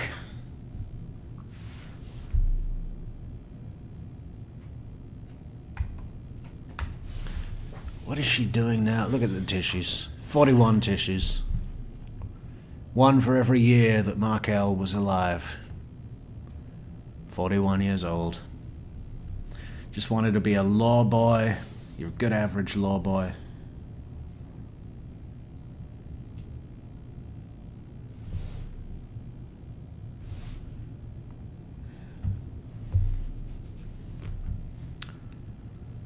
I wanted the English. English. Yep. That's one. Okay. Come on, General Isom, get back in there. What is he doing? They've got one of those cakes that's shaped like a caterpillar. He's eating the legs and the head. Boom! Daxi Productions. Good one. Thank you, Daxi Productions, for the very kind support on PayPal.me.com. Link in the description. If nobody remembers how easy it is, there's an app. Oh my God, it's so modern. It's so safe. You know, it's what they're all doing in California now. On the app. And from anywhere. Wi-Fi hotspot. Fucking leaders in tech. Every one of them. Every one of them a leader in tech. Great stuff. Sorry, my real And quick, instant. A little bit longer than, Ambassador Hudson's gonna get Jane and bring her here for you. Alan is gonna get Jane. I'm sorry. Investigator Isom. Isom. Which is the man that's been talking to you. He's gonna grab her. Grab Jane? Yes, and Jane kind of voiced to Joanna, the kids probably wouldn't really necessarily recognize Yeah, I her. figured. So, David. and in the meantime, Alan and Lynn got in touch with Joanna, so I think now what's happening, and Joanna already called the preschool. Sorry, I know this was a lot of information taken, but I think Lynn's gonna come here, get car seats, go to the preschool. She can't take the car because they were like examining the car. I think, or I don't, but essentially, if they yes. can take the car seats out, the car's so dirty. Okay, It's or- covered in Cheerios. And I actually meant to make an appointment this week to get it cleaned, and I didn't get around to it. So, so they're gonna take the car seats out of the car, put them in Alan and Lynn's car. And then they'll bring them. Alan and Lynn, like, the kids will be quite comfortable around them. Right, okay. And Jane's right, she hasn't seen the kids in a while. So Jane's coming in here now? Yes. Does she know what's going on? Do I- Alan and Lynn know what's going on? I think they know that he's been seriously injured. I don't. Hi. Hi, Annie. Oh, cue Jane. Oh, Wendy. I don't know what's going on, Jane. Jane, who could have done this? Say Jeff, say Jeff, say Jeff, say Jeff. Remember what we said about Jeff? Jealous Jeff? Rage thug Jeff? Remember what I said about him in Gainesville? When he flew into a rage and his mask fell off and he became I saw a completely different side of him, a violent, jealous side. A raging man beneath that mask of calm. I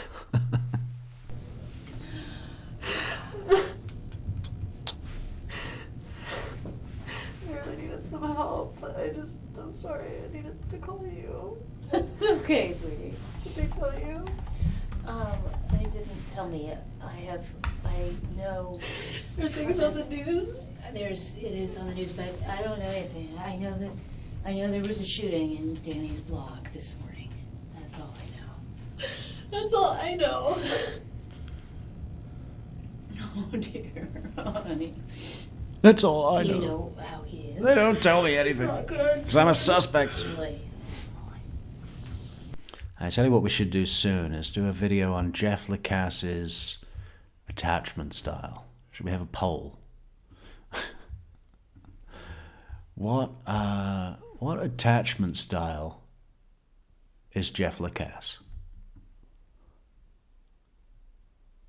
Let's go through it. Is he secure? Can trust fairly easily? I suppose. Is attuned to emotions? It would seem so. Can communicate upsets directly? Well, he certainly can. Whether he chooses to often enough might be a question. 4, leads with cooperative. We should have a poll. We should have a poll. How do we make a poll while we read through? While we read through poll. Here.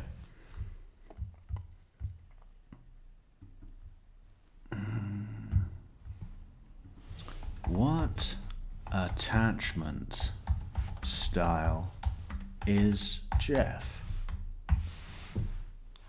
What are the options? Secure,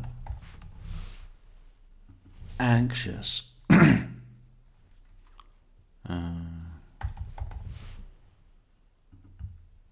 avoidant, dismissive. Well, we'll do it the other way around. Dismissive, avoidant, or fearful avoidant.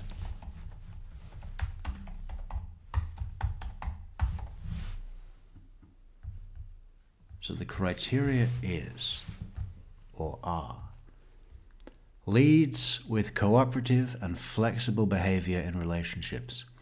Well, yeah, probably. Did he lead, though?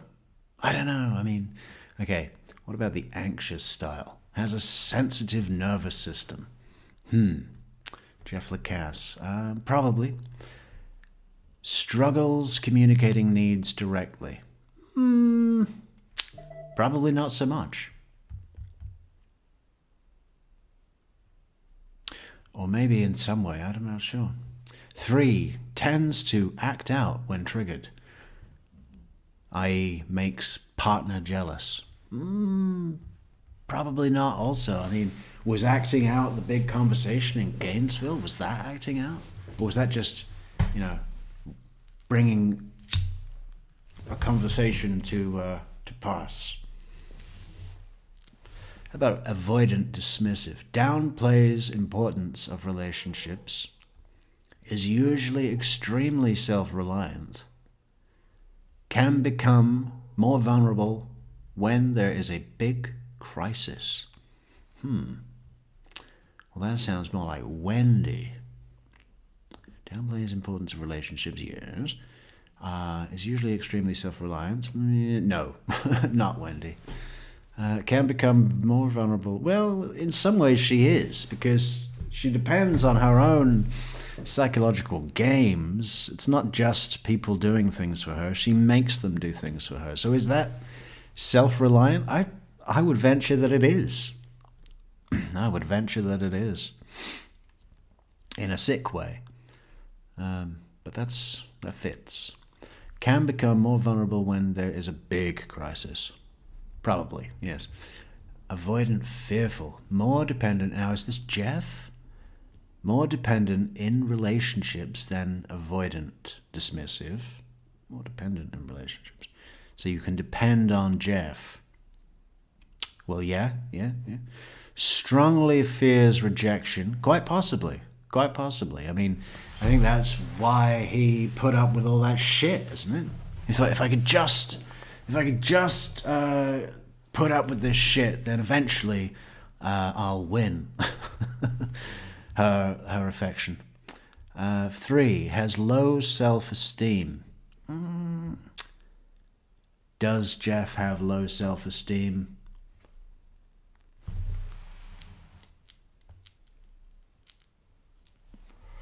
Well, he might have done. Hopefully he doesn't now. What did people think? Did he have low self-esteem when he was dating Wendi? I suppose you'd have to if you're just fucking cleaning her kitchen floors and looking after her kids while she drinks her dinner. Oh. And then you have to go home to your basement and eat your pizza. Eat your pizza and watch your stories. Has high anxiety in relationships. Perhaps, I don't know. So it would seem he's either secure or fearful avoidant. Opposite ends of the spectrum. Crazy Jeff. Detached Jeff. Oh look, 50% votes secure, but only 2 votes. Wow, so little votes. Everybody should vote in the poll. Which attachment style is Jeff Lucas? Because I thought he'd be anxious, but it doesn't seem so. It doesn't seem so at all, now that we look.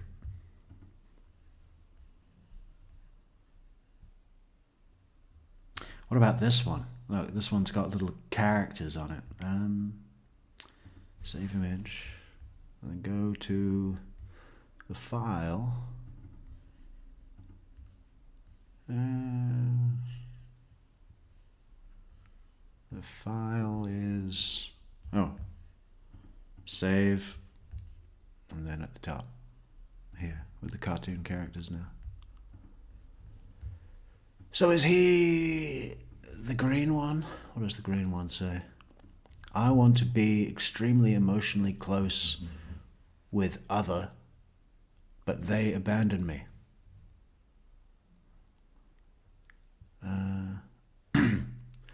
Fearful of avoidance. I'm sure he felt like that at some point during the relationship. Multiple points. Fearful avoidant, this yellow guy over here. I have trust issues and maintain distance from others. Yeah. Well, it doesn't seem he was maintaining distance. He wanted to get closer, so that's out. Avoidant. It is very important that I feel independent and self-sufficient. Doesn't seem that was what was important to him. You know, he wanted to, go deeper into a bond of a codependency, basically. Again, leading me think that he would be anxious or secure. Secure is a popular choice in the poll. I don't worry about being abandoned or about someone getting too close to me. I don't know. I think he was kind of worried. Again, that's why he put up with all of that fucking shit. Yeah, I don't know. I don't know if we'll get a whole video out of that. I just thought we could... Yeah, probably not. Probably not.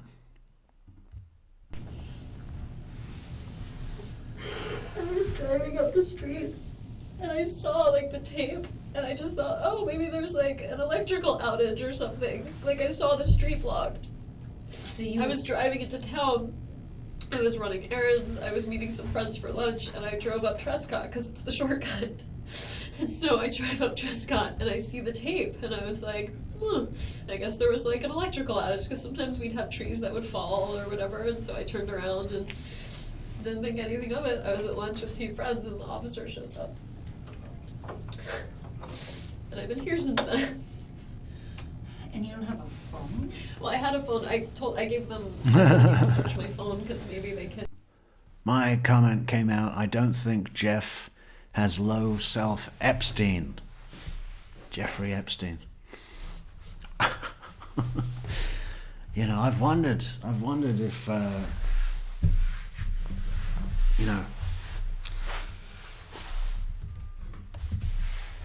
just imagine if Wendi was somehow connected to Ghislaine Maxwell and, there's several attributes about her profession and connections and network that, would overlap.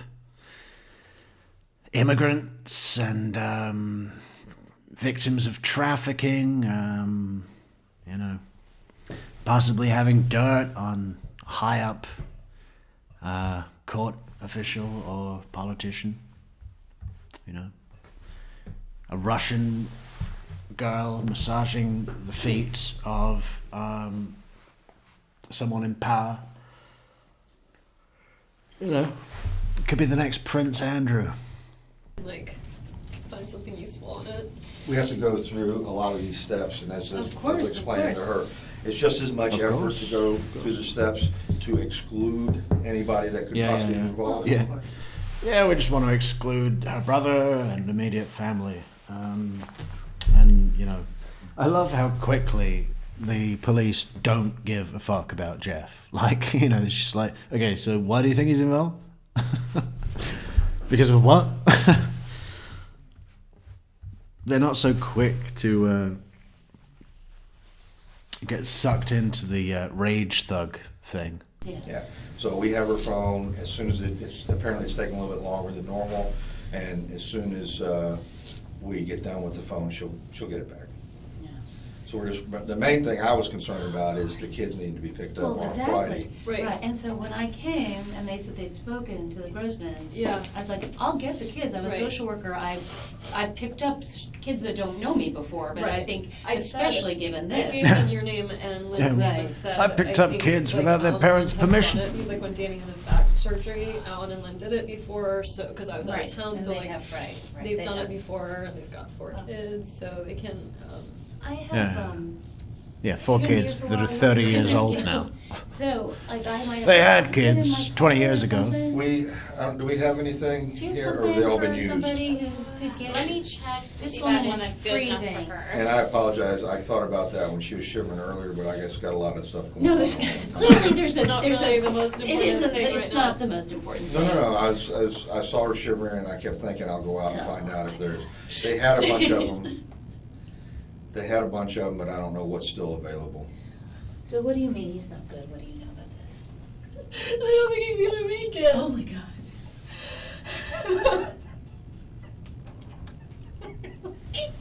Is this true? Really? Is this true? Really? Is it true? Don't fuck me around. Is it true? I don't know how I'm gonna tell the kids. Oh, sorry. Let's put that That on. would be great, thank you. Thanks. You really don't think that? You know that? What's that? I'm sorry. You know that they don't think he's gonna make it through this? Oh, really? You're not gonna make it. And he's a TMH right now? Okay. Okay. I was asking because I thought maybe he would, and I wanted Right. I wanted the kids to be This- with him if he was okay. okay. Okay.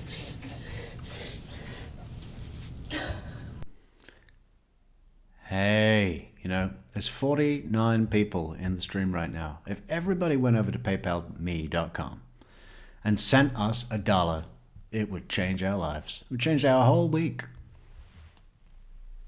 Or, you know, like the video, send us $1. $1. I mean, that's not even a subway ticket.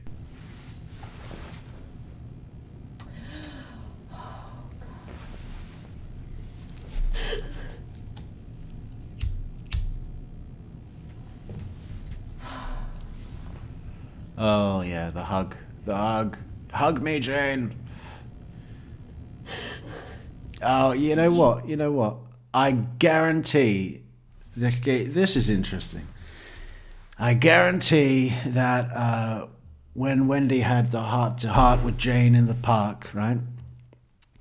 That she fell into Jane's arms just like that. Okay, we're going to go back and see that again. Because when she fell into Jane's arms just like that, what does it create? It creates memory from a different part of the brain, right? You're connecting to a moment that happened, a physical, intimate moment where you were bitching about Jeff on and on and on. And then for support, when you couldn't handle how terrified he'd made you in Gainesville, you collapsed into Jane's arms and let her comfort you in exactly that same position. And now it's connecting with the, look at that pain, look at the pain on her face. Ah, he's dead. Oh no, how am I going to tell those boys? You really don't think that? You know that? What's that? I'm sorry. You know that they don't think he's gonna make it through this? Oh, really? Yeah, she does look like Marie, doesn't she? Schrader from the Breaking Meth. You're not gonna make it. he's a TMH right now? And I was asking because I thought maybe he would, and I wanted Right. I wanted the kids to be Yes. with him if he was okay. Okay. Yeah, visit him and hold up his chin that they found at the scene. One more picture with Arbor. Hold up his chin, Ben. Hold it way up, Ben. And now hold it apart from his face so that we know that it's been shot off. And Lincoln, you act like you've got a gun. Say bang! Say bang! Right, I know. But Point to Arbor's head and say They don't- bang! Did anybody come down? Nothing? Amy, I don't know if Amy knows yet. I don't have Amy's phone number. Amy's on Oh. Facebook. I'll contact her later. She's on Facebook. I mean, she can be found. Yeah. Yeah, shut up, Jane. I was thinking of. That's one not of your the job, things Jane. that's really tangential, but his friend I told you about, Matt Price. Yeah. His wife. This is really so tangential, and you don't want to play me at Scrabble because I use words like tangential. Because I went to Cambridge. His brother was killed, so if you're gonna call someone first, Matt's gonna lose it. So I don't intend on calling Matt, I just need Okay. to have the background on different associates and friends. Who's Matt? and so Yeah. forth. You know, One of Danny's my friends. objective is to find out who did this. So, Yeah, based on yeah, we got that. what you, What did you think we thought you were doing? My objective is to finish that 4-gallon bowl of gazpacho that we have out back. It's my double dare.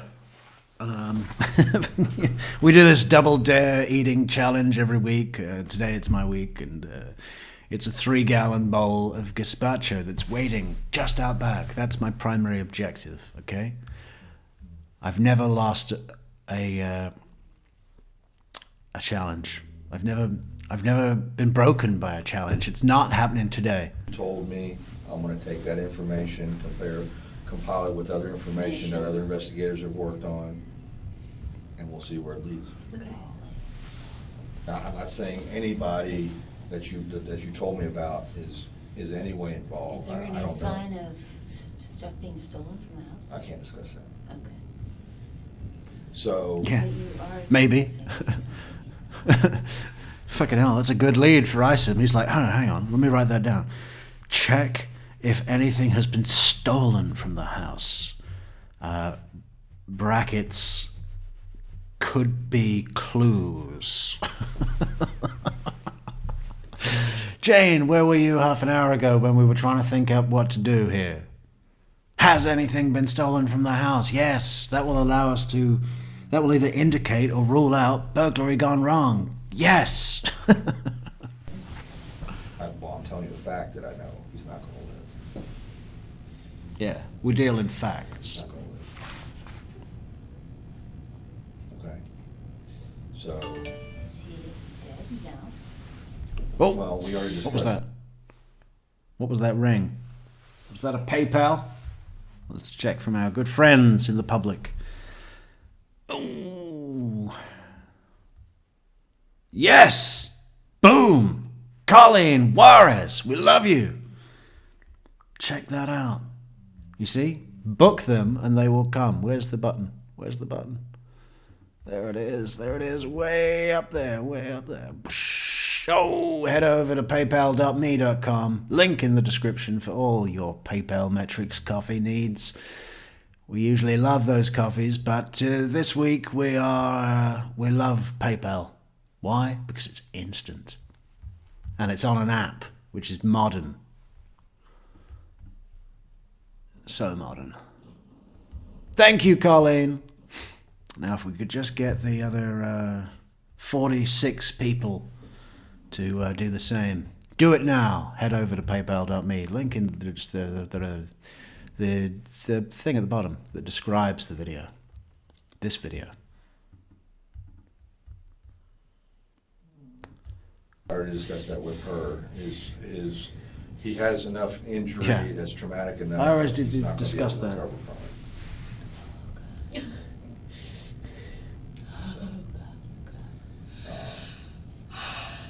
So if I press insert ad, Does that make an ad happen right now? Did Lynn already go get the boys? Yeah. What's happening right now is Lynn's on her way here. She doesn't have car seats. Uh, Gonna take the car seats out of your van, put them in Lynn's vehicle, and she's gonna go directly to. Yeah. preschool. The poll is looking like 64% think Jeff is an anxious attachment style. You see, that was my first thought. Second place is secure, and then equal peggings for dismissive and fearful avoidant. Good job. she has a key to my house, so she can. Pick up the kids. If I get a chance to, when she arrives, I will talk to her briefly and basically tell her, let's wait on discussing anything with the children. Yeah. I'm sure she would do that anyway. Yeah, I wonder if it would be better if she didn't know. Like if you, That's fine. just so that because she's gonna be done, like, what if she can't then drive and go get the boys? Like, Okay, but let me just say to you, I didn't know anything when I came here. So my husband Googles and says there was a shooting on Trescott Drive this morning at 11. I got a call from So- my real estate agent who heard something. So I know that I didn't know why I was coming here, but anybody with more sense would have known that. John told you that? Yes. When you told him you were coming here? Or? No, they found John. Mhm. Interestingly, they found John's cell phone number. They found me eating lunch. I don't know how that happened. I'm fascinated. Lunch? We have ways of finding. Yeah, it's interesting. So they called my husband's cell phone. Yeah. And We he's have- like, here. We have ways of finding people. We have ways of finding lunch. And when the two go together, where is she? Eating lunch. Fantastic. Okay, so could I get a eggplant moussaka, large serving to go? Just wrap it up in one of those big foil dishes, okay, with a paper lid. I like those lids. Fucking Wendi Adelson's being plant roasted. Oh my god. I hope they didn't drench it in oil this time. There she is. Talked to her, and they said you needed me at the police department, so I came. Because the doctor told you, I said, you got to stop mopping up your bread. It's no good for that big beating thing inside your chest that keeps you alive, okay? No mopping up the bread. Was not a. What did they think I needed you for? I wasn't thinking it was good news, but I didn't. My thought was that Danny had probably assaulted you. That was my thought. Yeah, That was perfect. Lisa's thought, which Yeah, is that was my fair. thought. Because I knew how abused you'd been in your marriage, so, or that maybe Jeff and Dan had gotten together and beaten you up. On Trescott, So- and so I hope you're okay. So The that. realtor. Yeah. So that was my. But Yeah. this Whoa. scenario. Check out those listening skills. Did you see? The realtor? That was the realtor, right? Will we listen to the message? Realtor. And then he goes and writes realtor on his pad and then puts a check. Check. Now do not seem Confirmed. Yeah, well, Police work. That was not what I. Me neither, What I but thought of. I just keep picturing the kids. Right. No. So there's no point in doing that. Don't do that. So When Lynn gets here, I'm gonna just ask her to take the kids to her house. Would that be Instead of my unreasonable? house? I think Wouldn't that that's be much more better. reasonable? Is that better? She has a TV. They can Yeah, watch TV. yeah, I know, but Yes. they've been there before. A Yeah. bunch. Yeah, they're take them very there. comfortable. Free there. They have babysitter. children of their own. They've got 4 kids. Is that Wendi Adelson's very first monetary benefit? She gets a night off for free. No babysitter to pay. No desperate Jeff to manipulate. Can you look after the boys? I have to get this legal paperwork done. Big day tomorrow. Big presentation. And my PowerPoint, I got to make sure they slide around just right. So I'll be at the office. If you need me, don't call me. Text. They're grown, but, Take them there. okay, yeah. Because, All right, I'm gonna go make sure that I don't miss her. Okay. thank you. Lake Grossman, right? Mhm. Oh, This is Sarah, by the way. Hi, Sarah. Are you a victim advocate? I am. I Yeah, said yeah, you yeah. used to be a victim advocate, was I That's right? Or I will be just as soon as I finish my my induction. You know, just as soon as I finish this work placement that I'm on as part of my course that I'm still doing. I'm young, I'm carefree, I'm caring, and everyone always said I was so nice, so I looked at my career and I thought, victim advocate, be nice. Not true. Yeah, I've done lots of stuff like that. I but- recognize your name, and then she explained. What's it your was last like, name? Latour. I've only been here about 2.5 years. Yeah, Latour, not that it matters, because you haven't heard of me.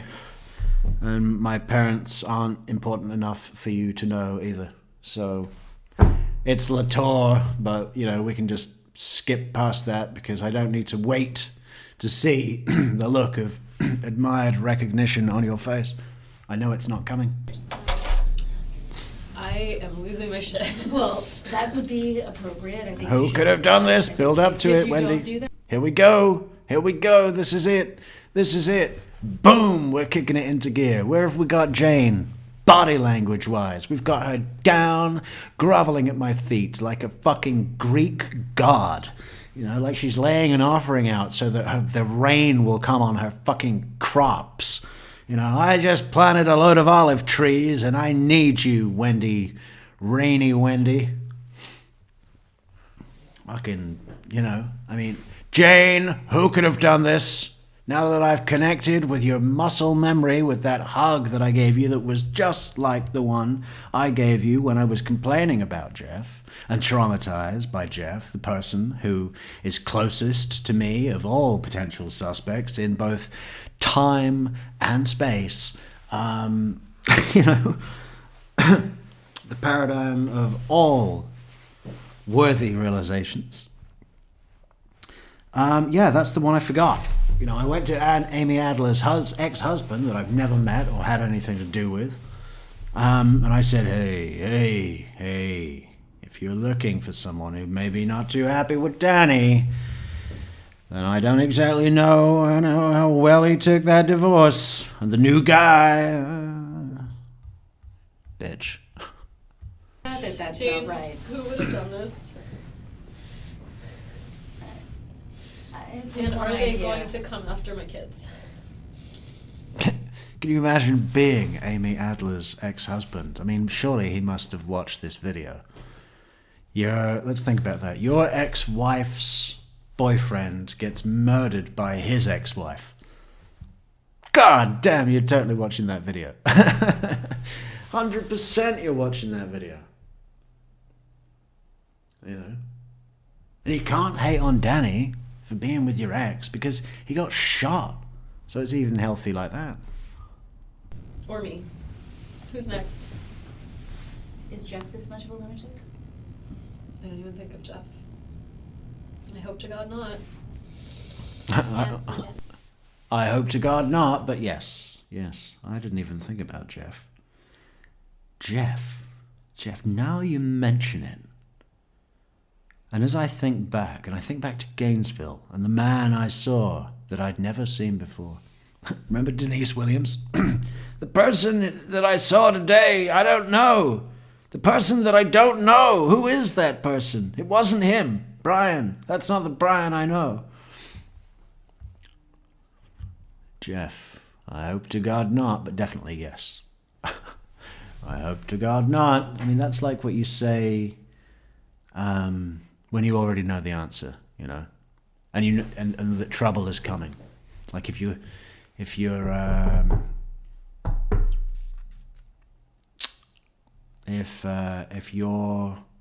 3-year-old daughter stole all the cookies out of the cookie jar, and you said, "Who did this?"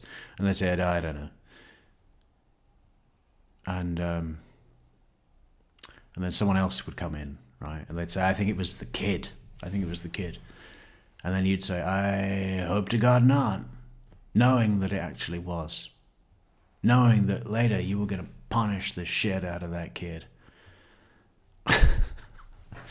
But just wanted to give them the illusion of getting away with it, so that when that punishment came, it would taste even better. Yeah, of Yeah, course. I think you should, I think Wendy's been seeing a guy called Jeff. Who's a friend of Jane's. Yeah. And Who's a rage thug. Okay. He'll go through your phone. He'll threaten Markel. He'll say how much he'd want to beat up on him and how much he'd want to kick his ass and, you know, and all that. And he was just jealous. He even said if he went through her phone again and found one more text from Professor Markel, then he was a dead man. So she's been dating him for a while. and Who's jealous? yeah. Are you still currently Yeah. seeing him, or just something you kind of Well, let taper off? it's been a bad week. Okay. Yeah, Jane and I actually went for a walk together Monday, Tuesday, Wednesday. Yeah, look at Daisy. Daisy is encouraging the group. Come on, you Night Owl PayPals. Night Owl PayPal. To all Night Owl PayPals, yeah, do support the channel on paypalme.com.metrix. What is the link? I should at least say it right. I should at least say it right. How do we look? How do we check? I think it's PayPal. It's just on the app, you know, the great app. All things that have an app are worthwhile. We have an app. Your app.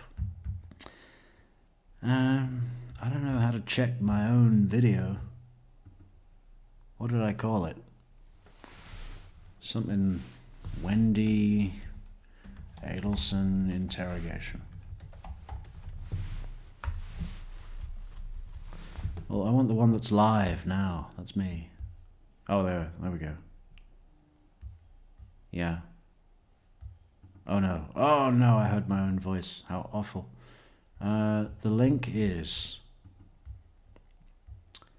paypal.me/True Crime Metrix. God, that's so easy, isn't it? Or just go to the app. It's modern. But you've taken a 1 week break from I took Jeff. a 1 week break from communication with Jeff to figure out what to do. Okay. Because we've been dating for like A year. 9 months, so like 10 months a year. And when you Yeah. use the word Yeah, have another irregularity from me for this week, for this day. I took a 1 week break after our 2 week break because I decided I needed 1 more week to know if I wanted to be with him. And the deal was that there would be no contact. So I wouldn't know. I wouldn't know anything about his mood or how well he took it, whether he flew into another one of his rage thug things that he does. These freakouts where he snaps and, you know, breaks a coffee table in half.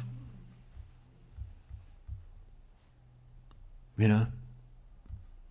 dating to you, is that's my boyfriend, or is it more of just dating, like the casual? Okay. No, like, he was my boyfriend and involved with Yeah. the kids and Yeah. You can tell she kind of threw up in her mouth a little bit. Yeah, he was my... Excuse me.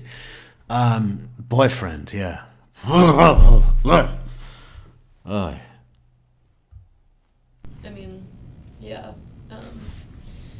And we had kind of a fight recently, and he's been trying to get back together, and I didn't know if I wanted to, and so he actually, the morning that I gave that talk, my boys were there and Jeff was watching them, so I could give the talk, like he's, Watching them. Watching them because you asked him to watch them, or just like staring at them? Yeah, my boys, it was so weird. He was there in the front row and I was speaking and he was just staring at the boys with this threatening glare. Do you think he's going to do something to the boys? Well, okay, he knows them as Ben and Lincoln Markel. Of course he knows I'm Adelson, but he knows the boys as Markel. So if we could just get them down to Miami and change their names to my name, that would probably keep them safe tell them about him, I think you guess. have to tell them about Yeah. him because that is the only. I mean, Yeah. Jane made me tell. I asked her, I said, Jane, I have to tell them about him. And then she agreed, so I took that as her telling me what to do, even though I said it first. She does that with everything, doesn't she? A friend of mine suggested that we call him Jibbers. Call him Jibbers. God forbid. the only thing that I can imagine related to you, related to Danny, would be The only Jack. thing I could come up with was like his girlfriend Amy is recently divorced, separated, not really divorced. Like, Sure. So, what but if- either of those people. Like the jealous boyfriend types, like what if the ex-husband... Right, totally. And you know that this divorce has been very stressful, and Jeff has been very stressed out by the stressfulness of your divorce. You know, it. I mean, I'll tell them this, right? Like, can you tell them? And when investigator Isom comes back, you guys can just, stay, and he'll ask all the questions that investigators ask that I don't think of very often because I'm a victim advocate. I don't think of Right, things. but I think you do have to tell about him. Yeah, I wasn't You weren't not thinking telling of him. on purpose. No, I'm sure. Yeah. I'm sure. I wasn't thinking of it. I just kept thinking, like, who in the world Is he would do someone this? that has, access to? He's a professor of social work. Okay. He's All right. former military. Yeah. But I mean, But he's you not. don't think about this guy as like, oh, there's the kind of guy. Right. I mean, I would more just as like say that maybe you did this. Right. It's just relationally, he's jealous. Right. Something is bad. So that I'm Something is bad. I'm Yeah. just assuming that this isn't true for the moment, but I guess that's not so. And you have to look at it this way. Telling them this, if anything, will help them disqualify Jenny. Right. That's Yeah. important to do. Yeah, of course. Do you want to give them his number? I don't. I mean, So we can- I can give them. They have I my give them- phone, so- they certainly have a ton of stuff from him. So I googled Trescott shooting. Thank you for being here. You're So welcome. you Googled Trescott shooting, and what do you see? Just that police investigate shooting on Trescott Drive.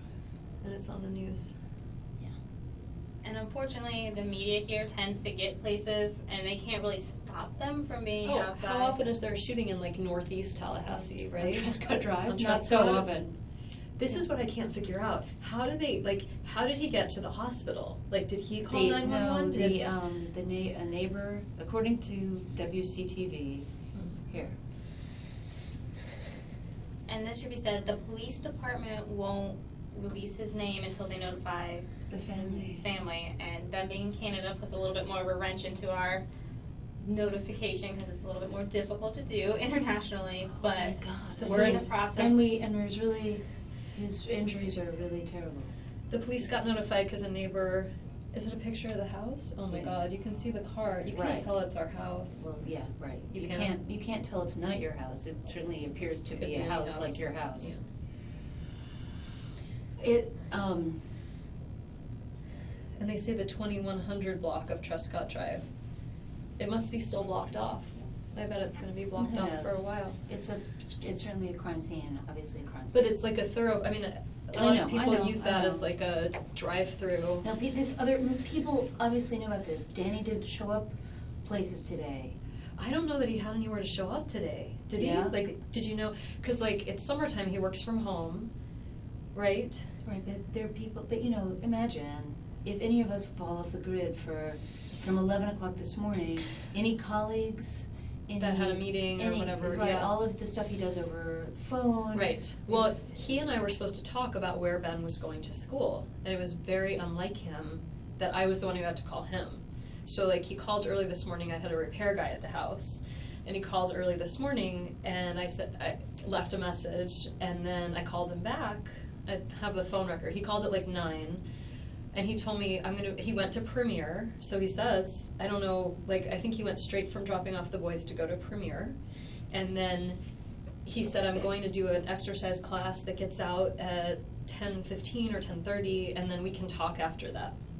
You remember how I had a voice thing? Like, I hadn't talked to him. He was like, I know your voice is bad. Like, does today work? And he said we could go for a walk at the law school, or we could talk, like, and I have this message on my phone from him, which is why I said to the officer, there's no way he did this to himself. Like, zero chance that he shot himself.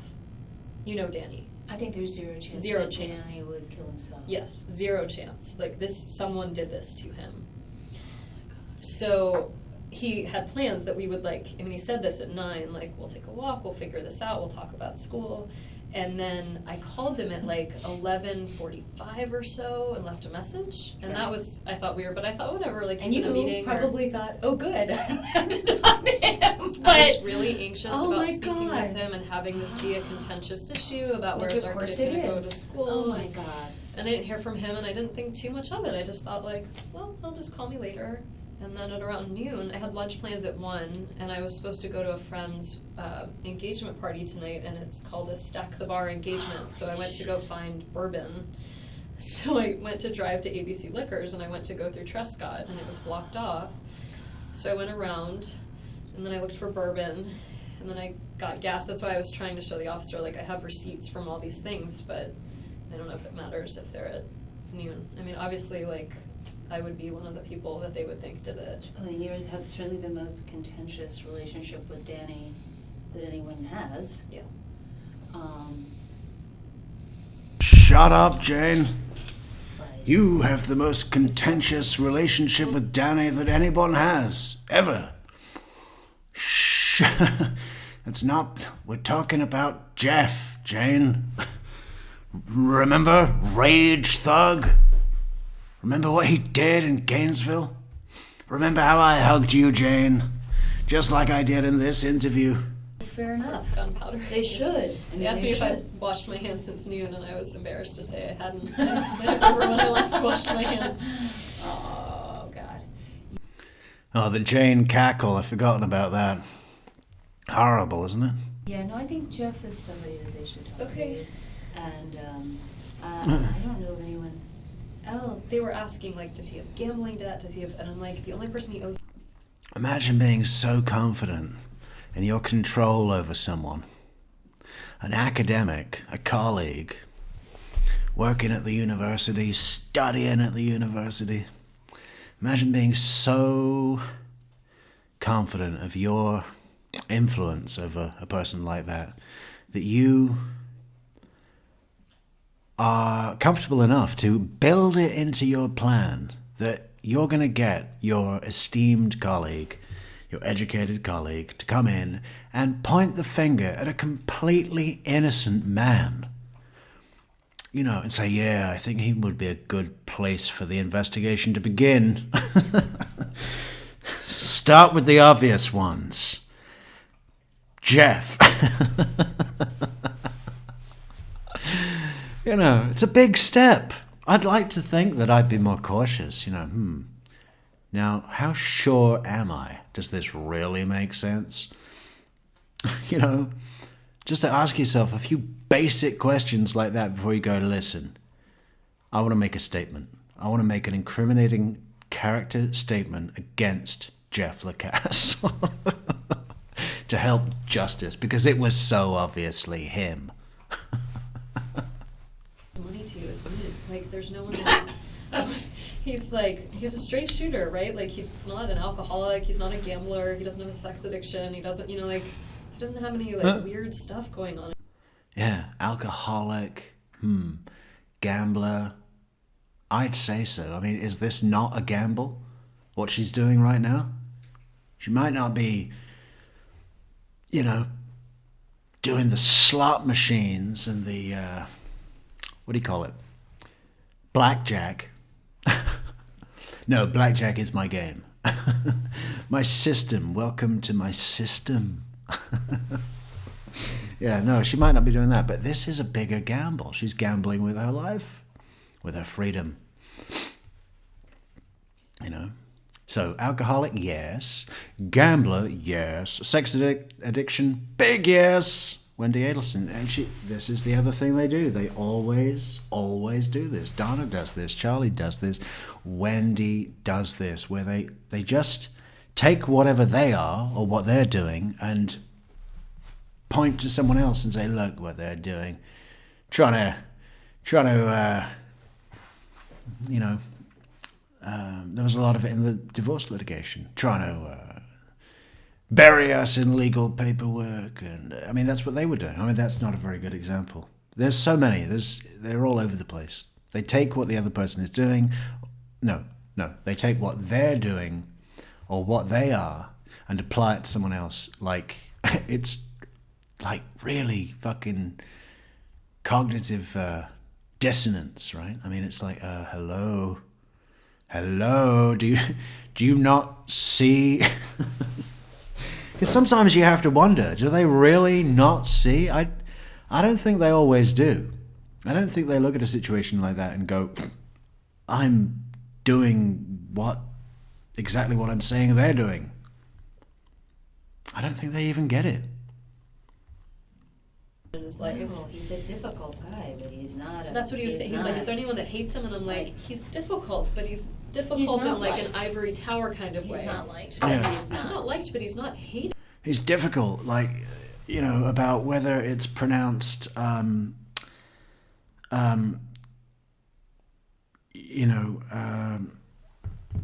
patronizing or patronizing. He'll have an argument about that in his ivory tower for a day, a whole day. Certainly not, and he has people who love him. How do his students feel? Like, is he, like, are law students receptive to him? Like, oh, this is a great... I think there's some that really like his method, and there are a lot who don't like him at all. So Yeah. you say, No, I think there are some that like it. Maybe. One crazy one. But there are a lot that don't like it at all. His method, oh God, the Markel method, the method of Dan Markel.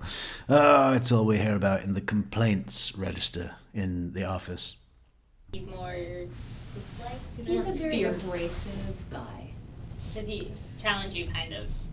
Would that be a good...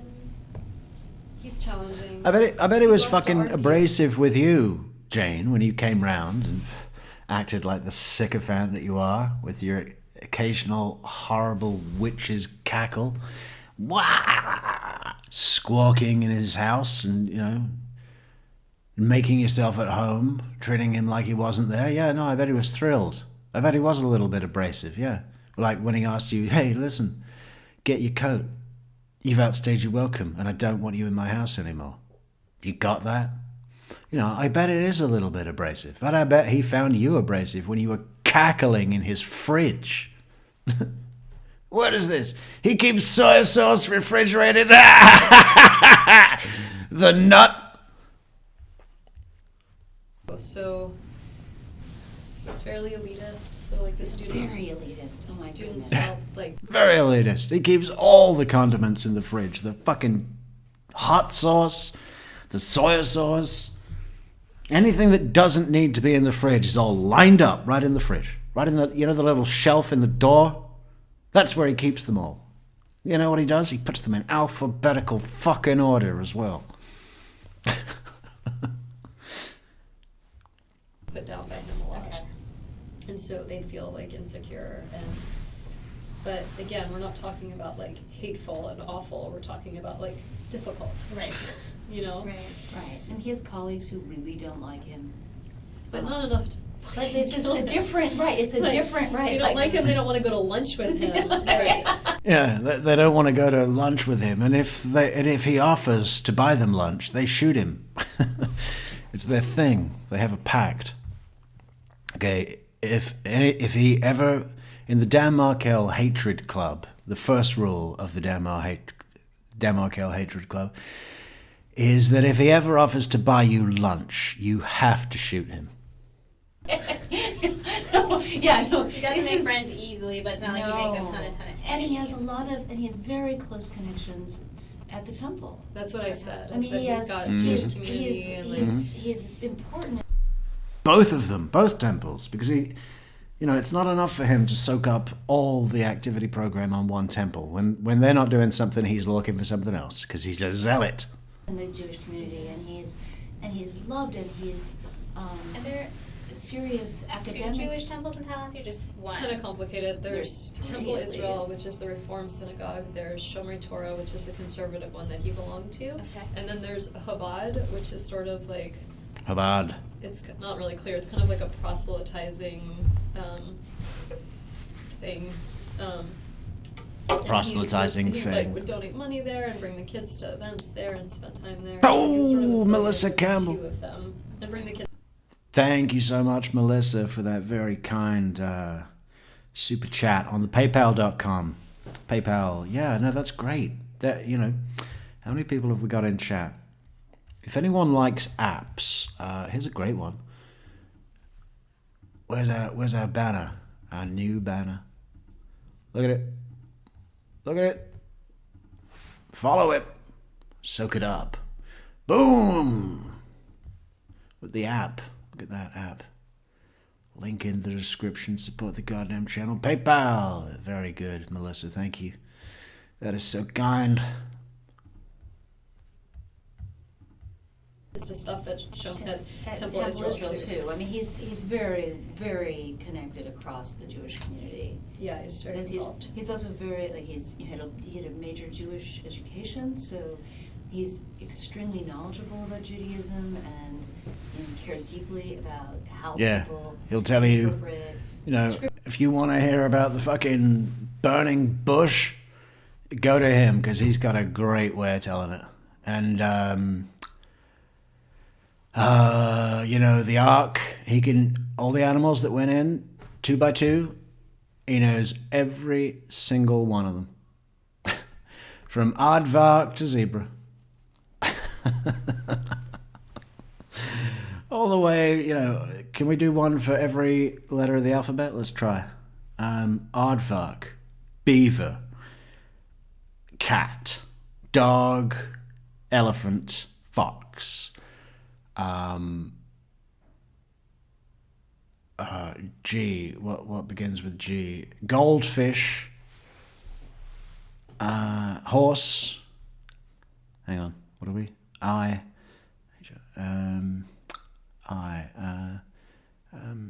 Iguana. Now we're on what? J. J. Animal beginning with J is the jaguar. Jaguar. 2 jaguars. What are we now? Okay. Koala. There you go. There you go. Australia. Koala. Koala bear. Lemur. No, llama. Llama. Llama. That live in Lima. Monkey. N. What's an animal that begins with N? No, what are they called? The fish with the stupid nose? Narwhal. Narwhal, that thing. From Finding Dory. What are we on now? Uh-oh. Oh. Orangutan, penguin, Q. Ooh. What begins with Q? Animal that begins with Q. Anybody? We have to do a Google. Animal that begins with Q. Ah. Quail. Quail. Okay, what's next? Ah.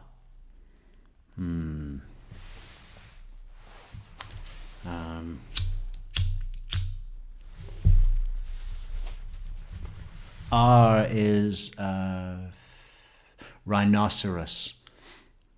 S. Snake. T. Tiger.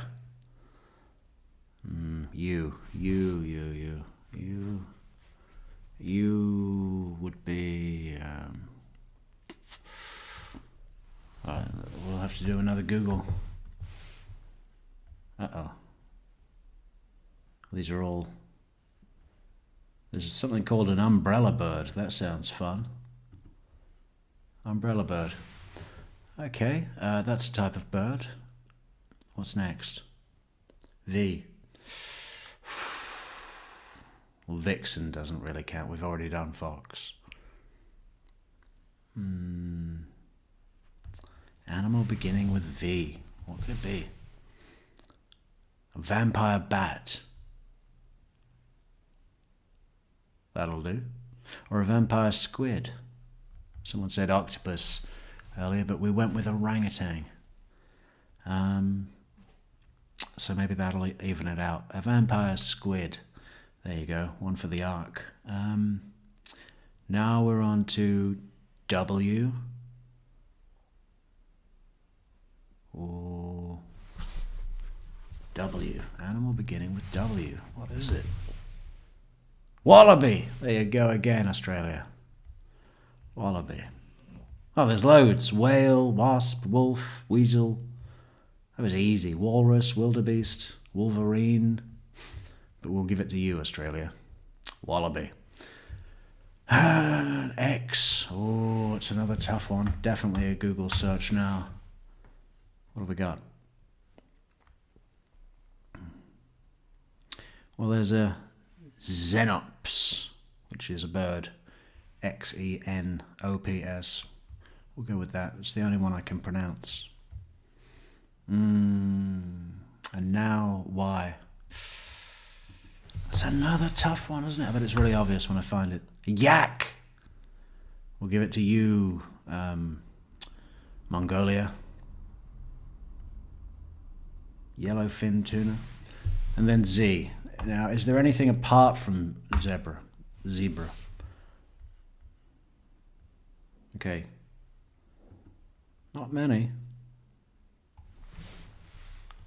Not many at all. There's even many of them are just zebra and then another word, like zebra shark, zebra fish, zebra finch, zebra duiker. Duiker? I don't know. Yeah. Well, we did the whole thing, guys. Don't remember why we started that, but it can be done. Scripture and law and rule and practice. Wombats! And all this sort of- Wombat, fantastic. We should do the whole thing with Australian animals. They could probably do it. I mean, they're always boasting about that, aren't they? How they've got the most biodiverse land mass on the planet and shit. Or is that the Amazon? I don't know. They got a bunch of weird shit in Australia. Horrible stuff. Horrible stuff. A whole fucking continent made out of things that want to kill you. Everywhere you turn, from the spiders to the sharks to the snakes and crocodiles. Horrible place. Debates at the community level, and he's very, it would be hard to overestimate how involved he has been in the Jewish community. He has a lot of connections. And it was kind of one of the reasons why we got divorced, is I'm Reform, I'm kind of culturally Jewish, we just had really different religious perspectives. In the middle of a fucking nightmare.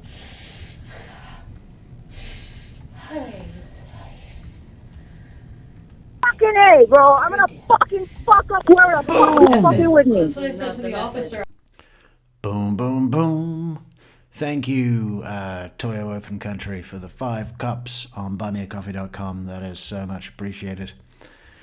Fantastic stuff. And to everyone else, we've got the app. The fantastic app. Look at that app. Oh my God.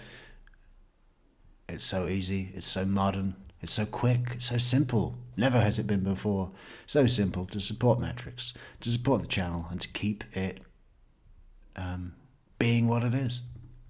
I was like, we had a rough time, but This has been a terrible he's time. the father of my children. Right. And things were entering a new phase where he has this girlfriend and he's out of town a lot, and that was nice. I don't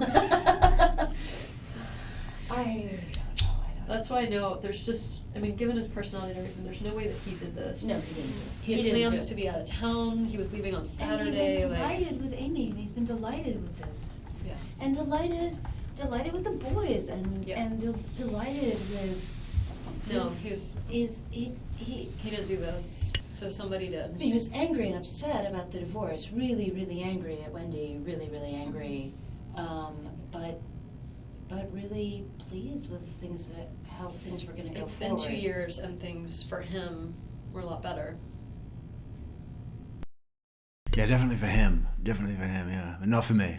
Now, for me, they got worse. As they got better for him, they got worse for me. So it was all one-sided, which was part, why I wanted to move down to Miami. So things would be fairer for us both. He could have a great success and move on with a better-looking woman with better job prospects and family, history, value. Real contacts. Manhattan contacts. Not dusty old fucking Tallahassee or down in Miami where I essentially have to live under the shadow of my parents. While at the same time building such a scathing, deep-seated, maniacal resentment for them all that I would devise a plan to permanently sever all ties and inherit their entire fortune while they rot in prison by my design. Yeah, and then, while I'm sitting back counting my money, I'll be able to think, oh yeah, look what I did. Look what I did to those people that thought they could run my shit. Look at them now. Look at them all now sitting in there while I spend their money. Yeah. Not living in your shadow anymore, am I? No. No. I'm making my own shadows now. Do you mind if I get Investor Isom to kind of tell him about Jeff? I think you should do Okay. that. Let me go grab him, I can't believe you brought your own drink here. Well, I wasn't sure how long Yeah. I would be here. I was Yeah. It's white wine with a little spritzer. thirsty. I had just arrived home to pour, say, a glass of wine when they Oh, called yeah, and said, yeah. "Don't you want to go to the police department?" I said, "Jay, no, not really." You believe we didn't do this, right? I assume we didn't do this. I wish I had I was home working on a paper that's due. Well, you'll I have. sent it in, I sent edits to You'll someone. have. You'll have. I there's hope a- they have the time log. Of course they will. Of course they will. All of that is evident. You will. You don't. I understand why they think it would be me, but. Of course it would be you. If it's not you, Jeff would be my vote. Yeah. If it's not you, then Jeff would be my vote. Because we're doing this on votes. Obviously you'd be their first choice, but we know it's not you. So I would vote for Jeff. Yeah, the innocent colleague of mine that has never done anything outside of what you have lied about and told me that would even slightly make him a worthy suspect. But he's got my vote. Again, just going by, likely. I agree with you. It could be an accident. He didn't do this. Jeff, I hope to God he didn't. I hope Jeff didn't do it, but I don't think Danny did. Somebody shot Danny. To death. Holy shit. I didn't even know that he was still living. Sarah had told me that, and then I started freaking out and was like, I want to get the boys over there. Is he scary looking? Because I want, if he's not going to make it, but he's okay. Or he's not, I wanted the boys to be able to be with him. Shouldn't somebody be with him? I know, that's what I said. I was like, he's there, and he's all alone. I was like, is he with? Shouldn't somebody loves him? Yes. Should I go? Someone needs to go there. He's by himself. Really? He's by himself? I don't think they haven't called the family yet. They haven't called his parents. They were like, what are his parents' names? They're asking me. How about They the were like, rabbi? oh, that's a really good idea. How about the rabbi? Can you ask them? Yeah, we'll do that right now. So there's no rabbi at Shomri, but Rabbi Schnoyer-Oyerman, that's really his name. He, him or Jack Rumberg. They need to go. Yeah, that's a really good idea. Yes. especially if he's not gonna make it, so that they needs to can. be blessed. If My they can. God, he needs a blessing. Okay, yeah, thank you so much for being here. I was sitting in this room by myself, losing my mind. I was at lunch with Janine and Ritu, I don't know if you know them, friends of mine, and these officers walk in, and we just finished, I ate a lunch, like I had a whole delicious lunch, and they're like, are you Wendi? We need to speak with you. And I was like, oh my God, are the boys okay? Like, and they were like, the boys are fine. And then I thought, oh my God, like, What's what's not going, fine? like, who's finding me here? And they wouldn't tell me. What- And so what's he got- not he said, I want fine? you to get in the car, and so he drove me, and I started, like, I just was like, what's going on? And they're like, your husband, and I said, ex-husband, and they're like, ex-husband? So they didn't have the, like, Well, I mean, they're just starting this. so they thought we were still married, and so I was telling him everything, you know, and then I was thinking, oh my God, now they probably think I'm a suspect, I should. But of course you're a suspect, and you're a smart suspect, you should be the suspect.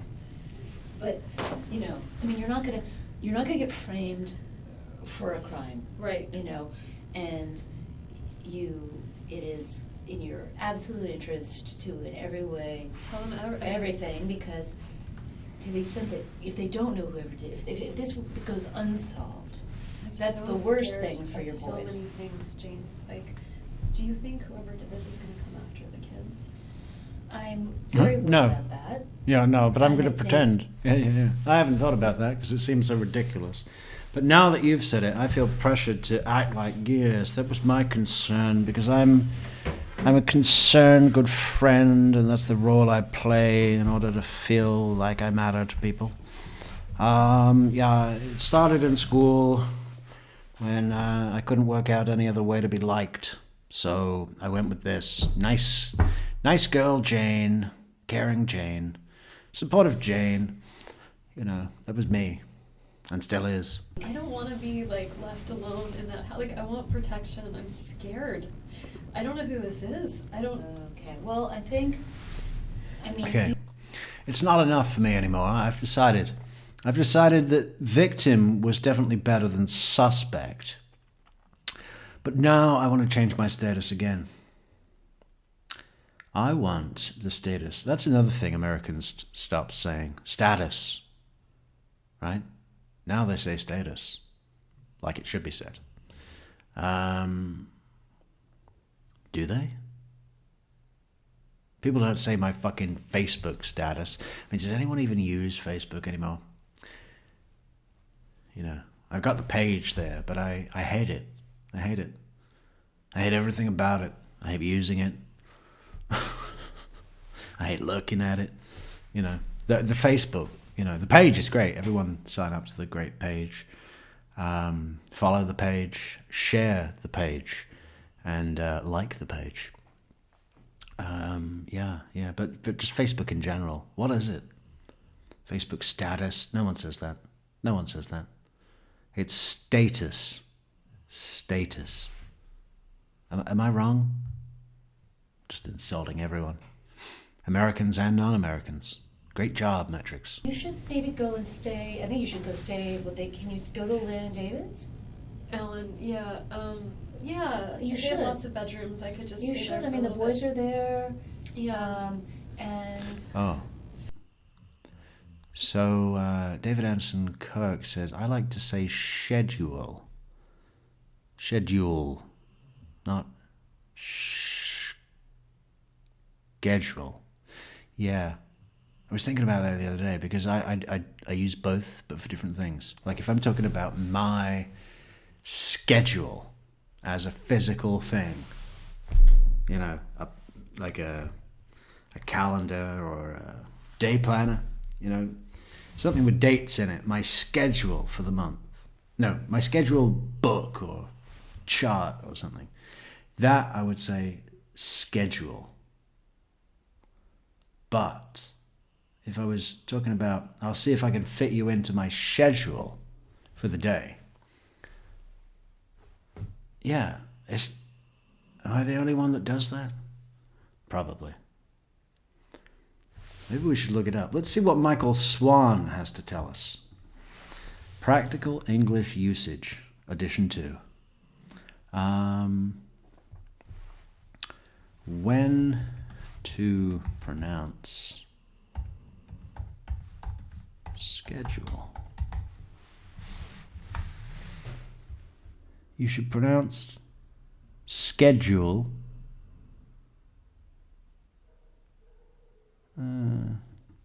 Pronounce with the this is typically pronounced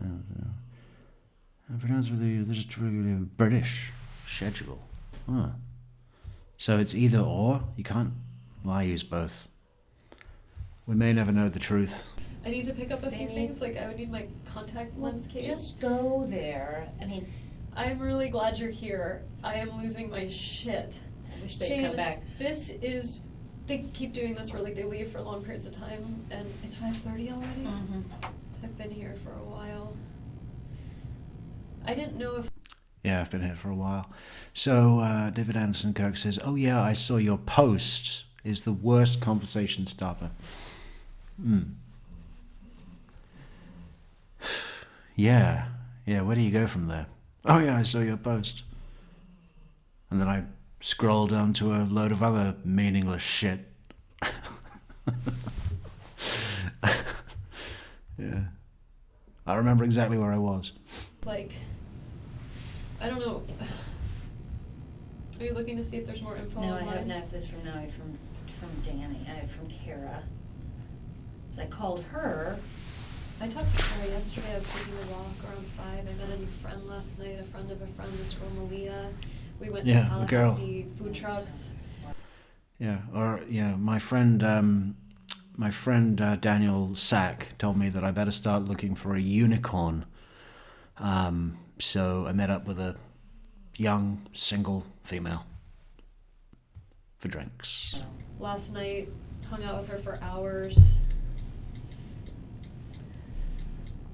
What are you telling her? Yeah. Hung out, talked about our past experiences and how far we'd like to let things go.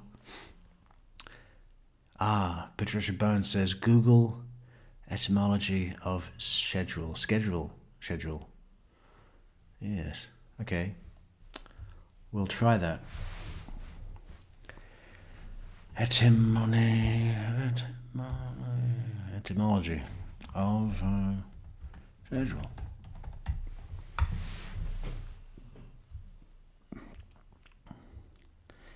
The word schedule comes from the Latin schedula or scheduler, meaning papyrus strip, which is a diminutive of the Latin scheda, papyrus leaf.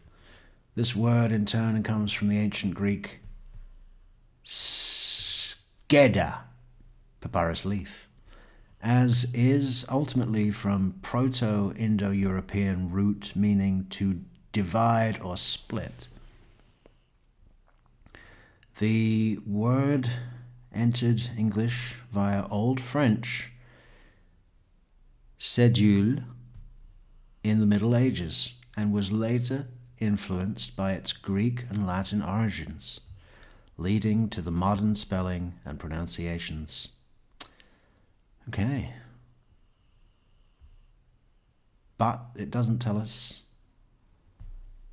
It just says American English is schedule and British English is schedule, but that's not true. I'm not the only person who uses both. What do you use, Patricia Bones? Do you use both like a good, decent, learned person?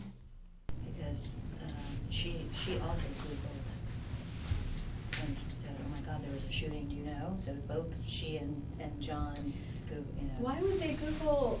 Why would that just come up?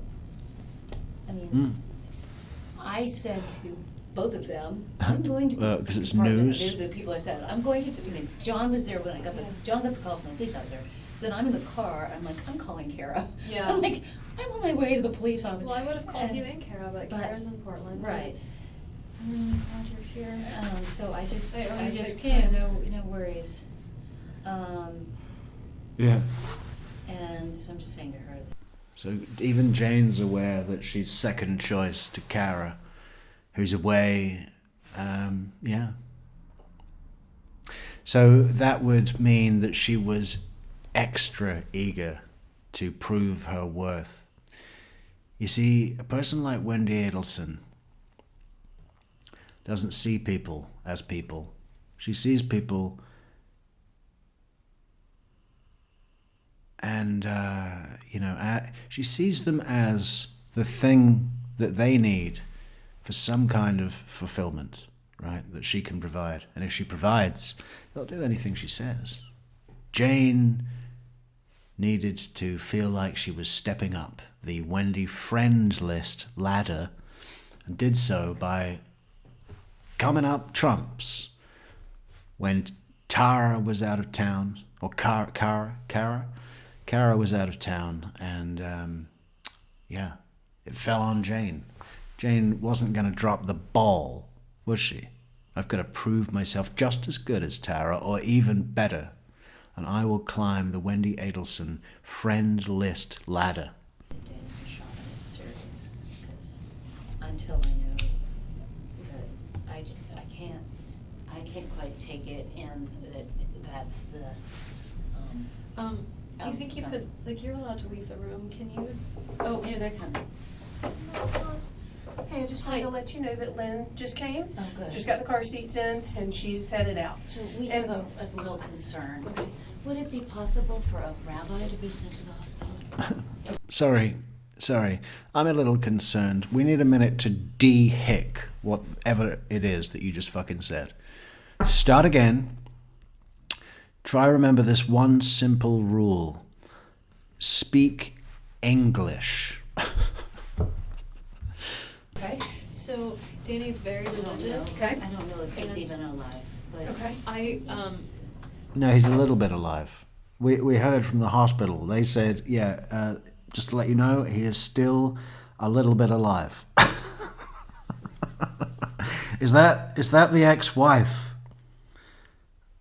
Okay, we want to let you know, ma'am, that he is still a little bit alive. This is the chief of surgery.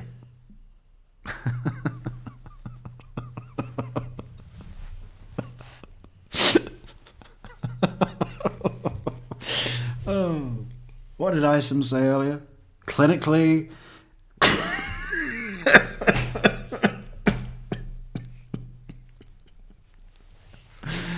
Oh, what was it?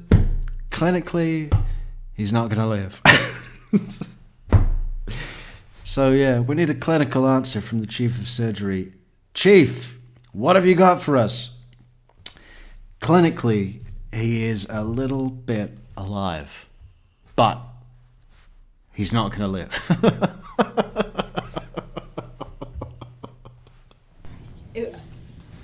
We're just really struggling with the idea that he's there alone. Okay. And he's very religious. Okay. Extremely. And I'm sorry I didn't think of this earlier, but I can give you the names of the 2 rabbis in Okay. town, and I think they should be called. Okay.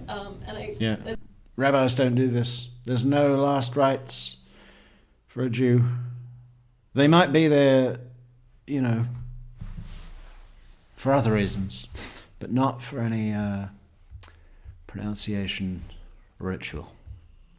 At least he's not, because his family isn't, like, nobody's there with Okay. him. Yeah. If Sarah, can you write down these names? Because and I think numbers? if they could go, like, Okay. whatever's happening. I understand. whatever's Yeah, give taking Sarah place. something to do. Sarah, think back to your training. Never let a moment go to waste. Now grab your pen. Write down these names as they come reeling off. This will be useful for the investigation. We need to get someone down here, down to the hospital, a rabbi, a local member of the Jewish stuff that they have in town, as Wendi so eloquently classified it. Oh, I think he's involved with some of the Jewish stuff that happens in town. I wonder what that is. What does that program look like? Well, on Monday, we're all going to,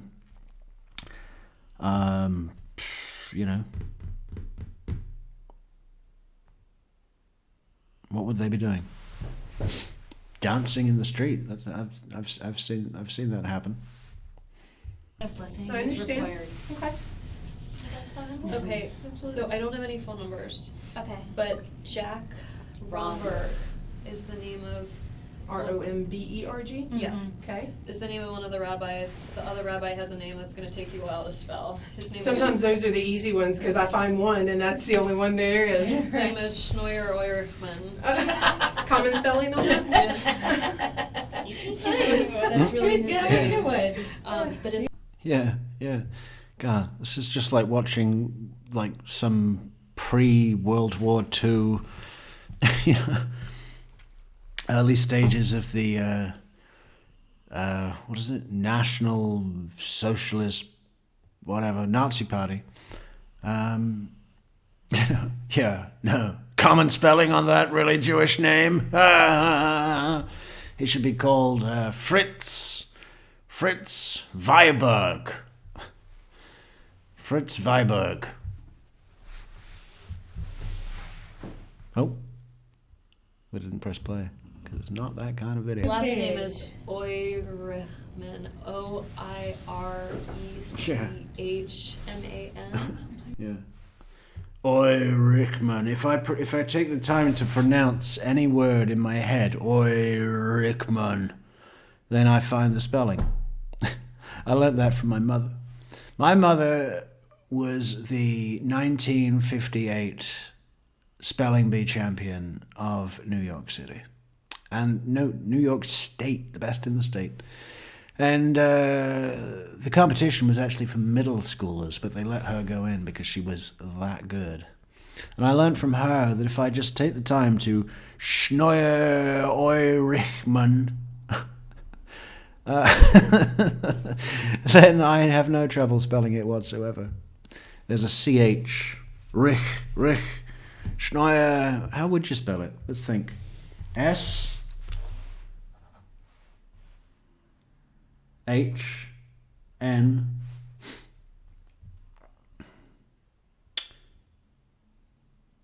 O. Y. A. Schnoyer, no. Does that look right? Schnoyer. O-I dash R-I-C-H-M-A-N. Schnoyer Eurichman. I don't know. How do you spell Schnoyer? With an I or a Y? Maybe an I would be better. Schnoyer, yeah. I then Y. Schnoyer. Yeah. Now we're getting somewhere. S-H-N-O-I-Y-A O-I-R-I-C-H-M-A-N. Give me the prize. His first name is Schnoyer, S-C-H-N-O-Y-E-R. I'm just Googling Rabbi Tallahassee. And I'll see what I can find. If you'll tear that out for me, and I'll see what I can find. Thank you. But Lynn is here. The car seats are in. I've spoken to the preschool. I changed the name. They were fine with that. Preschool knows that, Lynn is coming. okay. Yes, I've spoken with them after you spoke with them and told them she was coming. They were fine. Okay. Do they know what's going on? I don't know. The investigator, Was made there. contact, so I Yeah. don't know what all they know. Okay. But we spoke with Lynn and said. She's gonna take him to the house? Yep, and does Lynn said- know what's going on? We explained to her he is severely injured. He may, probably will not make it, but. he knows not to, they don't tell the children. Correct. So they're just gonna pick him up, say mommy's Mhm. in a meeting, mom's busy? Time for McDonald's, Auntie Lynn's picking you up, Okay. and Holy then, moly. and then I have her, cell phone number, because I knew you didn't have your phone right then. We'll get that back to you here Okay. shortly, hopefully. Well, thanks, David, but I don't know if I can. Surely that's got to be copyrighted. I can't. Oh, fucking Jimmy Savile. Shit. We should take a look at Jimmy Savile sometime. Plenty of shocking footage to go around. But I don't think we can do it today. I can't take a risk on the copyright. They could blacklist me. And I told her that, you would call her and probably go straight to the house. We could have a whether 3-minute it's break though. Us taking you there, Jane taking you there, whatever, however you I need mean, to we get could there. go to I don't think so. we could go to some I gave them the wiretaps. keys. Yep, right? they have the keys because I That got was the my car last seats key. out. Okay. But yeah, all that should be done. Unfortunately, just everything's time consuming. And why not go to so some that's, wiretaps? kind of Time consuming. So we're at what? 2:55. 2:55 into the interrogation. 2:55. So we'll come back to it. Let's go to. Oh, no. No. What about productions? Ah. No, back.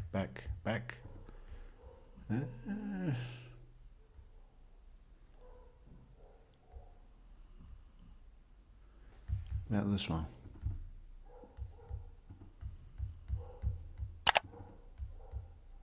Uh-oh. Charlie? Hey, yeah, I'm okay. Okay. Yeah, I'm fine. Okay, that's all I care about. Just- So Did I wake you guys up? Yeah, that's all I care about. I've been up since 3:30. You could have called 3 hours ago. No, you did not wake All up. right. So I just Other saw the than time, and I this four. yeah, I figured, and I was just worried because you never call at this hour. But if you're okay, Yeah.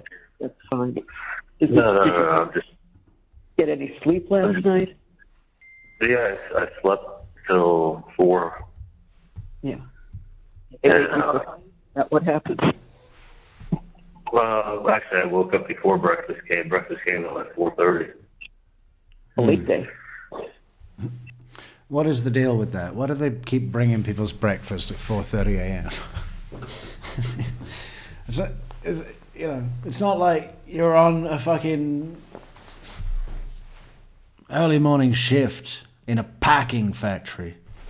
You got to be on site for 5 o'clock. So breakfast at 4:30 a.m. You're in jail. Yeah, and dinner is at 2 in the afternoon. And then it's bed by 3 o'clock p.m. Yeah, it's come literally as early as 3:45. I know. I wonder if it depends. You always say, to have a lot of people to bring to. I always wonder if it's the pod you were in, if that's the It reason. just depends who's pretty they good don't, pod. everyone doesn't get breakfast at the exact same time. It goes out on carts and stayed, I guess. Yeah. They move the cart into the pod, and then you get trays from the cart. Sure. And it's like trays. What do you call it? I was listening to the radio, Yeah. and is Dad sleeping? He's sitting with me. We're doing paperwork at the table. Trust me, it's right here. Good morning. So you're listening to the morning. radio and what, honey? I was listening to the radio, and I guess what Dan filed yesterday, the reporting on the news, is like breaking news. Like all it was It's been all over the TV and everything since he filed it. yeah. I mean, it's just basically he said that one of the jurors said that the members of the jury gave each other their cell phone numbers to have a group chat. Right. Before the deliberations began. Right.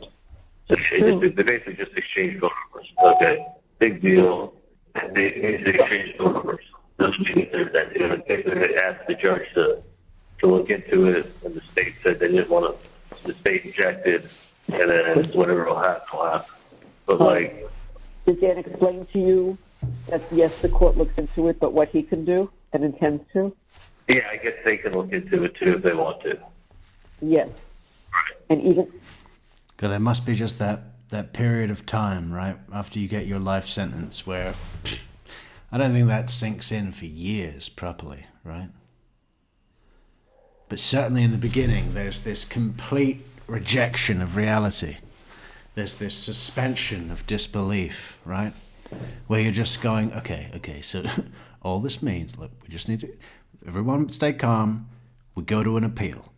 If we can get an appeal court to say that the judge did something wrong, or that the jury were tainted we might be able to get a new trial in a new location of our choosing.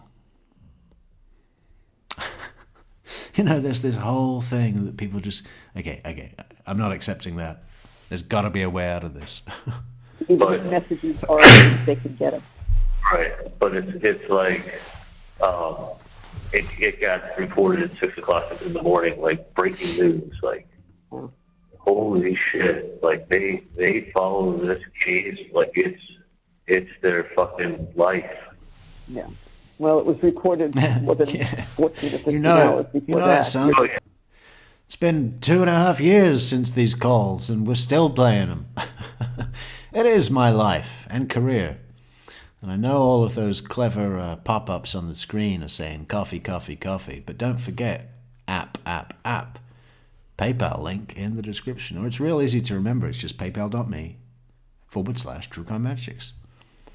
Support the goddamn channel. And we appreciate it.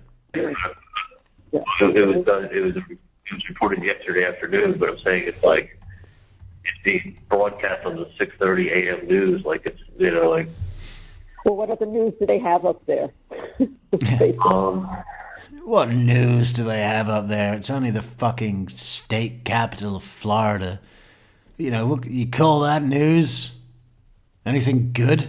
Anything newsworthy? Or do they just talk about the fucking owl population? And how it's down and up? Oh, and this autumn we saw 3 owls. It is what it is.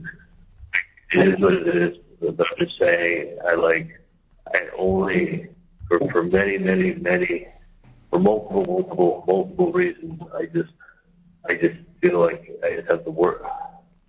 I know, honey. I do. I really do know. But yeah, you knew, you just didn't know that it was, that it could become anything would be like that. No, but it's what I knew it was going to be before I even got up here.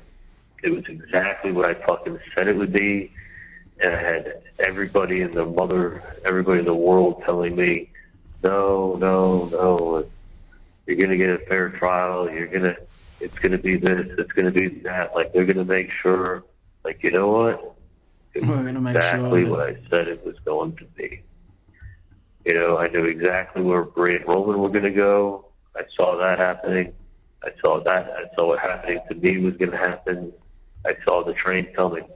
And I knew I knew they were going to do whatever they wanted to do, that I didn't stand a fucking chance. I mean, Dan worked so hard on everything, like so prepared. Like he told me that in 20-something years, he's never worked this hard on a case ever for anything he's ever had.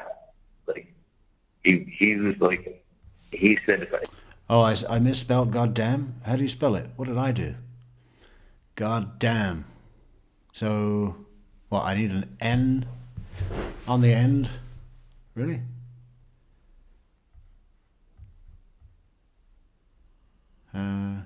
Well, I can make this happen right now.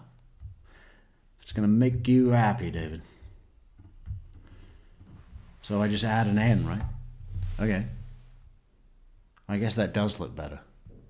Yeah. Okay, so now export. Okay. Yep. Save as.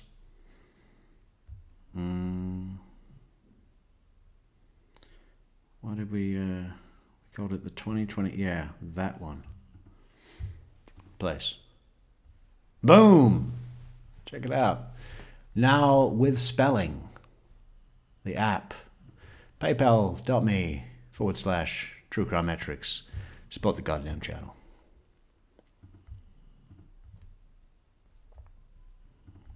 if he hangs, he'll be upset. He said, this is not, he said, I'm not looking to hang. A hang is not a win. He goes, we're going to win. Opening statements begin. We're like, holy shit, like, we're going to win. You wrote it on a piece of paper and handed it. Like, this wasn't just optimism, like, no. leading up to the trial. This was like, we're going to win. Like, we're doing fucking great. We're doing great. We're doing great. And what did I say before I came up here? Doesn't matter if I'm innocent. Like, what they'll make the optics look like is exactly what they had to do. So when they realized they were losing, they had to turn it into Dateline. Because nobody watches Dateline without coming away with their own, thinking they figured it out. Was it figured out for them? Exactly. Oh yeah, that's what TV is made for like third and fourth graders, to be able to follow the story. Those idiots. Follow her car, follow the bullet bourbon. You know, like anyone. You know why they voted guilty, Mom? Because they see bright lights. You know? With the brain, get them off the jury. I mean, they had 10 strikes. You know, I mean, out of there wasn't 10 good jurors on that they could even pick. But whatever was going to be decent for me got removed. It's just a statistical numbers. I mean, there's only so many people that will honestly show up and give you a fair shake. Fair shake. How many times do you think he says fair shake? I thought I could get a fair shake. Now I'm fair shaking myself every night, with no hope of anything better. Ever. They tip their hand and they really come across as being honest, and you can see the people that could possibly relate to make life. You got to get them off. Yeah. I mean, if you look at what was left, it wasn't. I mean, Josh Dubin is as good as they come. Yeah, you can't say anything. You can't. Yeah, and this complete obliviousness to realizing that Dan Rashbaum was just saying everything to make himself look good, and like that he did everything. Like that thing about, hey, I know, when Charlie's on the stand, I'll contact some colleagues of mine and tell them to text in how impressed they were with his testimony. Just full-on positive reviews. And then I'll show Charlie what other people are saying, so that he doesn't suspect that this is just coming from me as a manipulation tactic to keep my hourly coming in. You know, for as long as possible. Because even after his inevitable conviction and life sentence, I want another 12 weeks, full pay, handling and prepping the documents to hand over to the appellate attorneys. You know, that's all he was doing. He was, you know, if he just didn't win and didn't do those extra things to show how great he was and how there was third party fantastic reviews of Charlie's time on the stand, you know, we thought he did great, he's coming home, blah, blah. You know, absent those things, those little extra things, it would have been less likely that Donna would have said, yeah, absolutely, Dan, you want 3 months to handle the appeal and get all that set for the appellate attorneys, and that's going to be the best way? We trust you, Dan, here's the money. You know, that's all he was doing. And that's why I've gained some respect for him, because at the beginning I was just looking at him as a lawyer that couldn't do his job. But that was wrong. You know, that was never his job. His job was to pretend to be a lawyer just enough to convince bad, sick people that aren't worthy of any protection against having, you know, about being swindled, basically. You know, they're swindlers. This is the perfect justice. Let Dan do what he's doing, because he's doing it very well. And he got the money, and he took their money, and he even got them to pay an extra $1 billion to his buddy, clear buddy, Josh Dubin. You know, if he wasn't a buddy before, he fucking is now. You know, Daniel Rashbaum can always say, hey man, listen, I brought you the Adelson case. That put $1 million in your pocket. Do me a favor. Take my wife out. I'm way too busy. Anybody on your case really wasn't the best. The best? Yeah. Yeah. The hardest working. And I knew, Mom, I fucking knew it. I knew. I always knew. At that point, there was nothing to do. Shouldn't have listened. Nothing. I sat there at the closing and go, holy shit. Even his best friend, Ryan Fitzpatrick, said this. Even his sister, his best friend. Like, no, when you're taking something that's like paraphrasing out of a sentence, Well, that's not what they giving did it with Donald context. Trump. Take the context out of everything. He sends her kissy face emojis. Yeah, I mean, it's the way I text, but I wasn't right. It wasn't like I was writing poetry. Right. You know, like I called their home phone number. I called the landline. Never do I call the landline. Look, I'm calling the landline. Oh, that's statistically significant. I mean, I did call the landline. And you only live there 90 days, and I always called your cell phone. Okay, let's make a pie chart. Yeah. Look at all these things. Look at this mountain of things. Even his best friend saying this. Holy shit. Charlie Adelson poetry, huh? How do you reckon that would fare? Let's think now. I think you are so great. You are the sushi on my plate. Little sushi, how much I love to touch you in in inappropriate places while we're on public transport. Just kidding. When would we ever be on public transport? Yeah, his best friend before that of falling out. Holy shit. Did you know him back then? I knew him through Darren. I literally had, I think, one text message from him inviting me to a football game. Like, if you look at my text messages from 14, I don't know if I ever texted him. I think he texted me once, maybe 2 or 3 text messages. Yeah.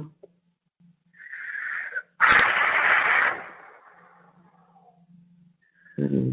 You don't understand. I'm in paradise compared to what I'm going on.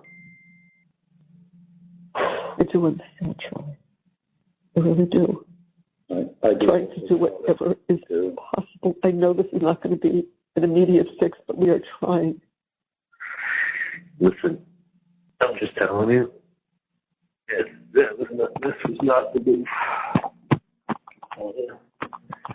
They're never going to fucking get in for a retrial. But to be honest with you, even if they did, they'd have the same bullshit evidence. And even if they did, there's no report from somebody showing up. Kiwi Vanderman's here. Where were you earlier, man? We were talking koalas, we were talking wombats, we were talking fucking, what's the other one? Wallabies. It's been quite the Queensland special. Like saying the truth to back me up. You couldn't find 1 in 12. There wasn't even a fucking house. Did everybody in Queensland see those twins? Those twins that they saw a guy with a gun or something. They were talking to a news crew, really panicked. But they were such twins that they were saying the exact same things at the same time. Without, just because that's who they were. I mean, they weren't like copying each other, but it looked like a circus act. It was great. If I was running a circus, I would want those two on the road, no matter the price. Jury. It wasn't even a jury that wanted to look at evidence. No, they didn't look at anything. No, Nothing. they didn't want to waste their time. Oh, New South Wales. They just got done watching 2 hours, compiled. How many times is she going to put up the same? How come there's no, because in the UK you have South Wales, but it's a part of Wales. There has to be a part to be south of, but in Australia it's just New South Wales. There's no New Wales or New North Wales or any other thing to do with Wales. Save the fucking Wales. Autopsy photo and leave it up while she talks. I mean, that was done to I understand. They knew Steve Irwin as well? God. Great. I mean, everybody would, wouldn't they? Steve Irwin and Jimmy Barnes. That's after you know Steve Irwin and Jimmy Barnes, you can pretty much fucking write your own ticket in Australia, as far as I'm concerned. You could put it up one time. Why are you putting it up twice? It's a horrifying photo. Right. You know, it's a 10-foot photo, bright with LED lights on it, like, and you know, making people look at it from while she talks and leave it up. And then another place in the slide, in a fucking show. Okay. Settle this for us, will you, Samara? Is it Brisbane or Brisbane? Which is it? We just want to get it right. What would you say? Brisbane or Brisbane? Put it up again to drive home the point. Yeah. Like, you have Wendy, you're confirming Wendy's TV appointment that day. Wendy's got her alibi. Like, an alibi so they don't suspect you did it. Does anyone think that Wendy was shooting a gun? Like, she couldn't put herself anywhere else on planet Earth. She had to have a TV repairman that may or may not show up at her house at a given time. That's her alibi? So stupid. I mean, you think about it, each thing they're presenting, you know it's stupid, I know it's stupid. So it's just like Lisbon, but Brisbane. Oh, we've got a disagreement. There's a Kiwi causing trouble. Kiwi moves to New South Wales, thinks he knows it all. Yeah. Starts telling them how to pronounce Brisbane. Yeah. We may never. The fighting continues. We may never know for sure. The jury's eating it up. They're showing evidence. It's not evidence. No, it's her alibi. Her alibi, she could have made a fucking spa appointment or workout appointment or done. So he just admitted it was an alibi, did he? Let's hear it again. To drive the point. Yeah. Like, you have Wendy, you're confirming Wendy's TV appointment that day. Wendy's got her alibi. Like, an alibi so they don't suspect you did it. Does anyone think that Wendy was shooting a gun? Like, she couldn't put herself anywhere else on planet Earth. She had to have a TV repairman that may or may not show up at her house at a given time. That's her alibi? So stupid. I mean, you think about it, each thing they're presenting, I mean, you know it's stupid. he's saying that it wouldn't be an alibi because it would be stupid. And it wasn't an alibi. It was an excuse for the triangulation of calls. Why would you have an alibi with a variable time of arrival? Oh, he just arrived half an hour later than the shooting. Damn. We should have got something booked in solid. I know it's stupid. An excuse. Donna got to be in touch with Wendy. Wendy got to be in touch with Charlie. Hey, Wendy, why were you in touch with your mother and brother on the same day that your ex-husband was murdered? Well, I'm always in touch with them. That wouldn't be enough. It's much nicer to go, well, I have this, this thing with the fucking TV that, liars often think if they put a little complicated lie in like that needs to be explained. Listen, my brother bought me a TV as a divorce present, but he's very busy and never visits. So when my mother visited, he said to her, go to Best Buy, get Wendy a TV, and I'll pay you what it cost.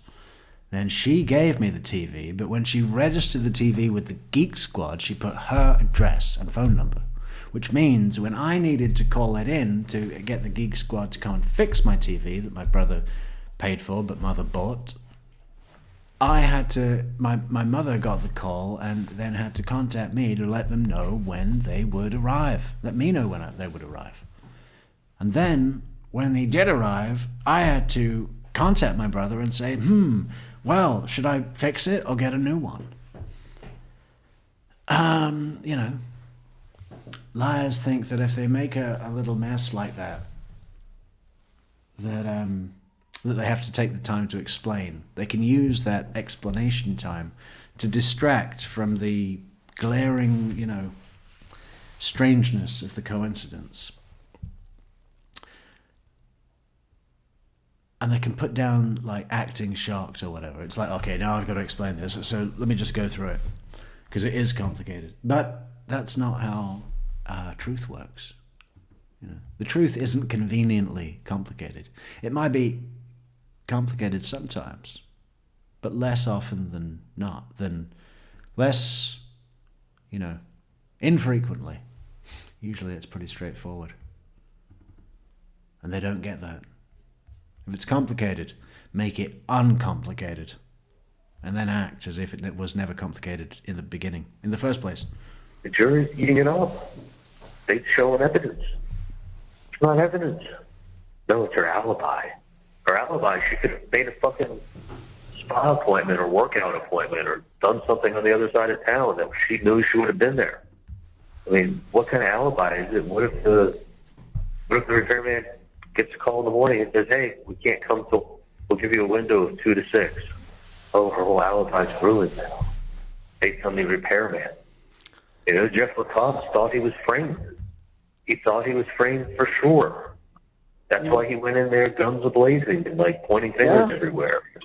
Blaming Wendi, blame her brother, blame the...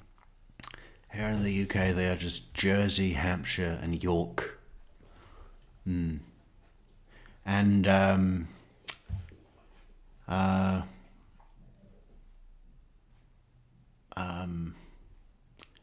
what else have you got?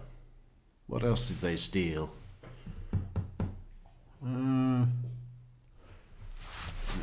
Why can't we have one? New Chicago. Pretty fucking cool name for a city, isn't it? Chicago. Sounds like exciting straight away. Blame that. Like, holy, he's from South Florida. He must know bad Cubans. Like, blame everybody. Like, holy shit. But that's evidence. Like, what the fuck? I'm just spilling the theaters. I'm just saying. David's cats are named after UK cities. Let's see if we can guess. So what would be a name of a UK city? There was also a great name for a cat. Let me see. Well, definitely not Portsmouth. I suppose you could call a cat Chester. Chester, that's a city and a cat, easy. Chester. And, well, no, Cheshire is what the smiling, that's the type of cat. So Chester and I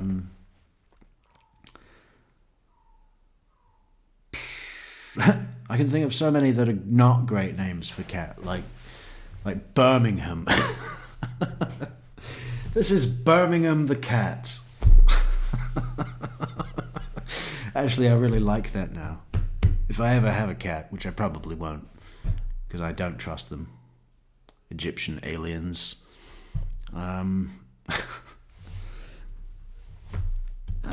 Yeah, Birmingham the cat. So what is it? Obviously Chester is one. Or Manchester. Catchester. We stole English names because we are unimaginable. And Spanish names and French names. And indigenous names. Yeah.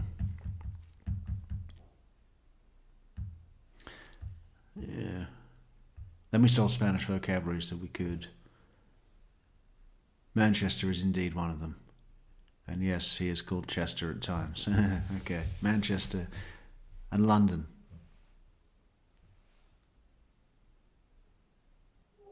London. There's a lot of kids being called London now. Sometimes I speak to people that have young kids and they say, yeah, her friend London.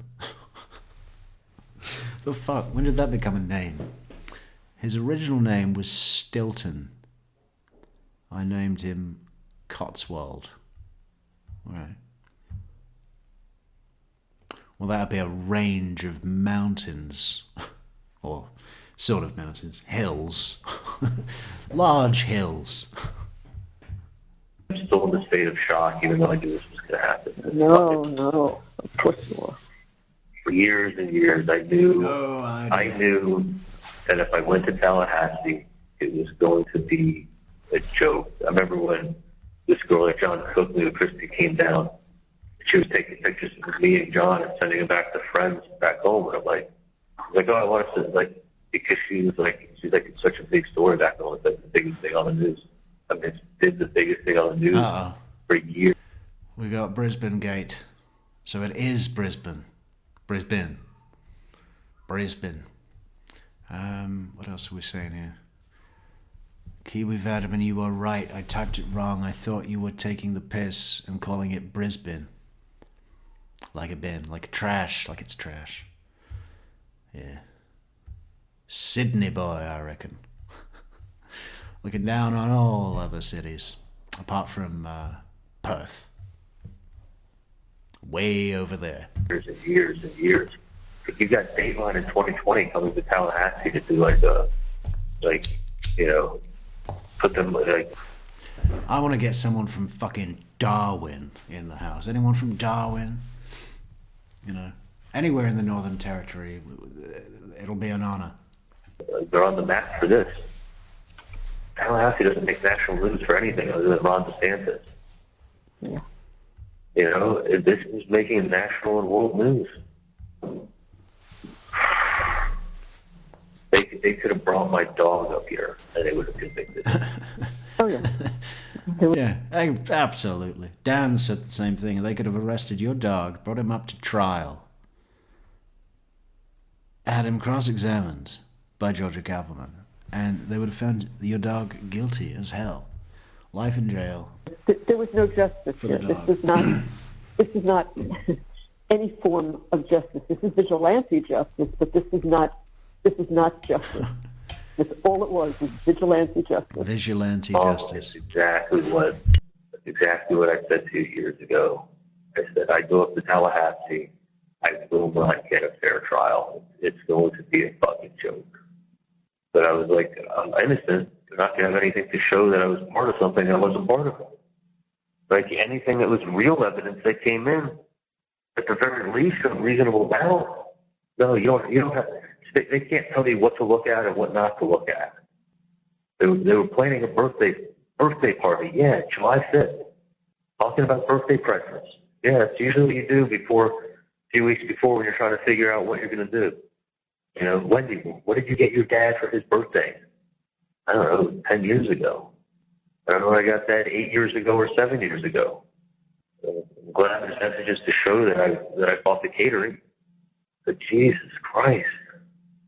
Yeah, nothing. I mean, we all know everything was nothing. proof. Everything was proof. They're talking about a birthday present. I said in that text message to Wendy, I've got 5 reasons why you shouldn't buy a house. Not 1 reason, 5 reasons why. And I think that one where I said, like, he'll hold it over her and she won't get her deposit back is because she was only allowed to move within so many miles of the marital home. And I think one of the homes was outside of that mileage area. So I was like, Wendy, if you're only allowed to move, say, 12 miles from the marital home, and the home you're looking at 13 miles, and you put a deposit down, he's going to hold that over your head. You may lose your deposit. You may have to sell the house. Like, that's a reason not to get it. Like, being a woman with 2 kids, the house is a huge responsibility. You're better off renting. You know, rent in the neighborhood for a year. Make sure you like it before you start looking in that neighborhood. Like, Brisbane in the Bay Area. Let's check it out. What's it known for? Brisbane in the Bay Area.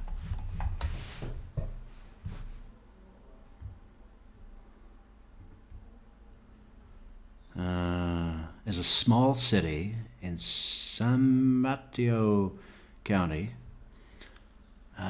California, located on the lower slopes of the San Bruno Mountain. Brisbane Bruno. The city is on the northeast edge of the San Mateo County, located immediately south of the San Francisco city limits on the San Francisco Bay. The population was 4,851 as of the 2020 census. Brisbane is called the City of Stars because of a Hollywood tradition dating back to 1939. At the start of the Christmas Hanukkah season, many residents and business owners place large illuminated stars, some as big as 10 feet, which is 3 meters, or more in diameter, on the downhill sides of homes and offices throughout Brisbane. Many of the stars are kept up all year. Huh. Yeah. What about the history? The first recorded inhabitants were the Constanoan Indians. They built dome-shaped dwellings of boars and tulls.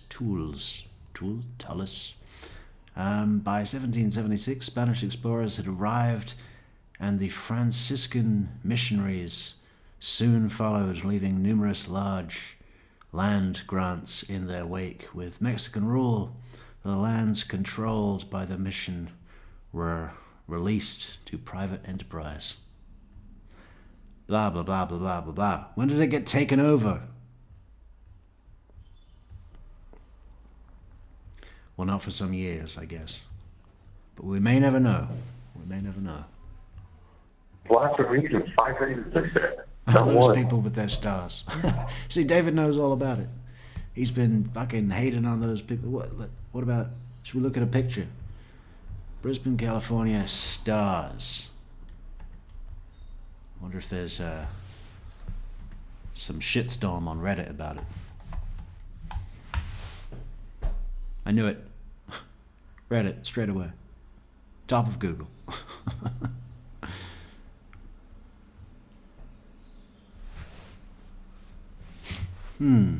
Yeah, well, there's not that much.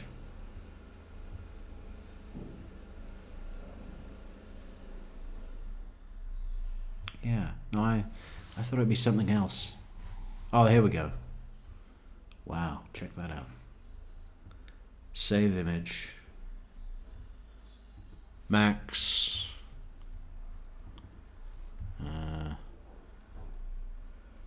PayPal.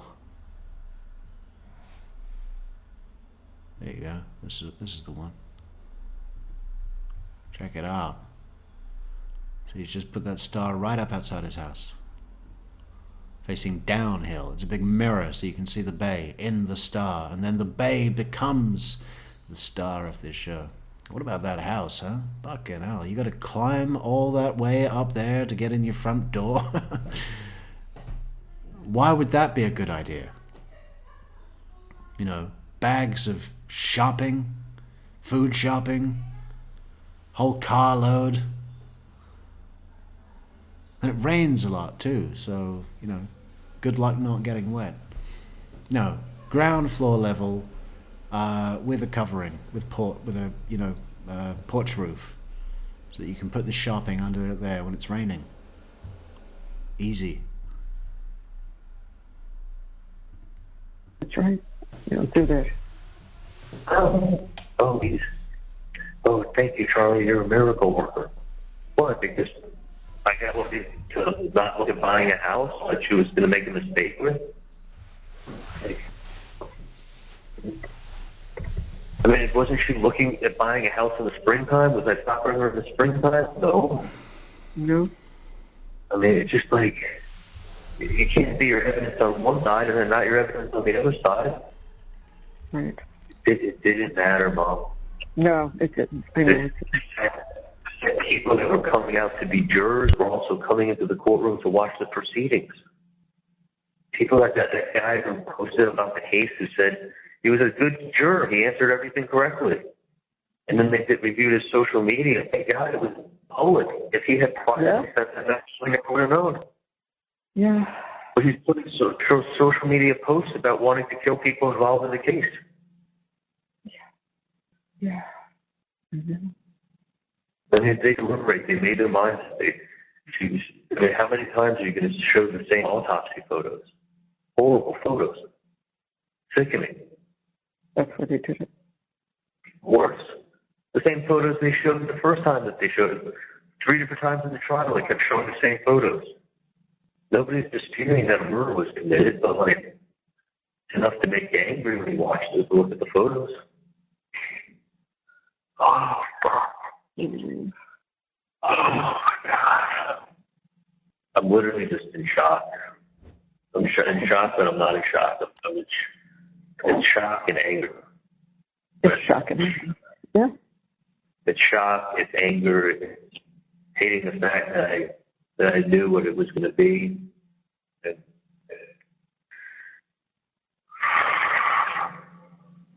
hopefully I get into my own home. But I already put somebody in the whole cell. I'm hoping to God I get out of this room today.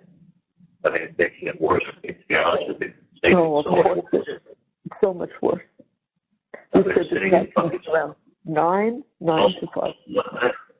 You said he comes in around 9 to 5, this guy? I think he works the morning, but he works the day, so I'm sure it's probably, 8 to 5 or something like that. He's the chief of the jail. But he's got to get me out of here. This is not fair. No, it's not. It's like anyway, I know Dan doesn't have, influence there, but he could at least call. And he could call, yeah. Yeah, I think that would be. I mean, I can certainly, after 8 or 9, I could text him just to ask, By 9 o'clock, and this guy, Chief Max, just runs at his own schedule. He runs the whole jail. I mean, there ain't nobody above him. If you don't get him in there by 9:30, just call me and just say nobody came, and by that time I can text Dan and say what time could Charlie call you? Where are you open today? Because he really needs to speak to you about something. It'll be quick, okay? Yeah, it's never quick. I guess it's funny if I get on the phone with Dan, I don't want to get off. He's always spends the time with me. I never should have come up here for this shit. This is exactly what I knew it would be. I mean, it would take a miracle to get an appeal. But a miracle to get an appeal. After what they went through up here in Tallahassee to give me a new trial, that would be a second miracle. So listen, I just got prepared for this trial having my own cell, my own phone. I mean, I think in DOC you have the tablets. I'm pretty sure they have them now. Maybe not in all facilities, but I'm pretty sure they do. But I had my own cell. Nobody was going through my papers. If somebody would have taken these papers and thrown them away, I would have been caught. Because it's my legal notes. I mean, I had notes and notes and notes and notes. And like I had my own cell. I had my own food. I had nobody to come in my cell. I have a cellmate. Like, you don't understand where I am in paradise compared to where I'm going. I don't know how else to say it. I know Dan is going to try to work on getting you in at least a decent place with people that are not what you're expecting. So he's going to try to do. Well, I know what I'm expecting. I'm going to be around all people with life sentences. They put them together. They do not put them with other inmates. These are people that are never getting out. I'm talking about people that are high profile or cops or those kind of people. That's what they're going to have to do.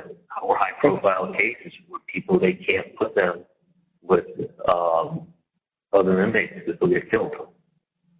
So hopefully there's a camp and they'll be put with other, but they separate people with life sentences. They're separated. Oh, wow. This is unreal. I mean, they didn't even fucking they deliberated longer for the Parkland school shooter than they did me. And he really killed people. A lot of them. Yeah. Like, it's you. Like, me, you got witnesses showing up and lying. Like, no, don't look at them. Look at the text. Look at some angry emails. Crazy emails in her book. And calling the home phone number. And driving by the house. Like, all things that have nothing to do with what happened. I was so stupid. Not 1 in 12. And that's with somebody who did the... Have you ever spoken to Josh Duke? No. Okay. Read a lot about him, but no. You read about it? Oh, yeah. Like, he had sent somebody down here. He came down here himself and did it. I mean, this is on his whole turf, and he knows Tallahassee. Like, he lives in Tallahassee for... What are the chances of him having lived in Tallahassee for 40 years? No, I know, that's really weird. I mean, he has, like, this institute, the Cardozo Law School. Cardozo's a big school, a big name school, right? Oh, yeah. Benjamin Cardozo. Sure. School of Law. Like, and you're not going to get someone who knows Tallahassee better than someone who's lived here for 4 years. I mean, I know it was 25 years ago, but he fucking knows Tallahassee. I mean, brought him on. Dan even said to me when he was interviewing people, he said, like, when he was doing his thing with the jury, he's like, he's much better at this than I am. He could, other than hiring me, this is the best money that you've spent so far on this case. So I said, felt great. Had the investigators, had Dan, had Kate. It wasn't like he was doing it by himself. Had Dan, had Kate. He was running ideas by everybody in his entire fucking law firm. He was running ideas by people that weren't lawyers.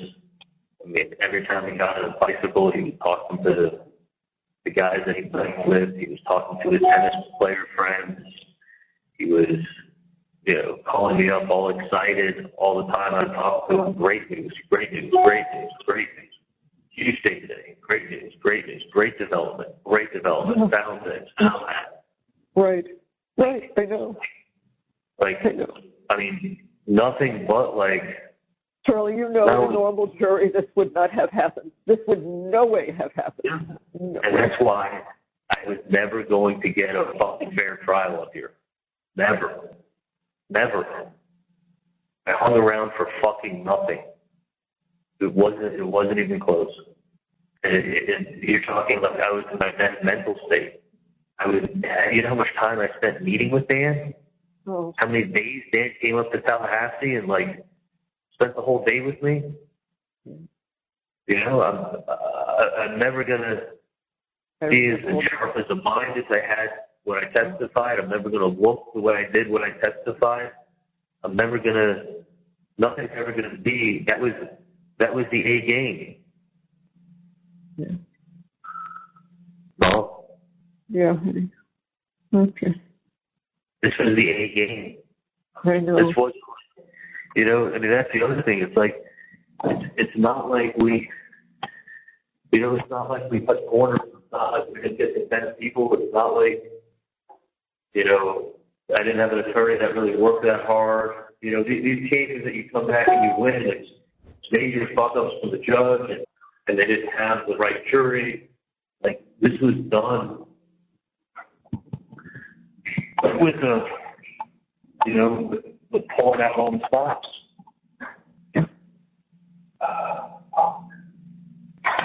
This was done with no expense spared, pulling out all the stops, like putting in 110%. I mean, Dan, for all intents and purposes, like, stopped working on all other cases. I mean, he did little things here and there, but he stopped working on all cases. He put 110% in my case. He had someone like Kate, who's brilliant, working alongside him. She's brilliant. I mean, she doesn't talk as well as Dan, but I mean, she's brilliant. Yeah. You had a co-counsel that was fucking brilliant that was helping him. I mean, you had Josh Dubin. You had investigators. Like, it didn't even come close to even mattering. Didn't even come close. I mean, the coverage up here was insane.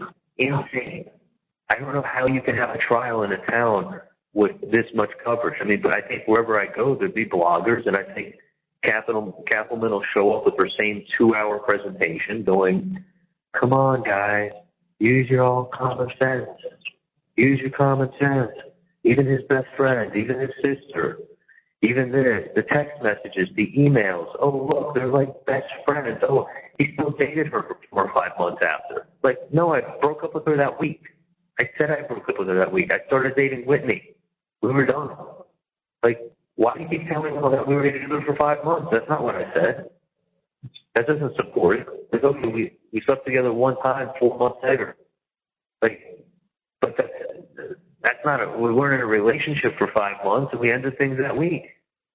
Like, but then she just talked over it and like create her own facts.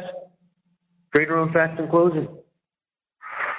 It's just, you gotta understand, to win an appeal and then to win a new trial, to go get ready for trial, and to have an attorney like Dan be ready to rock and roll, have his co-counsel, have a jury selector, but you're still going to have the bloggers and the 2020 and the Dateline and the press and the newspaper and the TV, and you're going to have all that shit show happening at the same time.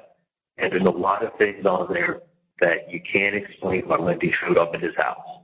You can't explain why you said the word TV. You can't explain me calling the house landline from my cell phone other than to go, it's a fucking coincidence. But that's it. It's coincidences happen. Unfortunately, there's a bunch of coincidences. I'm just in shock. Dude, I gave my shit away on Sunday thinking I was coming home to everybody in my life. I literally feel like tension around my neck like you wouldn't believe. Oh, sure. I'm just in shock at this move.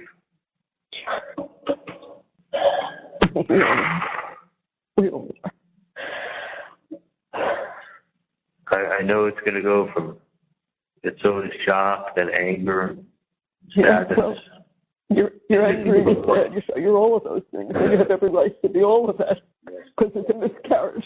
It's a miscarriage. It's not true. Okay, hang on give me 1 minute, okay? Yeah. Hello?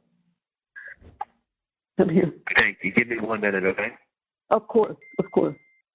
Okay, hold on. Okay.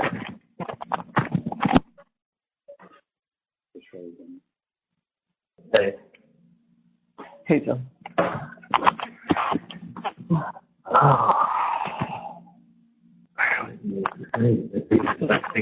Like, I'm lonely, I'm sad, I'm depressed.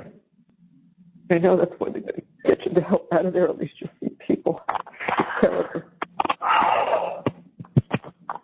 Like, I mean, they do stop for observation, and I get it, but it's like, they got to get me out of here. It's like, I know. You're not the only it's not even, no. So I'll be in a different zone. I'll be able to see out of my window into the pod. Because my window is mirrored, so someone can be standing on the other side of the glass looking at me, and I can't see it. See that? Yeah, I know. Just mirrored. I just see myself. But I look like shit. And I literally look ash white with dark circles under my eyes. Well, you haven't been out, so pretty clear why this is done. I mean, some facilities in Florida, you don't get outside at all. You're indoors the whole time. You don't get outside. I talked to people who went to Graceville, and it was like, I got a text email from somebody months ago who was there for 6 months. He didn't go outside one time. It was 6 months he was there. And 50% of prisons in Florida do not have AC. No AC. I remember you told me that. Yeah, 50% do not have AC. When it was real hot outside, it was like 100, 105 inside. Sweltering. They gave inmates shorts to wear. You're allowed to wear shorts for the first time because it was so hot. I mean, you don't understand. Like, this is what I've heard from everybody is like, this place is heaven compared to the prison.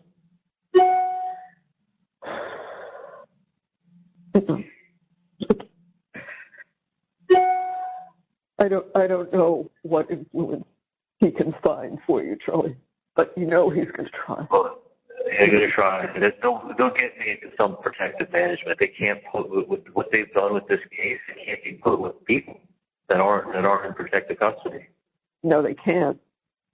Somebody's going to want to be able to say that they killed this guy. Yeah. Yeah, so hopefully there's a camp that they have that's what this guy said, is that there's this place where they have of just like, but it's going to be maximum security. I'm not going to go to a low security compound. I mean, it's going to be doing What's like that one in max. Colorado called? What's it called? Where that guy used to work?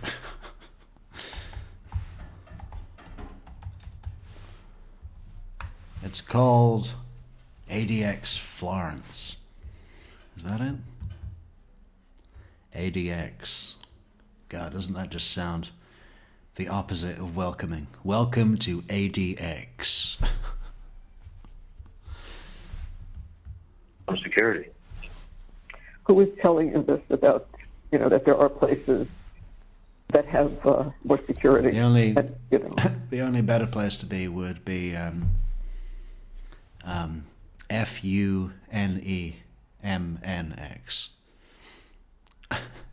FUNEMNX. For high-profile cases, or police officers. I told you that, right? Or someone else told me. Right. You told me that exists. I didn't know where you heard it from. Yeah, I heard it because when I was at the courthouse. Welcome back, Kelly. Welcome back, Brian. Welcome back, Hello. Welcome back, CDJ. Welcome back, Steph. Welcome back, Kiwi. Blue River. Welcome back. And I was in my jail cell. A guy who was across the hall in a jail cell was kind of life sentence. Hello, Shiny says, Donna here is being supportive, but there's no sign of fear for herself here. How funny. She has no clue it could be her next. Hilarious. I think she's well attuned to that. I mean, it's the it's the last wall of the castle, right? Charlie Adelson going down solidified the belief to the court and the public that the Adelsons did this. And if that's known, Donna's under no illusion that her name is the top of a list in on Kappelman's desk. Donna Adelson, handle it. And he got his case back on appeal. He's been in prison since 2008, so he was here for his appeal in Leon County. So they brought him back. He was wearing when they bring you back in, you wear your prison uniform. So he was wearing his prison uniform. He's been in prison since 2008 in some other county. He looks at me and he goes, "You Adelson?" The black guy. He goes, "You Adelson?" And I'm like, "Yeah." Doesn't this sound like the first scene in the movie? Some guy's been in there 18 years already. Some old black man mopping the floor. He's been in there. "You Adelson?" I mean, it sounds like the role that would be played by Morgan Freeman, right? Shawshank Adelson. He goes, "Oh man, good luck. I heard about your case." I go, "How'd you hear about my case? You've been in prison since 2008 in another county." He goes, "We still get the news. Know what goes on." I was in my pod talking to somebody who was in prison for 10 years. You know what? He knew about my case. They talked about it in the prison that he was in. Oh my God, dude.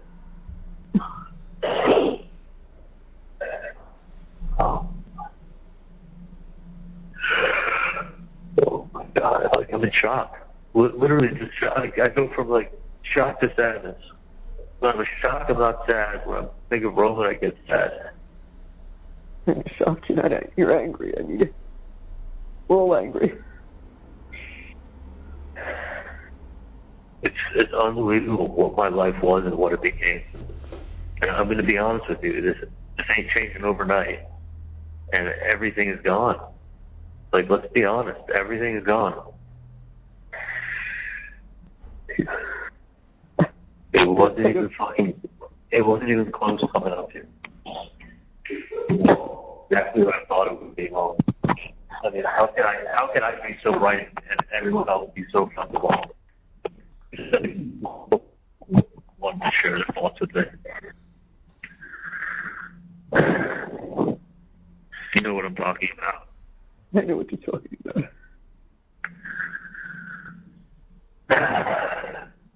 I mean, but honestly, how can I have been so right? How can I have been so right? And all these people that are so much smarter than me, they all said something totally different than me. Except maybe one or two people who agreed with me. The reason Enzo was dead is because I listened to other people. I knew better, and I listened to other people. So fucking stupid. I literally hate myself.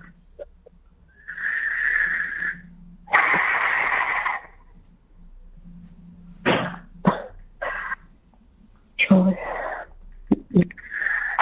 Yeah. you'll call me later. If you call me, I don't know, what time do you think you should call that I'm going to just text Dan anyway. No, not now. Don't be texting him. By 10 o'clock, I'll call you. Okay. Call me. Give this guy a 10. I don't want the chief to get in here at get into work at 8 o'clock and his phone's ringing at 8. I think. Oh, no. I wouldn't even text him at the door. All right. So if you call me at after 10 and tell me yes or no what's going on, then text Dan and see if he can make a call. If there's anything he can do to make this happen, to get you out of there. Yeah. Okay? Yeah. What we need to do is get Dan to run in there with some clever swish of his rollerball, his feathered pen, his quill, his law quill, and do some lawyer trick to get us preferential treatment over the rest of the public. We're citizens, but we're also Adelson citizens. I can't put it on the phone. And that's what Chief Mac has to understand. For 47 minutes. It's the only time that I feel it's normal is talking to you or Dad or... Because you can talk about it. Yeah, no, not much. Repeat.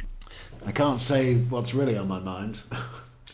Which is, what the fuck is Wendi doing? She's basically thrown me into jail forever.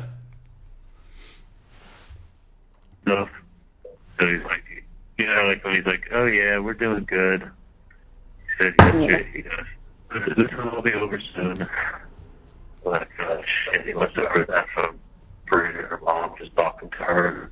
Sure. Like, he doesn't even know what he's saying. He's like, yeah, this will all be over soon. I can't wait to give you all the kisses and hugs, Dad. I love you.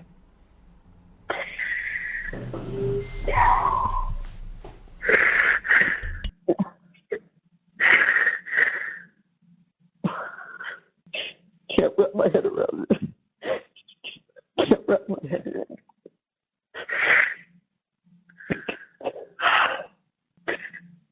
Somehow we got to get through this. Somehow we got to get through it. Your calls on with Dan are still private, correct? Yeah, it'll always be private. It's my lawyer. That's how I'm gonna do this. This is it, but that is, I know. And, I thought so. I didn't think it changes just because of the trial. I just wanted to be sure. No, he'll still be my attorney. He'll always pick up for me. I know he will. It's just,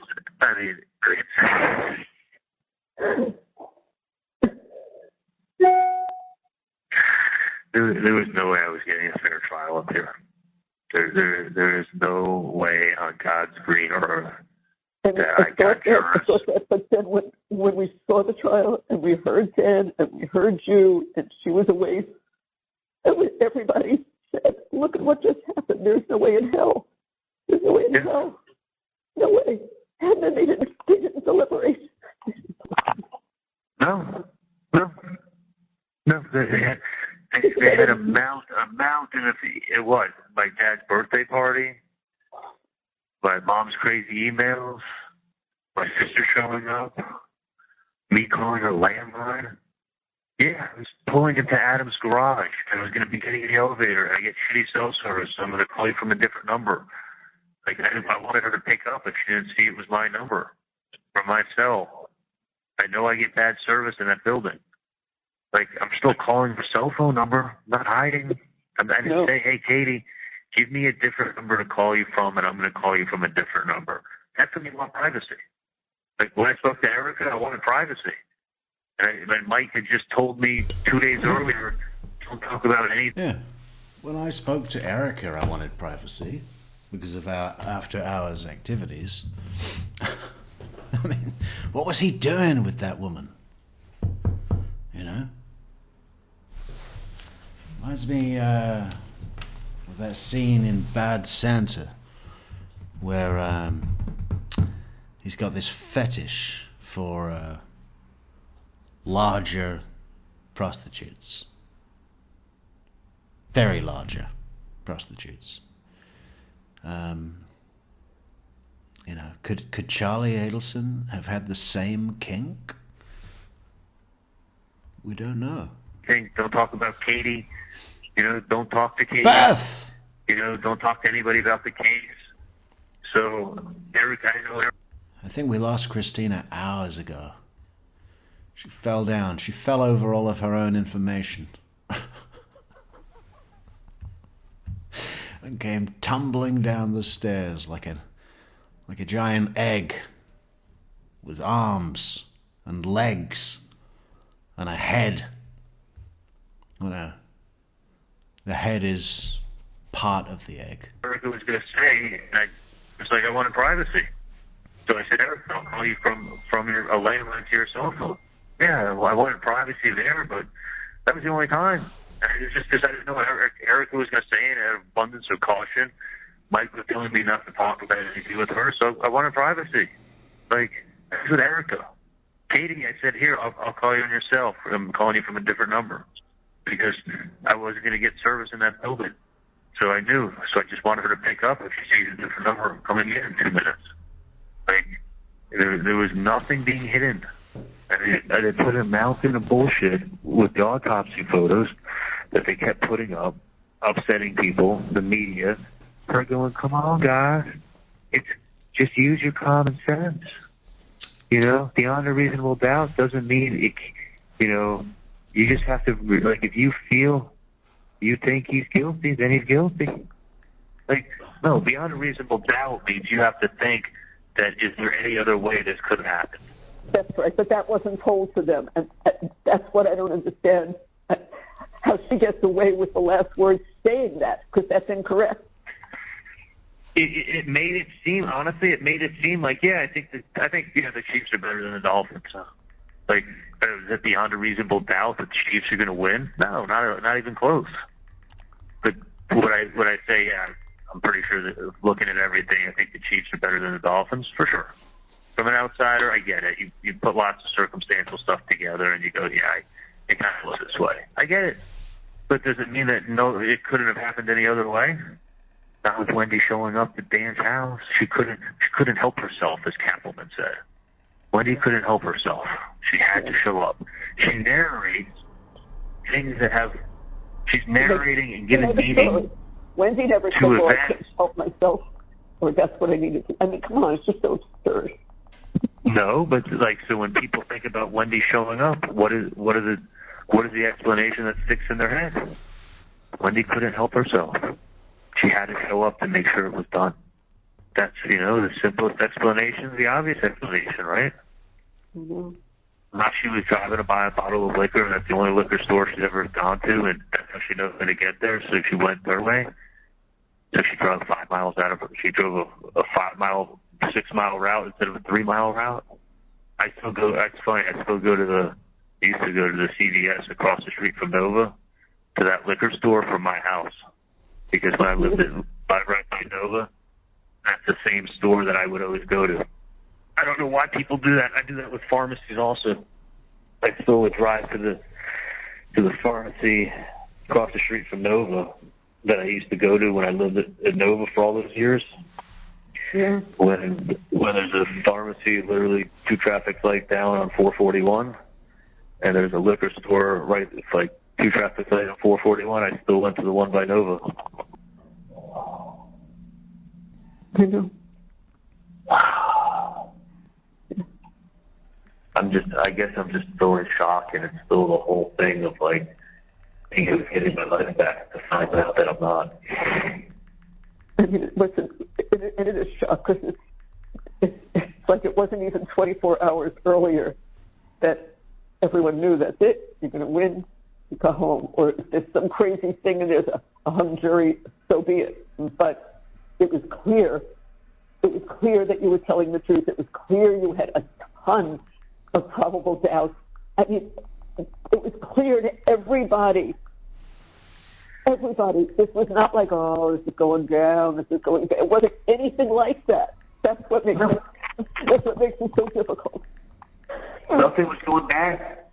Dan was like, listen, the case is coming in better than he thought it would. Yeah. I said, Dan, are you happy with how it's going? He said, listen, because if you would have told me a month ago we'd be at this point in the case, at this point, with everybody who's testified and everything, I couldn't be happier. We're doing better than I really thought we would have. Then I anticipated we're doing as good or better, as good as I could have hoped. I'm very, very confident. Well, I know you weren't the only one who felt confident. Everybody felt confident, and again, in no way, in no way do I have any complaints about anything Dan did. He did what the best attorney would do. Like on our first meeting with Dan, when he brought over my favorite cakes to have with coffee that was so thoughtful.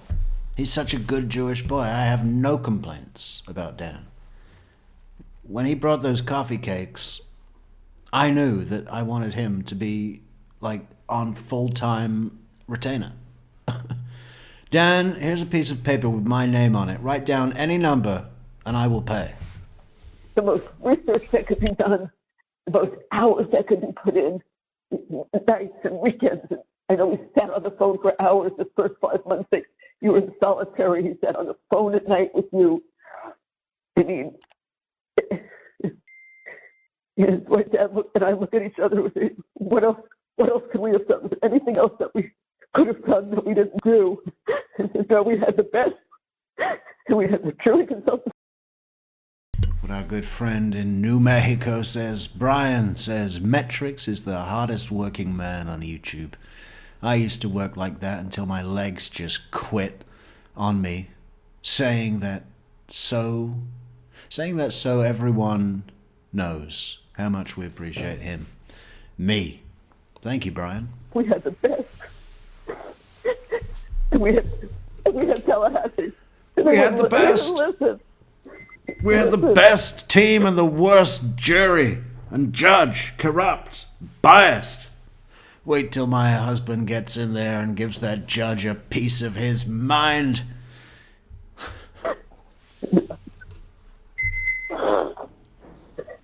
Listen, Charlie. Can you hear me, Charlie? Charlie, can you hear me? Charlie? Clicked off. I bet it's because it was an hour. Yeah, he'll call me back. Okay. You can make her aware now that the things that we need to discuss are private. If George wants to remain in the lobby, he can, but I have a lot of personal information that I need to give. You call her. I mean, just say it. I don't care if she's holding up a speaker. Say, George, if you need George to drive you, you can, or I'll say it in a nice way. I don't want to use this phone. She's going to call me back. When did she say? A little after 8? Yeah.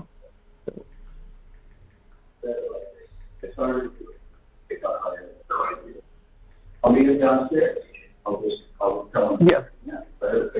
Yeah, just tell her, let me know when you're 5 minutes away. Yeah, she's going to give it to me. Give me to you. Okay. Yeah, that's all. Yeah, that's it. Yeah. Okay. Yeah. They shut Charlotte's phone off before he's going to call back.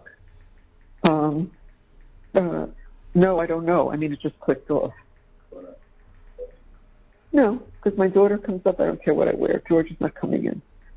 But no problem.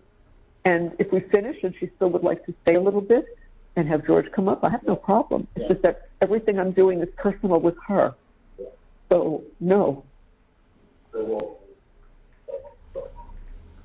Yeah. I just said to Annie, I'm on the phone with Charlie, and I'll call you when I get off. So I'm not going to call. Maybe I'll call her before Wendy comes. I'll call her. Charlie calls her, and I'm going to get off. So, yeah. So the things that we want is for him to, we'll talk about in more detail later. I'll tell her I thought at first you needed to come here, but I realized that, most of everything we can do, I'll have to tell her we're leaving the country. They're not recording my phone. If they are, they will just stop. I mean, what am I going to do? I can't write it. Dan just don't put anything in writing.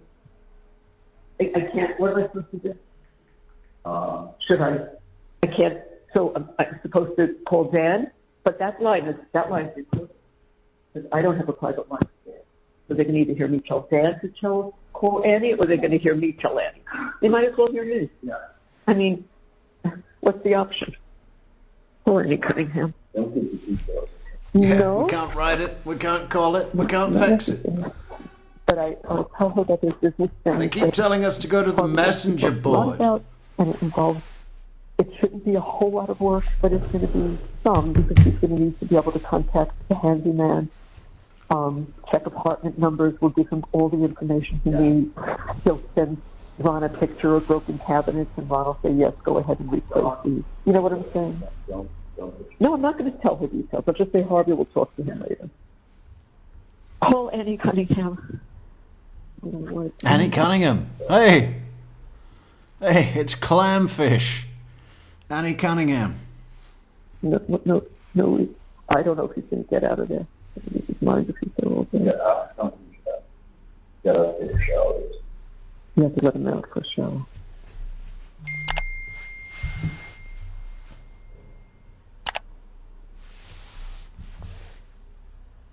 Hey, Charlie. Hey, Mom. Hey, Dad. How are you?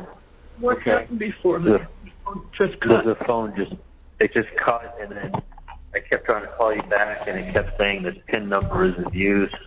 So I hang up, and then I restarted, and then I wait 10 minutes, wait 15 minutes, and then it usually works again. It's just a computer glitch that has to go through. I knew there was something, I knew there was something wrong, but if it ever happens and you can't get back, I think you hung up on me. I know it's just a problem with the phone. Okay. So, yeah, of course. Yeah, don't ever worry if that happens. Like last night they were coming back. Yeah, that'll be weird, wouldn't it? You're in jail. You're in solitary suicide watch confinement in a cage by yourself with nothing for days and days and days. And the one person that's willing to talk to you for hours and hours just to take away from your fucking monotony, boredom, your mother says something you don't like and you hang up on her. Right, I'm done with you. Not talking to you. I'm going to sit here in silence instead and do nothing. You're so offensive. You're more offensive than my boredom. So it's like if I didn't give them my tablet then through the door, they wouldn't have charged it. Oh wow! Literally, they come to your door. There's a hatch. They don't open your door. There's a hatch like a mail thing that you like open the hatch in the middle of the door. That's how they pass you your food. So they come over, they bang on the door, and they open the hatch, and they go, give us your tablet. They got like 2 seconds to give it to them. If you don't give it to them, they got to close the hatch. And I wouldn't get charged for today. She's locked in a cell with no phone and looking at the wall for 24 hours. They would have cut us at some point anyway because I think we got off at like 10:43. Didn't you say they cut it at 10:45? They stopped the call. Yeah, I think we were on the phone until 10:35, 10:34. Yeah. So I knew at some point that was going to happen, but okay. But at least they charged us. So you've got us fully charged now. Yeah. I mean, it's already down to like 85%, but 85% will last me the whole day. Yeah. Okay. Check your phone and see how much money is on there. Well, I think the only way I can check it is when I call. Like when I call and it says like you have $75 or whatever. All right. But I'm fine. I mean, I'm not going to go through it. Oh, wow, I got 223 on the commissary. Yeah, don't put any more on the commissary. I won't be here to use it. So that should be enough, right? 223. Well, you're only allowed to use how much a week? 40, and I think they charge you $2.75 a day for being here. So so that'll. What comes out about 60 a week or 70 maybe? 65, something like that. So if I assume 70, and you have how much in there? Because I don't get the commissary amount. I can only add. I don't see it. 243. I'm good to go. Yeah. 243. We'll put another $200 on there. I'm fine. I'll let you know. Listen, I'll let you know. I'll know when I'm leaving. Okay. I got a court date through. But so your court date is not going to be for a month, right? For usually 30 days. Yeah. That's a week. Oh. I want two extra moon pies this week, Mom. Yeah, no, sometimes I put the tuna fish right in the moon pie, and then I eat that, and it's just like sushi. I'm going to come up for that. I'm sure Kate won't be there, but Dan will be there. Yeah, no, you wouldn't need Kate there, but yeah. Okay. So he's gonna come for that, and then I'll probably be sent. Usually the buses leave, I think Tuesday or Thursday, so depending on what day that falls on. I may be sent the next day, or I may be sent the following day. Yeah. They leave you at 2 in the morning. And where do you go from there? You said you go to a general place first, not directly from where you go. They take everybody and they bring it into intake, which is the end of all camp. I'm not, you broke up. Intake, which is where, honey? It's called Camp Washington is what they call it. Oh, okay. I think it's the area. You don't know which part of the state or anything, right? Oh, I'm sure it's like an hour and a half. Can you hear me okay? Yeah. Can you hear me okay? Yeah. I do. It's a little bit fussy. I don't know if you said Tallahassee. I didn't hear what you said. No, is that better? Oh, much better. Yeah. Now I can hear you. I think it's around an hour and a half, 2 hours from here. And they have you shackled up on the bus. And they move you at like 2 in the morning. And they bring you there. And they do the whole intake process with you. So and you stay there for a little while or what? Charlie?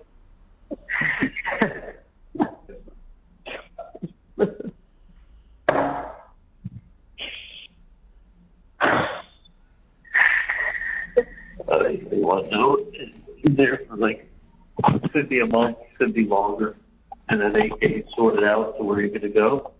And I have a feeling it's going to be at least a month there.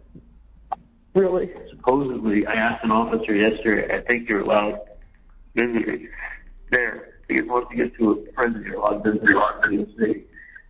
Can you hear me? I hear you. I hear you perfectly. Yeah. So these headphones are going. I think I only hear in one ear. So I think you're allowed visitors, but I don't even know if that's where I want you to see me. You know what? I'm not going to be looking real good when you see me. You know what? We're doing just fine talking on the phone. When available to you. It's not going to. And what date is it? It's November 8th. But in 5 days, we won't even be able to do that because I'm going to be packing, and then we're going to the airport, and then we get arrested, and they won't let prisoners talk to prisoners, unfortunately. So we better soak it up. In fact, I think this is the last day, or is there a call? I think there might be a call on the 11th as well. But the 12th was out. The 13th was out. That's airport day, packing day and airport day. That's not going to make the difference. Talking to other people is fine. At least we get to talk to each other, and that's really what matters. So,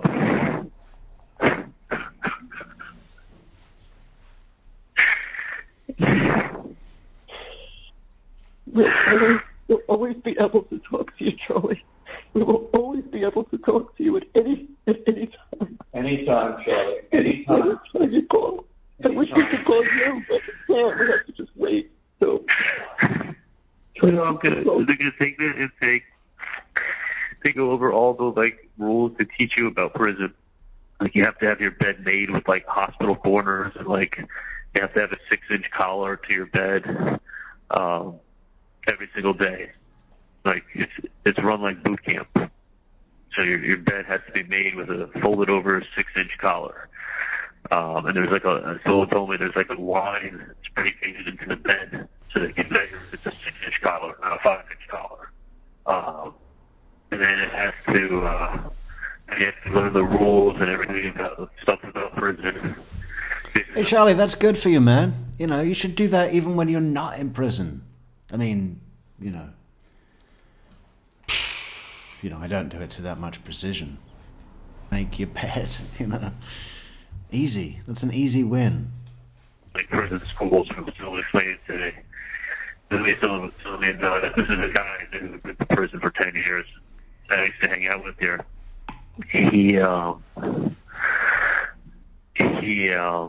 what do you call it? Had so he said that then you're there for about a month, and then they ship you off to whatever camp you're going to. And I was talking to a guard here last night, and they left me out for 10 minutes to take a shower. Right. And he was saying that that classification there, they sort people out based on classification. But one thing that the guy that I knew here, who had told me what it's like down the road, said is that anybody who's got a 20-year or above sentence. Oh, did anyone see our new banner? The app banner. Where is it? It's over here. Showing you. Great, easy, modern way to support the channel on PayPal. It's not just coffees anymore. PayPal as well. Support the goddamn channel on paypal.me/True Crime Metrix in the app. Link in the description. Support us on PayPal and PayPal is great, and it opens us up to our fans in Central Africa, darkest Africa, the Congo, Bangladesh. We keep on waiting for that Prince of Bangladesh to come over to buymeacoffee.com and become a lifetime member. Because what happens when you become a lifetime member on buymeacoffee.com? You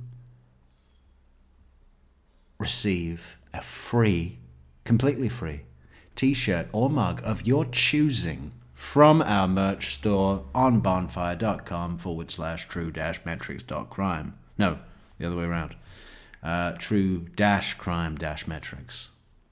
I think that's it. Link is in the description. Become a lifetime member if you are the Prince of Bangladesh. If you are not, head over to paypal.me to support the channel. Support the goddamn channel. Thank you. They separate them. 40 years. Coffee. Hold on a second. I'm going to hit it. Okay, hold on one second, okay, Mom? Okay. Hold on one second. I gotta talk to my buddies, Mom. I think he's got that half an apple that I lent him earlier. Hey, buddy, is that my apple half? My half moon apple? Let me have that over here, Bubba. there's solitary cells that I can't be at. It's making me feel worse. But I'm doing fine. But being in this claustrophobic environment, not being able to see outside of my window, not being around my friends that I was in body that's just making me pull on me more than anything. There's one Good morning, 7:30 a.m. Where is 7:30 a.m.?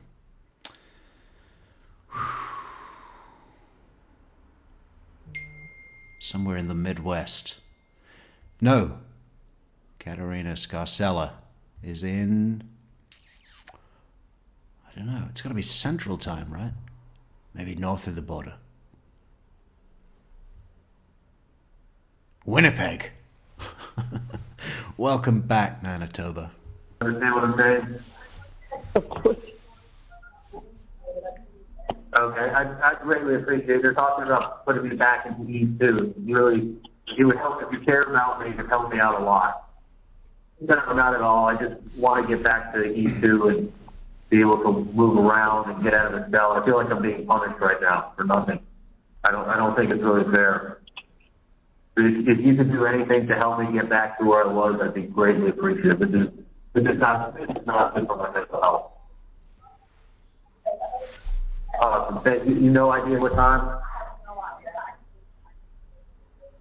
That would be fantastic. I look forward to seeing him. Thank you. You there? Yeah, I heard. Did you hear me talking to her? Yeah. Yeah, first I thought you were talking to me, and then I realized you were talking to someone else. So, yeah, I heard what you said. When you pressed on the front of my phone, on my cord for my phone, did you hear the whole conversation or none of it? I believe so. When you asked her about, yeah, sure, I did. Yeah, I was trying to tell her like I'm fine, but this is not good for my mental health. Right. Yeah. Oh my God, it's just crazy, Mom. I mean, like I look at where I was 2013, dating Junko, her wanting me to move into the continuum with her, and I look at myself now, and I just like I can't even like. You can't. Don't even go there. It's not good to go there. It's not. Yeah, it just seems like a destiny from a former life, a different time, a different person, had a different life. Like, I just got a text on the phone because we have a. Really? With what? Winnipeg? Seriously? I was telling somebody the other day, one of the best night's sleep I ever had in my life was on a bed in the airport, Best Western, Winnipeg, Manitoba. I don't know, I wanted to go to them and say, listen, the beds, where are they from? How do I get one? I thought about offering them money and just carting down this huge double, I don't know what it was. It was pretty big. I guess it could have been a king. Maybe that's the secret. But man, then I realized, well, what are you going to do with the bed when you don't have anywhere to live? I'm putting it here outside the hotel and I'm sleeping on it for as long as possible. What a great bed it was. I don't know what they did. I mean, they must have just got them and done the whole hotel. I don't know where this is from, but there's a leak in the refrigerator that's kind of flooding the floor. And so they told us to be up at 8:20, and he just texted me he's leaving the office to come up. So give me... Laura is that Laura Lee? I think it's Laura Lee. Welcome back, Laura Lee. Wow, Metrix, you've done an entire shift. Have I? Yeah. No. Yeah, almost. I think it was about 6:30, and now it's 1:40. So, in an hour, that'll be full 8 hours. Oh, in 51 minutes. Cutting out. Oh my God, we've got to keep the phone over there. No, that is a whole shift. We even stopped for pastries. Oh, we were going to show you the pastries. How do we do that? An hour or so with this guy so we can, hopefully they could figure, an hour and a half, they could figure out what's going on here. Send an email. And I will text Dan, or call him rather, after 10, just to see what's happening. And that way, if you call him, you can just say, has he made any calls or whatever? I don't know, but just Can you talk to the guy? Can you talk to me a little bit more? Yeah, I can talk to you more. Can you talk to this guy for a little bit? Sure. Yeah, the guy with the flood. Okay, so let me go in the other room because I'm not There you even go, not even properly dressed. So. Not even properly dressed. Man. If he needs to get that water, let me know, honey. Okay. How do we, Dad's gonna handle it. Gmail.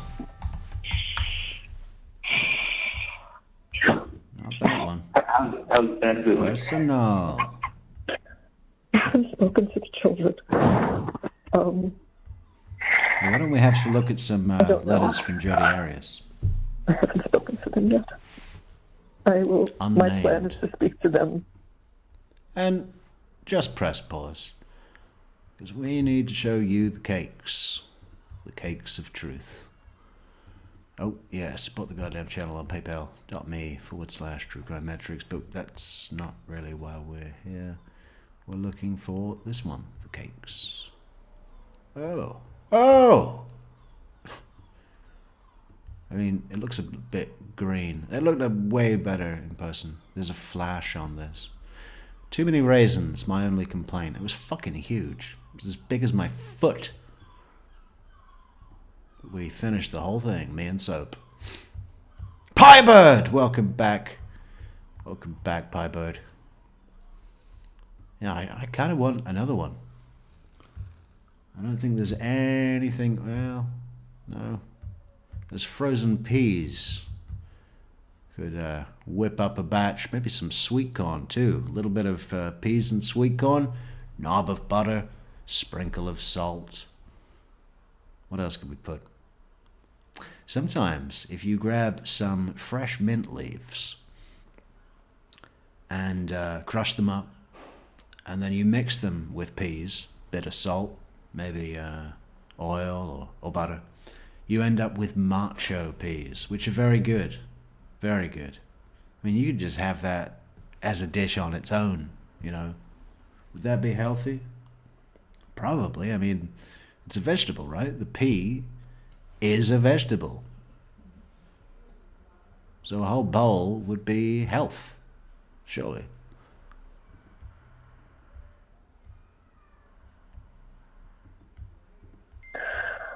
I want to do it when I get home from school, probably by Friday afternoon.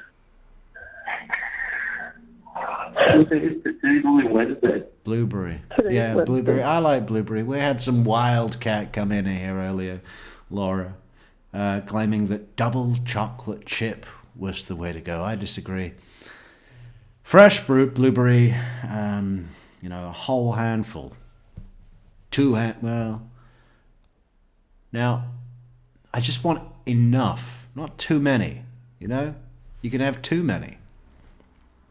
And then it's just a fruit thing. What you want is the contrast of the muffin to the blueberry, but you don't want to feel you've been cheated.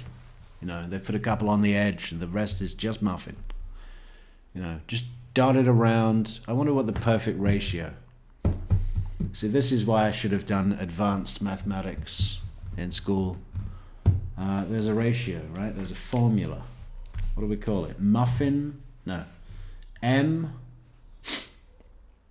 What are we trying to find out here? We're trying to find out the perfect... what do we want? A percentage? Think about it in terms of grams. One muffin is around... What? 300 grams? No. Let's say 180 grams, one muffin. Okay, let's look it up. Average weight of a muffin. Average weight of a muffin. Oh, a lot less. A lot less. Approximately, hang on. For a standard size, though jumbo or coffee shop muffins can weigh 4 to 6 ounces, 110 to 170 grams. So I'm going to say, let's go 120. 120 grams for your average muffin. Now how many blueberries? Weight of blueberries to muffin ratio. So, now that's for 12 muffins. So they say about 240 grams of blueberries for 12 muffins. So 240 divided by 12 is what, 20? 20 times 10 would be 120. No. What is it? Isn't it 20? Or is it 40? 240 divided by 12 is 20. Yeah, right. Okay. 20 grams of blueberries per 240 grams of total muffin mass. So we need to subtract the weight of the blueberries, leaving us with 220 in muffin mass.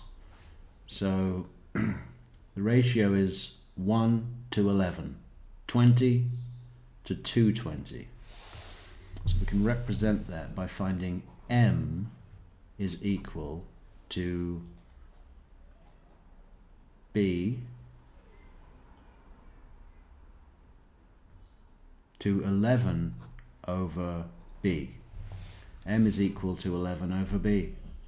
So now we know if we want to make muffins for 1,000 people, we need 240, about 24 kilos or 50 pounds of muffin mass, which would bring the need of blueberries to 2 kilos. Is that seems like a very not much blueberries for 1,000 muffins, don't you think? 2 kilos. No. 20 grams. 20 times 1,000 is 20,000, so it's 20 kilos. Yeah, that seems more like it. 20 kilos of blueberries. And what do we say for the muffin mass? 240 times 1,000 is 220,000. So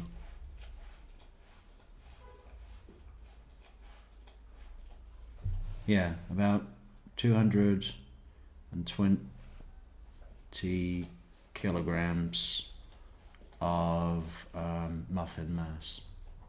Well, thank you for waiting for our equation. It hasn't even been 48 hours. It feels like it's been 2 weeks. I know. I literally can't. I literally have been lost in the sauce. Wow. So in just one muffin, you want 20 blueberries. Wow. 1/3 blueberries. Whoa. Wow. Yeah, that'll keep you sweet. We got back to the jail. I mean, you could always just pick a few out and sell them back to the cafe. I was out of the box for 40 minutes to talk to Dan, and then 10 minutes last night to take a shower. Other than that, I've been locked in a box with shit on the wall. Shit on the ceiling, going on the wall. And then the nurse house when he comes, and she's like, how are you doing? I'm like, well, there's shit on the ceiling, there's blood on the wall, there's piss on the floor, and I've been locked in a box for 2 days. I've been telling people do a crime I didn't do. I got fucking lied to with everyone telling me, oh, you're going to get a fair trial, we're going to be doing it. We got the best of everybody. They get the TV corruption and closing. They kept saying, like, oh, we say this, we say that. That's not what I was ever saying. That's not what I was saying. Like, they put together a fucking TV show, shot autopsy photos, and made everybody real angry. and not one person in 12. The guy with the brain, who was a white professional who, like, looked at the case and was like, yeah, I never would have found him guilty. Never in a million years. He's an alternate. Yes. I think there's one other alternate also. Like, just that close to, like, actually having a life. Instead of literally going to fucking hell. It is literally, it's not even the fact that you're away from everybody. It's that, and then you're also in hell. It's like the mental and the whole, you know, and it's not, trust me, it's also the stress because you're not in a safe environment. I know, that's what they have to work on for you. They have to work on that for you. Listen, the only way they can keep you safe is if they put you in solitary. Come out for 30 minutes a day by yourself, you're in no contact with any other being, and then they keep you safe. I mean, they're running facilities, they're not running, it's not called that. It's not a federal prison is different. People go to federal prison, there's actually gyms there, it's like, they have everything. Federal is paid for by the Fed. State. Club Fed, they got a gym, they got a nice gym with a swimming pool that's like built to bring tranquility to your chakras. You know, nice, calm, low-level blue mood lighting in the pool, some large indoor plants. You know, those are nice. It's paid for by the state. State doesn't get federal money for state things. Like education gets paid for by the state of Florida. That's why, like, in really poor states like Mississippi and Louisiana, I mean, they've got serious problems with the persons that are like, you see, like, based on like TV with like the state prisons in Louisiana, like Angola. I'm sure you've heard about them. Yeah. Or I mean, it's literally like, I mean, it's inhumane, like storage and dangers. And, well, you're going to be with people who have 20-year plus sentences. They will not put, like, if somebody has 10 years in prison, they won't even put them with you. They won't put them together with you. Because people who have 10 years are getting out. Most people they know, when they've got a 20-year sentence, they know there's a good chance they're never getting out. They're people that have given up on life. They know they're not getting out. They know they're not getting out. They don't care. They turn into people turn into animals. You put them in cages. Give them no hope. They're not getting out. They don't care. What can you take from somebody? Somebody's already in prison for life. What are you going to give them, a second life sentence? Okay. I know. We both know. We know. Okay. So the guy gets a second life sentence. He's already got one life sentence. I mean, one thing I've heard is that, like, people, like, with stabbing and stuff like that, they don't go down the guards. Because what are you going to do? Charges against someone? Okay, the guy's got a life sentence. What are they going to do? I mean, your work was also, you got a life sentence too. I mean, you go and you tell the police, you tell them that this guy you just got stabbed by who you got stabbed by. Like, you're going to get stabbed again. And if they're like, well, we got to move him to facilities, we'll put him in another facility. Do you know that every time they transfer you, they make it public record? It's on the internet. They will know where you're going before you get there. Like if they move you from a place in Central Florida to a place in the Panhandle, right? Whenever the transfer orders go in, it gets posted. It gets put on. It's public record. So if I got moved from Central Florida to the Panhandle of Florida, right? It gets posted. People in the Panhandle, like let's say it's gang activity in Central Florida, then by the time you get to the Panhandle, the gang members there know who you are, know that you just told on the guy that just stabbed you in this other prison. They're going to get you there. I mean, or they'll know you're there the first day you're there, and you're doing the pressure to get somebody to another facility. That's why it's like you get stabbed and you don't tell the guards who stabbed you. You can't say. Why not? Okay, so what are you going to do? Put the guy in a box for 6 months who stabbed you? Okay. They're going to get you back. That's the one thing I've heard is that with prison, supposedly you get more freedom to move around, but I've heard it's much more violent. You've told me this before. The guards aren't like here in jail. The guards are with you. Like in prison, the guards aren't with the inmates. The guards don't walk around like here. The guards walk around the pod, and it's like there's cells. Then there's the center area that's about 80 feet by 40 feet. That's got in the center of the triangle where the tables and the desk is set up. And the guards in that there, and every 25 minutes he gets up and does rounds. Walks by every cell, looks in every cell, and the guard's right there with you. In prison, it's not like that. They're in a control room. They're in like a glass enclosed, it almost looks like a control tower at the airport. Like they're in a glass enclosed booth. They can call radio stuff in, but they're not out walking amongst you. And they're supervising it's like in the center, supervising like two doors. I mean, it's going to be, hope to God. I mean, there's no way they can not look at me and say he doesn't need protective management. Yeah. It's going to take a little time to figure out all of this stuff and how that happens, but I know it will be worked. I know it will be worked on. Yes, no, I know it would work. And hopefully they don't do protective management like they did here, where they're like, okay, you're in a cell for, you come out an hour a day by yourself, otherwise you're sitting in your cell. You know what? Let's not think about it because we don't know. It's just conjecture. Let's hang in there, wait and see how it happens. All right? It will be looked after. So, Ollie, I don't like to say it to you. Dad, that's going to need me up front because he's not holding it together all that well, and I need to talk to the repair guy without let Dad come in here. He'll be okay. Yeah, when your life options come down to the best you can hope for is, man, I hope they put me in protective custody. What was it? Custody management. What was it? It was protective management, right? Hey, Michelle, how you doing? Good morning, Michelle. Welcome back. Good morning, everyone.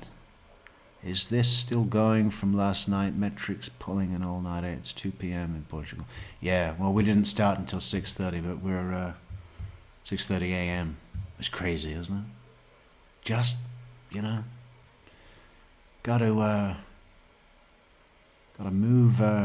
move zone or something. Plus, this winter is it's so dark all the time. What the fuck? Hey, just sit alone a little bit. So I'm going to switch places with him. So, okay. I'll be fine. Sorry. No, you just... Please do you want me to just let you go so you can talk to Dad? Dad, I'm not able to talk to him when he's like this. I just need to... I just want to get him into the bedroom so he can lie down, and I'll go out there with this guy for a little bit. Do you want me to talk to Dad, or do you want me to just let Dad lie down? No, I want Dad to go lie down. I want you to talk to him right now. He's I'm sorry. I don't mean to upset you guys. No, please. It's not that. It's just that as each time he walked by, he heard some of the conversation. He's losing it. So I just want to get him to come down, lie down. I think I will give him his Xanax and let him rest, and then I have to go out. Give Dad his Xanax. I'm sorry. Look, want me to talk to Dad and tell him I'm doing good? No. I want you to talk to him later. He's just going to need to put his head down now. Okay, honey? Give him his Xanax.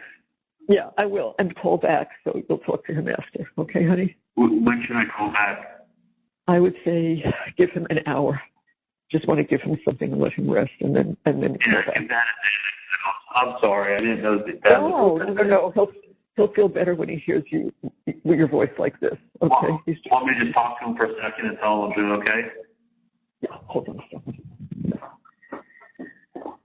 Make it really quick. We've lost monitor 1. Honey? Yeah, hang on. Whoa. Let's just double check. Double check everything. Triple check. double check Wendi Adelson's plan, tactics. Boom! Thank you so much, Piebird, for the fantastic PayPal donation. That is amazing, Piebird. Thank you so much. Really appreciate it, Piebird. PayPal.me /True Crime Metrix. Where's their banner? Where's their fantastic? Oh no. Wait. It's on the app. It's modern. It's so modern. Ah, look at it on the app. Right in the palm of your hand.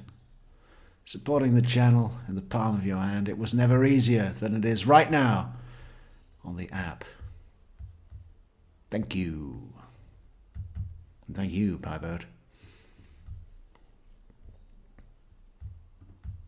Okay. Here a second. I told Charlie that you just need to lie down for a few minutes, but I told that he wants to just split his voice, so you know he's okay. Okay, I'm all right. Yeah, I'm all right. You know, I'm good. Yeah, I'm fine. I appreciate you guys listening. I don't need to stress you out with anything. Oh, no. I want you to be able to talk to us. It's much better if you can talk things out. Much better. Get it all out. It is, please. I'm gonna be fine. I'm gonna be fine. So I just want to tell you. We're here with you all the time. Please understand that. If you have to call, it's fine. But, you know. Yeah. No, I love you guys. I'm sorry. I got so much running through my head. You got it. Of course you do. Michelle is back from her trip. I saw something about that. Where was Michelle's trip? Something about Pennsylvania? Ooh. Always wanted to go and see the, where the Groundhog Day with Bill Murray, where that was filmed. Punxsutawney. Yeah, just down to Pittsburgh and then somewhere on the left. Yeah. To stay in that same hotel that Bill Murray stayed in the movie, that would be, that's the first thing I'd want to do in Pennsylvania. And then go and check out that neighborhood in Philly with all the drug. What is it called? Kensington or Kingston. Kensington. It wouldn't be Kingston. Kensington, Philadelphia. Let's all go and have a look. Oh, I know. But I'm fine, Dad. But I would tell you take a Xanax because if I was you, I'd be doing the same thing. I would take a Xanax. Yeah, I told him. You're better off doing that than dealing with the stress. Yeah, no, he's going to take it, lie down for a little bit, and I'll deal with this guy in the kitchen. Yeah, okay. Okay. I'll just talk to them Do that. What, honey? I'll be fine. I know. I'll be fine. I'll call you guys in like I'll be fine. Like an hour or so. Yeah. Hope I get into protective management so I don't get my fucking ass handed to me every day in jail by the inmates that are going to tear me limb from limb for scraps. And you're going to pay, you know. Every cent that you send will go to them when I become their property. Yeah, I hope I get protective management. That would be perfect. That would be perfect. Okay, honey? Lay down and I'm going to start listening to the radio. Perfect. Okay. All right. We'll talk in a little bit. Love you, honey. All right, love you guys. Take care. Bye. Yeah, I love you guys. Love you. I got it. Was that it? Oh, that's it. Why don't we have a look at that Jodi Arias shit? The blog. The blog. How do we look that up? We go to Gmail. And we click our link.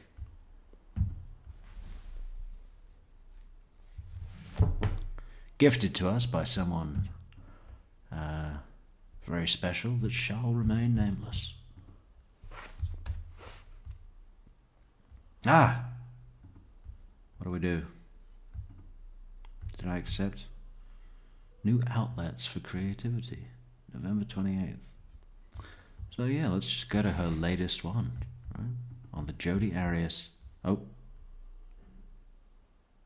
Hang on. 1 month pass.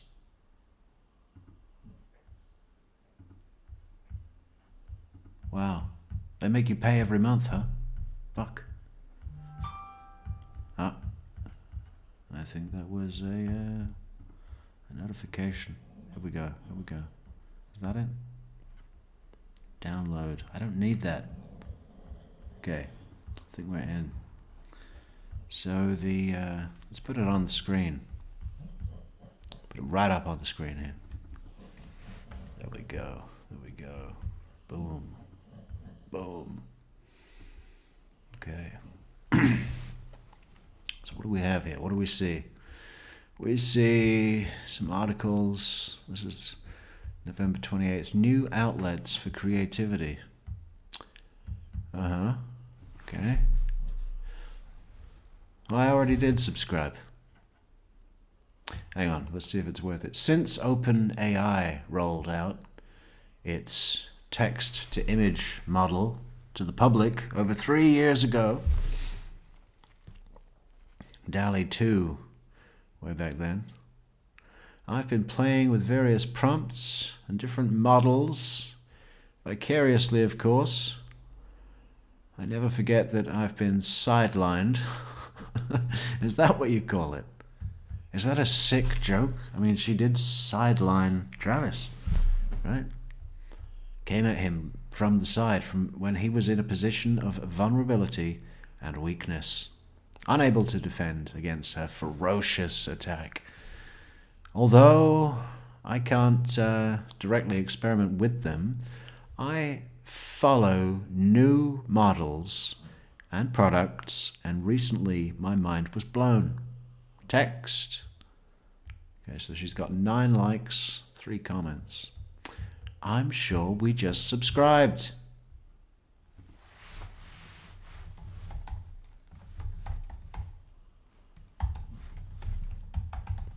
No. At gmail.com.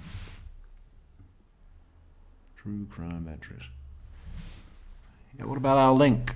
We had a link. No, I had a link. Where's my gift link? Motherfucker. Alright, well, was it really going to be that good? It probably wasn't going to be that good. Yeah, they locked me out of everything. If they're going to make me get the app, I'm not interested. I won't be led around by the nose. What else can we look at? Should we go back to something else? What time is it? Oh, it's getting late. It's getting very late. We need to go. Go to the park. Take the dog out. We did take the dog out earlier, midstream, when we went to get pastries. Animal well-being is at the forefront. What else can we show? How about a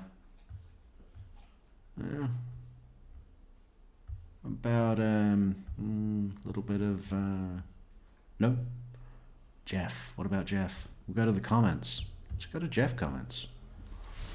Jeff Lacasse. Let's see where our video is if we just put Jeff Lacasse in the search terms. Do we get number 1? We fucking should. Oh, number 3. Number 3. But that's in competition with something that was uploaded 6 years ago and only has 3 times more views. Okay, well, we'll play our video. Look at the comments. Look at the bad comments that people say about Jeff. Can you imagine? Can you imagine? Why would they do it? Oh, he's so fidgety.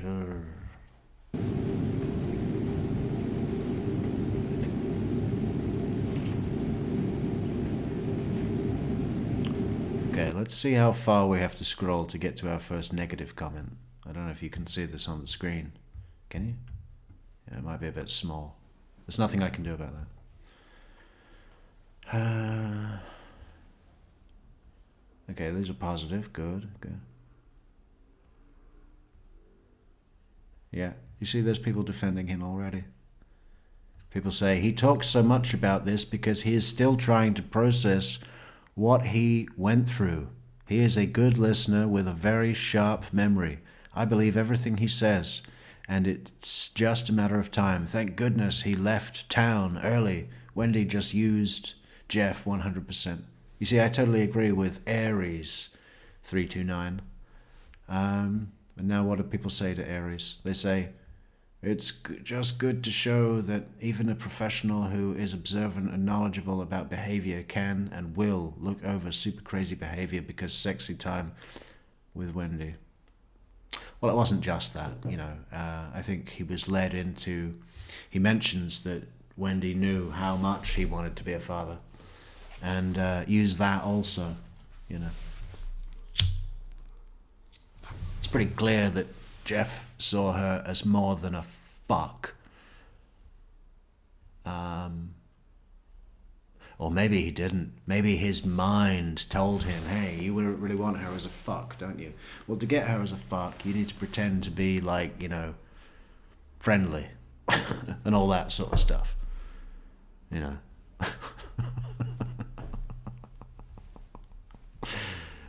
Yeah.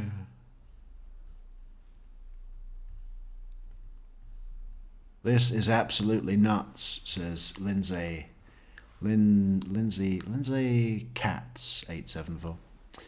And for someone like me who has been bringing every possible video, has been binging every possible video in this case, makes me so much more sense about who Wendi is. Wow.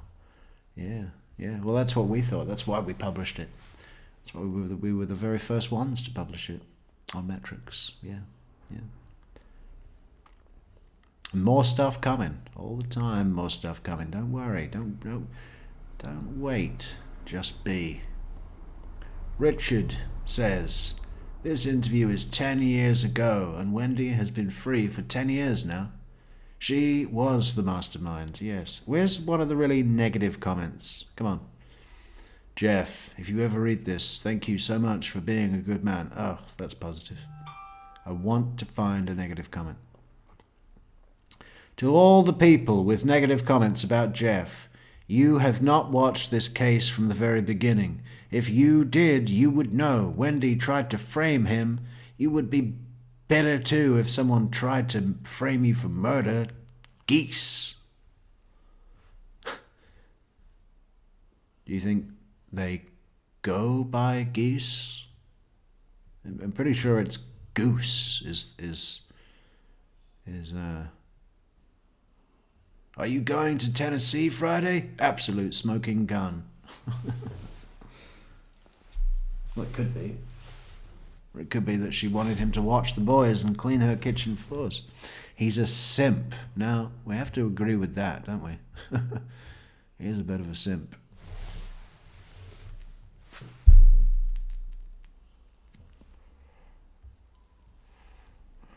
Any else? Any others?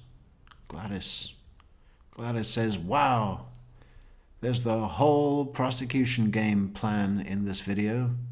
Only one witness necessary. Unbelievable. Thank you for bringing to everyone's attention. Very eye-opening. You're welcome, Gladys. Tay. Or Teresa. She's not fragile. It's part of the act. Exactly. We're going to like that. And we already put a heart on it. Oh, that must have been months ago. 8 months ago. Wow. Why is it showing up here? Yeah. Charlie testified on the stand that Wendi vomited at the table the night of the dinner because she never drinks, but had 2 drinks that night. Here, Jeffrey said she was an alcoholic and drank every night. Exactly, right?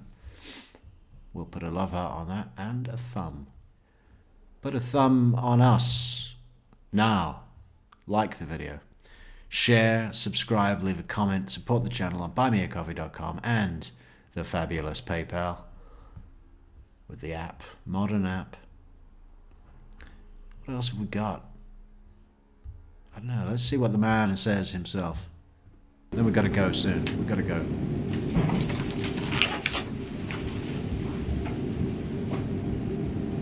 People go, oh, the way he sat in that room. The way he sat in there and moved and gesticulated and spoke with himself. Crazy man, fidgety man, horrible lying man. What is people's deal?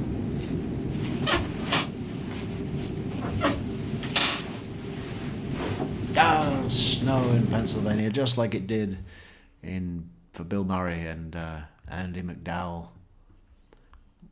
You know, the snow when he carves her out of ice.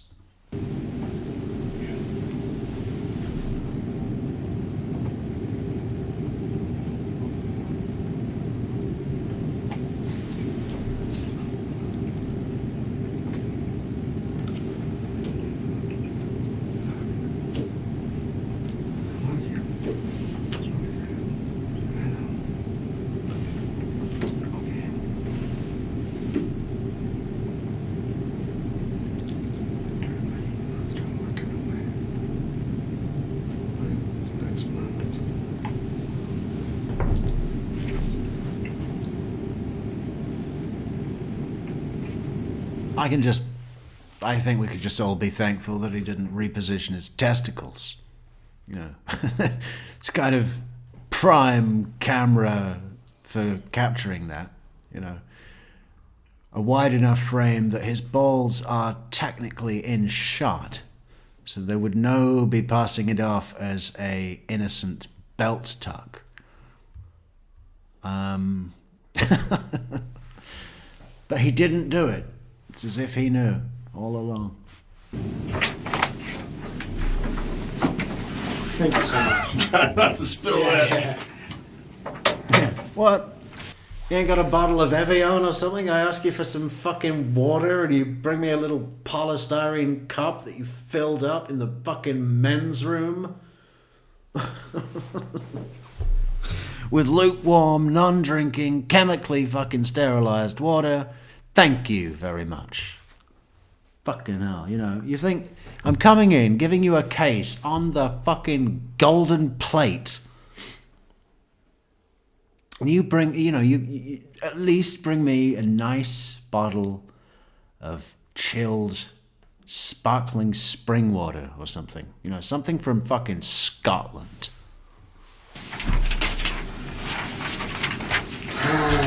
Okay.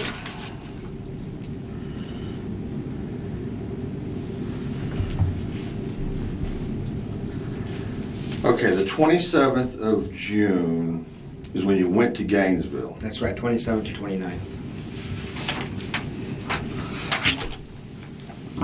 All right, 27th through 29th, you're in Gainesville. Mm-hmm. You see the planner. You see Sack's name everywhere. Well, I seen her earlier in the month, but I confronted her on that in Gainesville. Okay, and you at a hotel or something? Mm-hmm. And so, did she get upset with you? Does she claim you're snooping or something? Or That bothered her, but mainly... Yeah, no, she claimed I was snooping. But what I was really doing was checking. And people got a real big deal with, oh my God,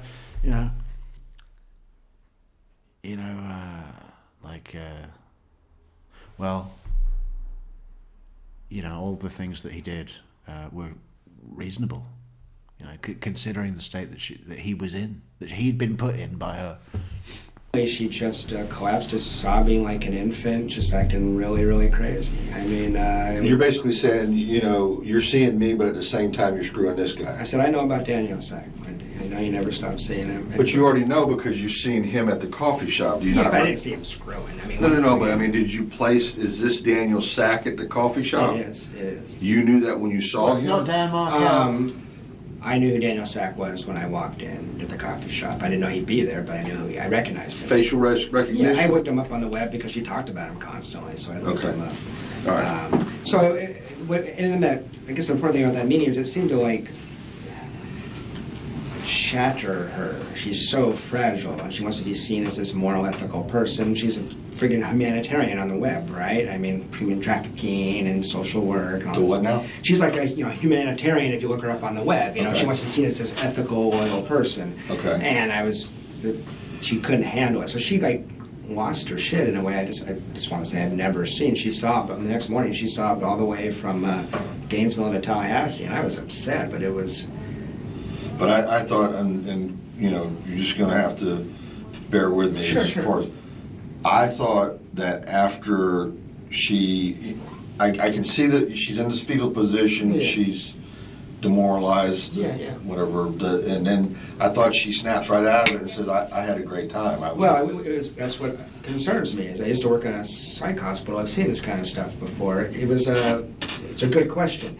She was vacillating between. It was crazy. 1 minute confessing, literally telling me I wanted to sexually experiment with people. I wasn't ready. You know, this kind of stuff. The next minute, I never did that. I mean, it was like insane. Contradicting what she just said? Absolutely. And on the way back up, she goes, I never did any of that. I said, well, you confessed to me like 7 different times last night. I did not. It was crazy. Okay. Absolutely insane. So if it doesn't make sense, I understand, because it didn't make sense. Okay. Let me go back to this special forces guy. Yeah. Okay. So, are you Charlie's friend on Facebook? Or? I was. Okay, you were. I was. It wasn't until all this stuff happened, and then I befriended everybody that was associated with Wendi just to clean my life up. Okay, but when you were on the Facebook, a friend on Charlie's Facebook page, you're saying that this guy that you knew as being a special forces, ex-military, psychopath, whatever. Yeah, by reputation. Yeah. Okay, by reputation. Did you ever hear a name being called? There's pictures of him and Charlie together on the page, though. Okay. Do you have any of that saved? I don't. Okay. I don't. Can you describe the guy? I couldn't. I mean, he's a big guy. He looked like a Tattoos. Tattoos. Looked like an ex-ranger or something. And Charlie doesn't have that many friends. It can't be that hard to track down because there's like this foursome of them that hangs out, and my memory is that he is part of Charlie's crew. You know. The inner circle. Yeah. Okay. Yeah. And certainly Wendi talked about him a lot. She'd heard a lot of stories, you know. So But you can't recall a name? I can't. Nickname? There's all these crazy, and I can't remember the stories, but all these crazy stories when these guys were drinking and partying and stuff, but all stories like that, you know, drinking stories and things like that. Okay, was there any other, so this was just what you're seeing on Charlie's page. Mm-hmm. You didn't have interaction with this guy directly? Never met him. Wendi talked about him periodically because she found him amusing. She'd met him a few times. And what was? He's crazy. I mean, you know, but in a fun way. It wasn't like negative. And I mean, if Charlie arranged a killing of Dan Markel, I don't know that it would be that guy. He was just the first guy that popped into my head. Like, well, that's got to be something I was looked at. I mean, you know. So you're basically putting this guy's face as someone who would carry out the wishes of Charlie. Yeah, because these guys are close friends, is my impression through Wendi. Also, this show looked like somebody who had done this before. This guy's reputation is that he was doing building-to-building combat in Fallujah or whatever, so it wouldn't be a new thing. So that's why it popped into my head. Okay, was there any, you know, and we're just talking, Yeah. but was there anything that would lead you to believe that this person had committed something like this before? No, not at all. So it wasn't like, you know, here's G.I. Joe and got 40 kills under his belt or anything like that? Oh, I think his reputation was of a combat-hardened veteran that had seen real stuff. How is a periodontist or whatever, Charlie, is some type of specialized? As a periodontist, that's right. Okay. He's a very interesting guy, and you may have known guys like this. I know some in Tallahassee. He's friends with people on both sides of the tracks. He's got friends that are physicians and professors and all that. He's got guys he hangs out at his gym that don't have a high school diploma, and he's able to buddy up with them too. He's very good socially. Charlie is street smart. He comes off kind of like a con man. He's really good with women. He's one of those con man womanizer types. Different girl every night. Very socially smooth. So he enjoys flowing from one side of society. He has a Ferrari. I mean, he could just hang out in the upper crust. He doesn't. He enjoys slumming with these other guys, you know. So I think he's taken trips with that guy, though. If you're going to look into it, I believe he's part of the crew that went to South America. I have somebody checking right now to see if maybe we're talking about the same person. Yeah, I don't know. I mean, by the way, Charlie is so industrious and so street smart that if it wasn't that guy, it wouldn't make me any less suspicious that Charlie was involved. He just was the natural first thing that popped into So me. what do you think, Jeff? You don't, okay, so when you first started talking to me today, and don't take this the wrong way, but when you first started talking to me, I thought we were fixing to crucify Wendi right here, as far as everything, and that she was directly involved. Not necessarily that she killed her ex-husband, but had solicited for someone to do it. I still believe that. I'm 100%, I never say 100%, I'm a researcher. I was 90% sure when I talked to you guys in July. I was waiting for you to catch somebody, because then maybe I'm crazy, right? So then when Myron May happened, I thought maybe it was Myron May. I'm just wondering. At this point, I'm pretty confident. I got a couple. Can I give you a couple other things? Yeah, but just slow for me, please. Yeah, because there's a couple other, just two other suspicions. Let me just before you get into that, I don't want to throw off your train of thought, but I want to address this. This is an email that I think you're referring to. I'll give you an opportunity to read it. Yep, that's the one she sent. That's where I'm going right now. Okay. So this is July 15th. Is that accurate? That's right. Okay. July 15th is the Tuesday before. The thing she told me about Charlie would have been the night before this. Okay, so we are on the 14th. Yeah, I think that's right. Yeah. It would have been Monday, July 14th. That's actually just where I was going right now. Go ahead. So she goes to South Florida for 2 weeks. We barely talk. It's hard on both of us. You guys have emails. It's bullshit romance stuff going back and forth. We had one long conversation and decided to patch things up. She sounded very calm in this conversation. These are phone conversations? Yeah. She's in Miami. She's in Miami. And while she's in Miami, she always says, she would just disappear for 14 days. I wondered if there was another man down in Miami too. It seemed plausible because her parents take care of the kids. It doesn't make sense how busy she is. Come back Monday, we go on a date. That's the 14th. That's the night that... Okay, you're on the date here. Yeah, we're on the date here. It was real awkward. And she was a little strange, but it was overall a pretty positive date. So I had some hope in terms of the relationship. She said that thing about Charlie. I'm so distracted by this relationship stuff. That's the reason I didn't follow up on that bizarre thing she says about Charlie having Daniel killed. But at the end of the night, she wants me to drop all the Daniel Sack stuff, everything else. She goes, that never happened. And I said to her, Wendi, we can break up, but I'm not going to go on in a relationship pretend like this didn't happen. It happened. So she doesn't know how to... Danny's the only real relationship she ever had. I said, I know you don't know how this works, but if you want to go to a counselor, you can, or you talk it out. But you don't just say that never happened. This happened. And she seemed to find that devastating. Back to the who knows about this, who's going to know about this. Does your friend Steven know about this? Like, Jesus, That's on the 14th. It's on the 14th. So that you're having this conversation during or after your date? After the date. Back at her house? Back at her house. Okay. Back at her house. And didn't have wine that night. She was sick. She got back cold. She was really stressed out and sick. So the next day is Tuesday the 15th. Wake up in the morning, I call Wendi, and I told investigator Hill this. I don't know if there's anything here, but it was kind of bizarre. Talk early in the morning, maybe 9 or 10, and I said, I'd like to see you today. I was a little encouraged. And she said, yeah, I'd love to see you. And she'd walked herself out of her house. I said, well, come hang out with you. She said, I'd love to spend time with you. And then I waited. 3 hours later, I get a phone call, and she's like, actually, I got into the house. Let's not do the afternoon. Let's just go to yoga together. So where? Yoga. Okay. So we went to yoga together. It was awkward as hell. She was cold. She was done. I could tell. So I'm sitting there yoga going, okay, this is over. Walk her to her car at the end of yoga, and I say, I love you. I don't know what else to say. And she goes, I know. I was like, well, that's not ideal. So, I love you. And she goes, I know. Yeah. Of course you do. I'm a goddess. Talking about narcissism. Yeah. So I literally went, okay. And I just turned to leave. And I told Hale this, but I want to say it again. She goes, hey, Jeff, are you still going to Tennessee on Friday? And I say, I'm thinking, why the hell does she care? We're obviously You're walking away, you're separating? Yeah, I want to be 10 paces away from her, and she says, hey, Jeff, are you still going to Tennessee on Friday? And I say, I lie. And I say, actually, it's up in the air, because we talked about if we broke up, I should come over and say goodbye to the kids. I was hoping she'd invite me over. And she said, well, she was deeply interested. She asked me 3 or 4 questions. But this is after this, right? It is after. No, that's not. I get this email at the end of the night. She goes home and she sends this email. This is after this. This is after the conversation. The conversation I'm telling you about right now happens an hour before I get this email. An hour before. Okay, so we're still Tuesday the 15th? Yeah, at 7 o'clock at night. Okay. Yeah, okay. Okay. So she asked 3 or 4 questions about under what circumstances would I go? Why am I thinking about not going? She seemed deeply interested in what I'm going to do on Friday. It just was bizarre. I was like, well, whatever.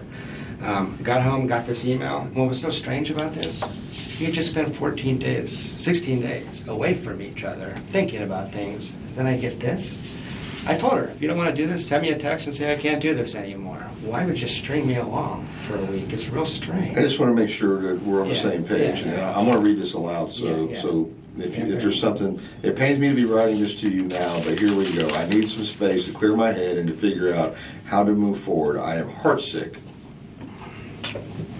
but my head and my heart are having 2 different reactions to us being together, and I can't reconcile them to be in this like you would want me to be. So she's saying you're coming on too strong, basically, is what I'm reading. You want a full commitment. No, that's not how I read it, but I mean, it's... Well, I mean, that's how I'm looking at it. Is that not true? I mean, okay, do you want a full commitment from her? I wanted to continue the relationship, yes. Okay. But we had discussed just breaking up. We just spent 16 days apart thinking about things. Right. You're 16 days apart. Then you go on a date on the 14th. She makes the comment about her brother was looked into killing Danny the previous summer, which would have been summer of 2013. She didn't specify a month. You didn't question her any more about that. I was too focused on this stuff. Yeah, I didn't. No, when she's making this statement on the you're saying the Monday. Yeah. Which would be the 14th. Yeah. When she makes this statement that Charlie had looked into having someone do this for 15, it was going to cost. Hey, how much does it cost to kill this guy? And the answer that Charlie gets is $15,000. He shares that with his sister. Yes. Okay. And then she says that to you, and that was in the context preceding that conversation was basically, what do you want to do? You don't like it here. I'm talking in your...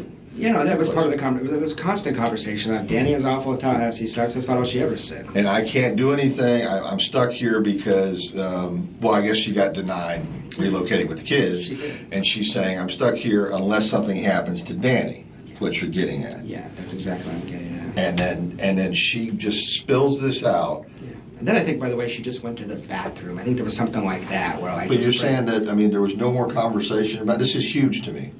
This is like, my brother's already checked into it and it costs this much. Yeah, is it like this is still available and open, or 15 grand is too much we're too cheap? This family's rich. I mean, that's nothing. No, I know, but what's... He's got petty cash at his office. Okay, but was this like, this option still available? Is that how it was? It was just said in passing, and I've mulled it over in my head 100 times. I didn't know what it meant. Okay, so my brother checked into it, and it was going to cost 15 grand. I'm just heartbroken in this situation. I'm not thinking about that. I'm thinking about how do I get this woman back. I realize, but I'm trying to glean this from what the interpretation that you got from it. Yeah. I know you told me you didn't ask her anything more about it. I mean, a statement like this. Don't take this the wrong way, but if I was in your shoes, I'd be like, I'd be saying, what the hell are you talking about? I got used to her craziness. That's okay, right? I mean, she's all over the place all the time. So I think I just wrote it off as another crazy thing Wendi says. But you recall the amount. I do, and I went back to a couple friends because I told them about this. Right. After Danny got shot, I said, holy shit. I mean, that's what happened.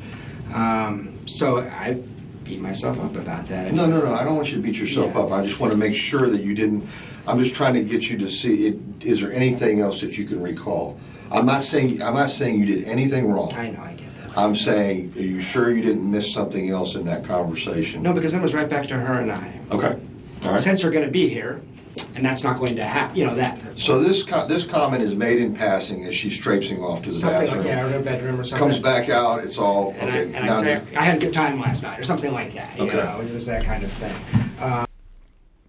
People love to say that Jeff should have run to the police when Wendi told him Charlie looked into having him killed a year ago. but it would cost too much money. People love to say, oh, I'd have run to the police with that information. What do you think they would have done? Nothing. You're talking about, there wasn't an imminent threat. She was talking about a historic event from a year ago, which didn't even get off the ground. I mean, he inquired. Would that even be illegal? I suppose it could form, pretty solid ground for an accusation of at least conspiracy, right? Or conspiracy. God, I just made the best fried noodles. Amazing. So much better than just pouring boiling water in a cup. Real nice. So she sent me this email, and I don't know if it's coming on. I didn't know what to make of it. I sent it to some of my friends who know her pretty well. And said, she's crazy, is what they said. I mean, why wouldn't she just break up with you? It doesn't even make sense. I should have broke up with her. We've been apart 16 days. She wants another week. But recall that when she left Danny, she just moved out while he was gone. So confrontation isn't her thing, you know. So maybe that's why. Wednesday goes by. There's Thursday. Thursday, she... You're still up in the air about leaving. You've told her, I don't know for sure if I'm leaving Friday or not. That's right. She doesn't know for sure. I don't know if she would have or would have known. We have mutual friends that I told on Wednesday or Thursday that I was going, that it wouldn't shock me if she were able to find out that I was going. I mean, we have mutual friends. But your answer to her was, I don't know yet. It's still up in the air. That's right. But the next day I decided to go. So it was all... On Wednesday? Yeah, I decided to go for sure on Wednesday. Thursday, she changes her Facebook picture. I'm sure you've seen the picture of her in the beautiful purple dress. It's all over the media. And that was bizarre to me, because that's a Victoria's Secret dress. It's not a dress you hang out at your parents. You might wear it to a club if you're an undergrad. You might wear it to bed. You don't hang out at your parents' house wearing that dress. And to me, it was... Was this a dress that you gave her? No.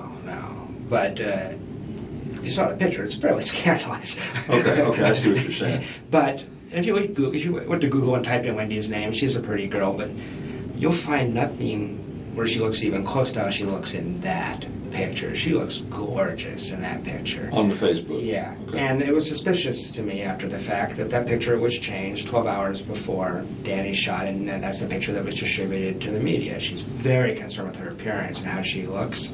So I know that maybe sounds crazy. Investigator Hale seemed to think it was, but I thought, this is so strange. She changed her Facebook picture twice in 2 years, and the night before Danny shot, and she's going to be all over the media, she looks like a Victoria's Secret model, you know? Okay. So, but I was bothered enough by that picture, because it... What was the prior picture?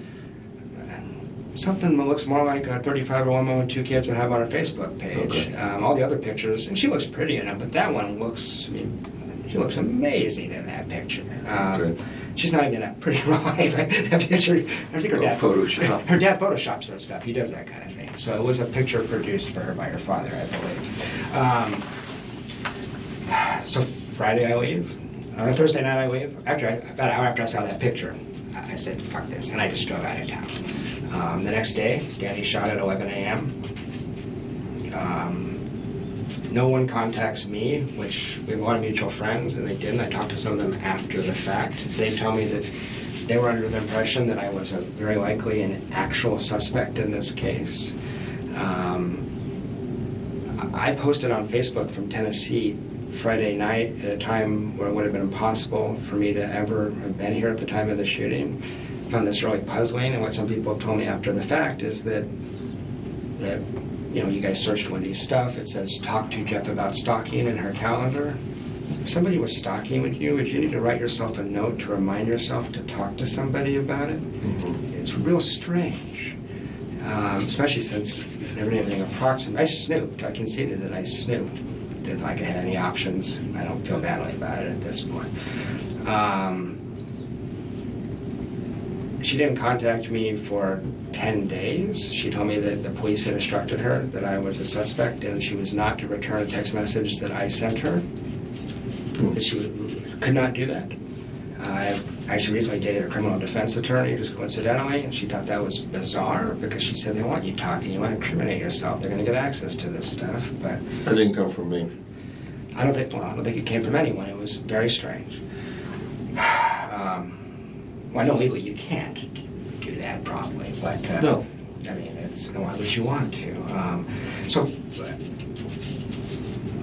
So I wasn't in the room with her. I don't know how she acted or whatever, but it was implausible that I did this. And I don't know if she told me I tried to protect you from the police. They want to know where your house was. They want to know this. I said, I don't need protecting. How come none of your friends called me or texted me? Well, they told me later that she seemed to be concerned that I actually did this. Why would you do it? Fine, why would I do it? Well, what did she say? Well, crime of passion. We're breaking up and Jeff's upset. Why would I go kill Danny because I'm upset with Wendi? And by the way, as soon as I heard he's dead, I said, that's it for us. She's back in Miami. That's it. I knew. It's the dumbest thing ever. That's what I was doing. I work at FSU. I can't move. By the way, I was in the Air Force. Last time I fired a gun was an M16 in basic training, and I missed the target mostly. I'm not a shot. She also described to me how she knew the details of the crime scene, which sounded very precise, like someone that knew what they were doing. It's implausible she could actually think I did this. I'm a clumsy, absent-minded professor with osteoarthritis and a bad shoulder. I mean, so I don't know if she said that to you guys. I know you can't tell me that. But she was telling people in her social circle, apparently, that they shouldn't contact me, I guess. That, this was really a possibility. And that just seems deeply suspicious to me. A lot of these people aren't really close friends with me, but I found out about this crime third hand, and that just struck me as incredibly strange and suspicious, very suspicious. I just got a couple other things, and then I'll answer your questions. I talked to Hale and I talked to you. One of the things that we might want to go over in a minute is when I talked to Officer Hale, I know you guys were under pressure. It was a crisis situation, as you were saying, but I was given him a list of the men that I knew Wendi had been involved in to some degree. And a lot of times it was just suspicion of sexual involvement. I didn't know, but clearly she talked to them about a lot, so it'd be worth looking at. And Officer Hill, or Investigator Hill, was very polite and kind to me, even given the situation. Just simply wasn't interested in the long list of names. He said, we're looking for a degenerate. We're not looking for these kind of guys you're saying. And I should have been more assertive, but she doesn't hang out with degenerates. This is actually a contract killing. There's going to be rich, powerful, influential men. And so there's some names that you didn't even want to write down. So that's the one thing from the previous meeting that was a thing. Just to wrap up the Wendi thing, 10 days later, she texted. Yeah, just to wrap up that thing, that little Wendi thing. Yeah, when are we going to do that? Because this is 10 years ago. 10 years and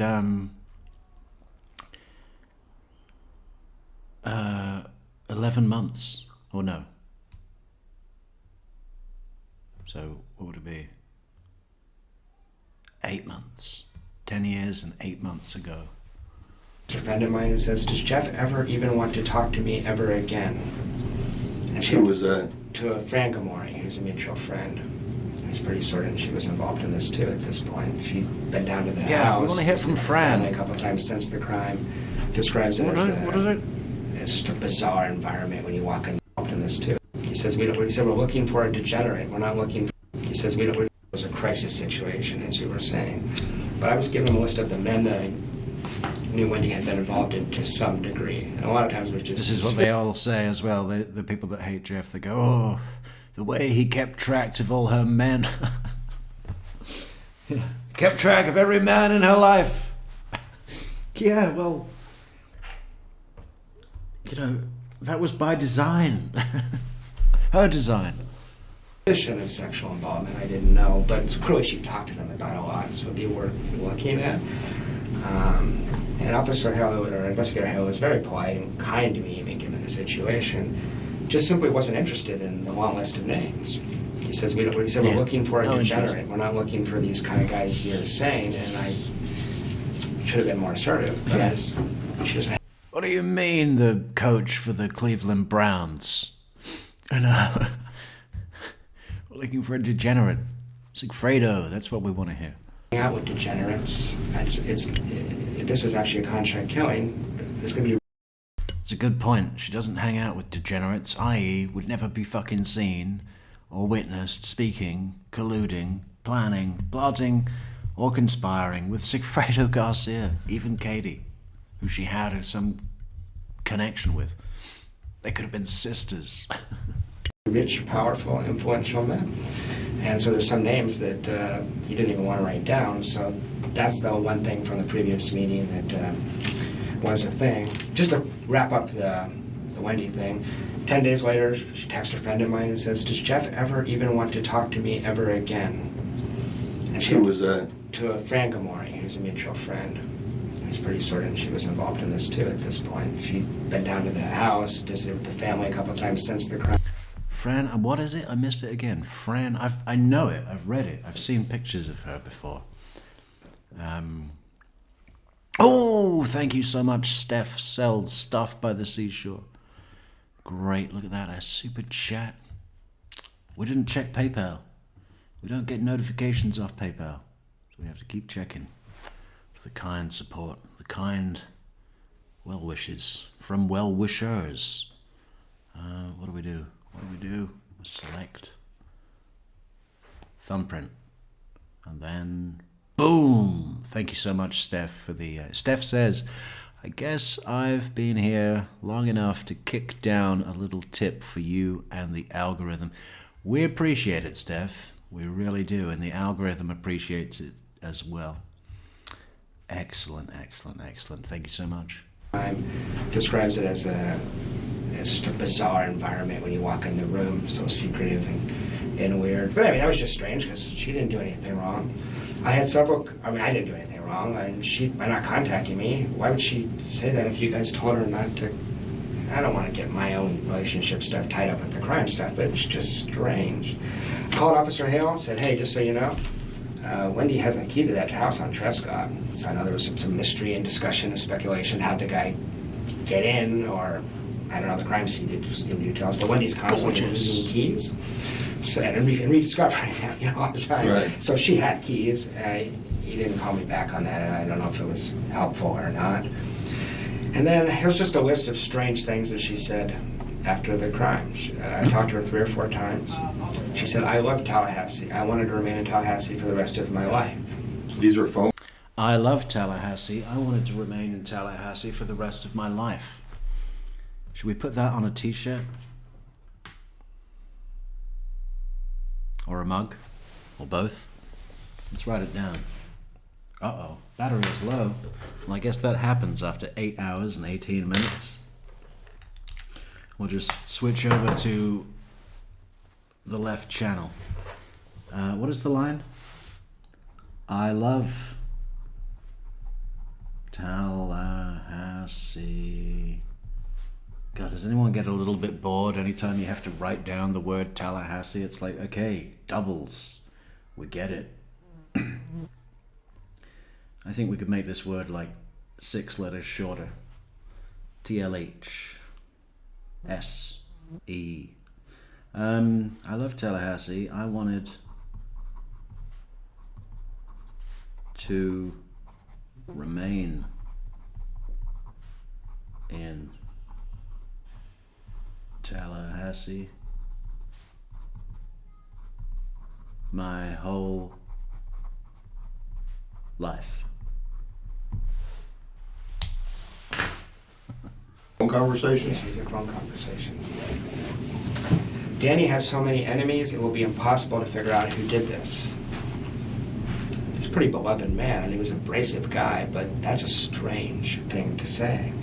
I've never heard any sympathy from her one time about Danny. She still seems enraged, obsessed, and defiant about Danny. I told Officer Hale that her and Charlie went to dinner maybe 3 weeks after the crime. Charlie called it a celebration dinner via text. She puked on the table during the dinner after Charlie said something. She wouldn't tell me what he said. She said Charlie made a remark and I just puked everywhere. Celebration dinner? That's what Charlie called it. You can look up, if you have access to text, you can find out. Yeah, that's what she called it. When she was just in town, she was cracking jokes about Danny getting his head blown off. She said the kids are having problems, but not because of Danny's murder. So the kids are peeing the bed and having natural kid stuff, not because of Danny's murder. That's a really weird thing to say. Most people would say they're upset because their father just got killed. seems to be important to her that did not be because of that. She was very upset that I attended Danny's memorial service. When the Tallahassee Democrat ran the story, they put, must have been her worst nightmare, front and center picture of Jeff Lacasse in the second row, sitting next to Stephen Tripodi and Frank Amori. She was telling people, like, why would he do that? He hates Danny. The man died. It doesn't matter what I thought of him. He died. He's my colleague. And then lots of strange and erratic behavior. She mailed me back every gift certificate I ever gave her. Just came in the mail with no return address. Started dating a woman that Wendi knew tangentially. And once Wendi found out about that, she called her and made sure, I don't know what she told her. That blew up on me. So there's this aggressive... Where's our linguistics expert? We love talking about how words travel between couples and between family members, Wendi and Harvey and Charlie. You know, coinky dink, that's a big one.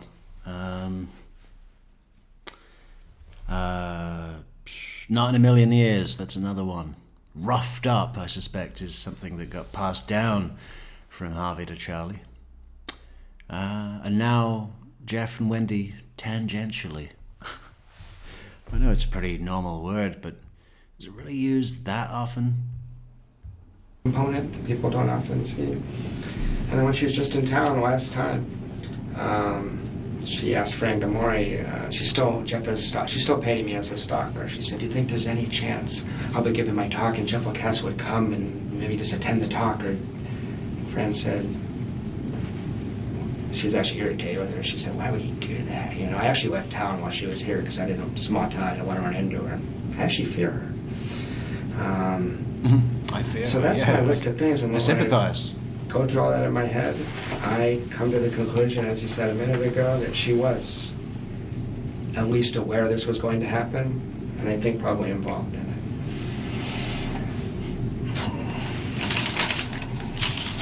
Okay. And I got a list of men here. I don't know if you want to see that or not. I'll take your list if I can read it. Yeah. Or else I'll write it over again. Can I just tell you? I mean, that might be easy. It's not that long. There's 7 entries.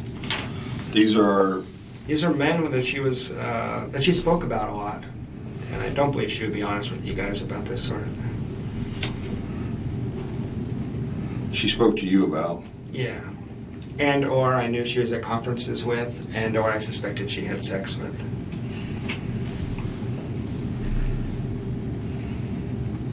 I still suspect her and Charlie did this, but I know you guys have to look at everything. Go ahead. Yeah, well, there's Daniel Sack, there's Mihul Patel. Hold on a second. Sack? Yeah. Patel, there was Mihul Domingo, there was Mihul Juarez, and Mihul Rodriguez. ACK, right? Yeah, just like it sounds. Mihul Patel. We gotta wrap it up. 8 minutes, 8 hours, 25 minutes. Gotta get that dog to the park. But, you know, we shouldn't even be doing a Jeff Lacasse episode right now. We should...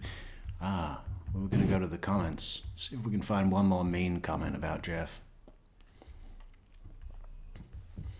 The long ones. They love to go on and on about their hate for a good man. Or maybe they get voted down.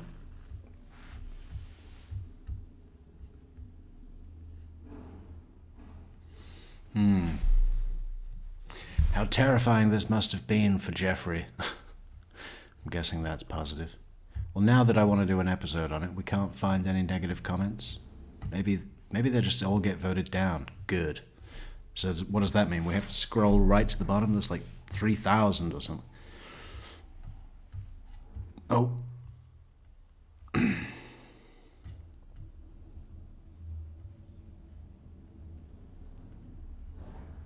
This professor, who would have studied psychology and likely very familiar with personality disorders, probably only knew the type of destruction someone can cause through books or other people's descriptions of when he was dealing with clients, but now he has first-hand real experience. Wow. Okay, that's a positive comment.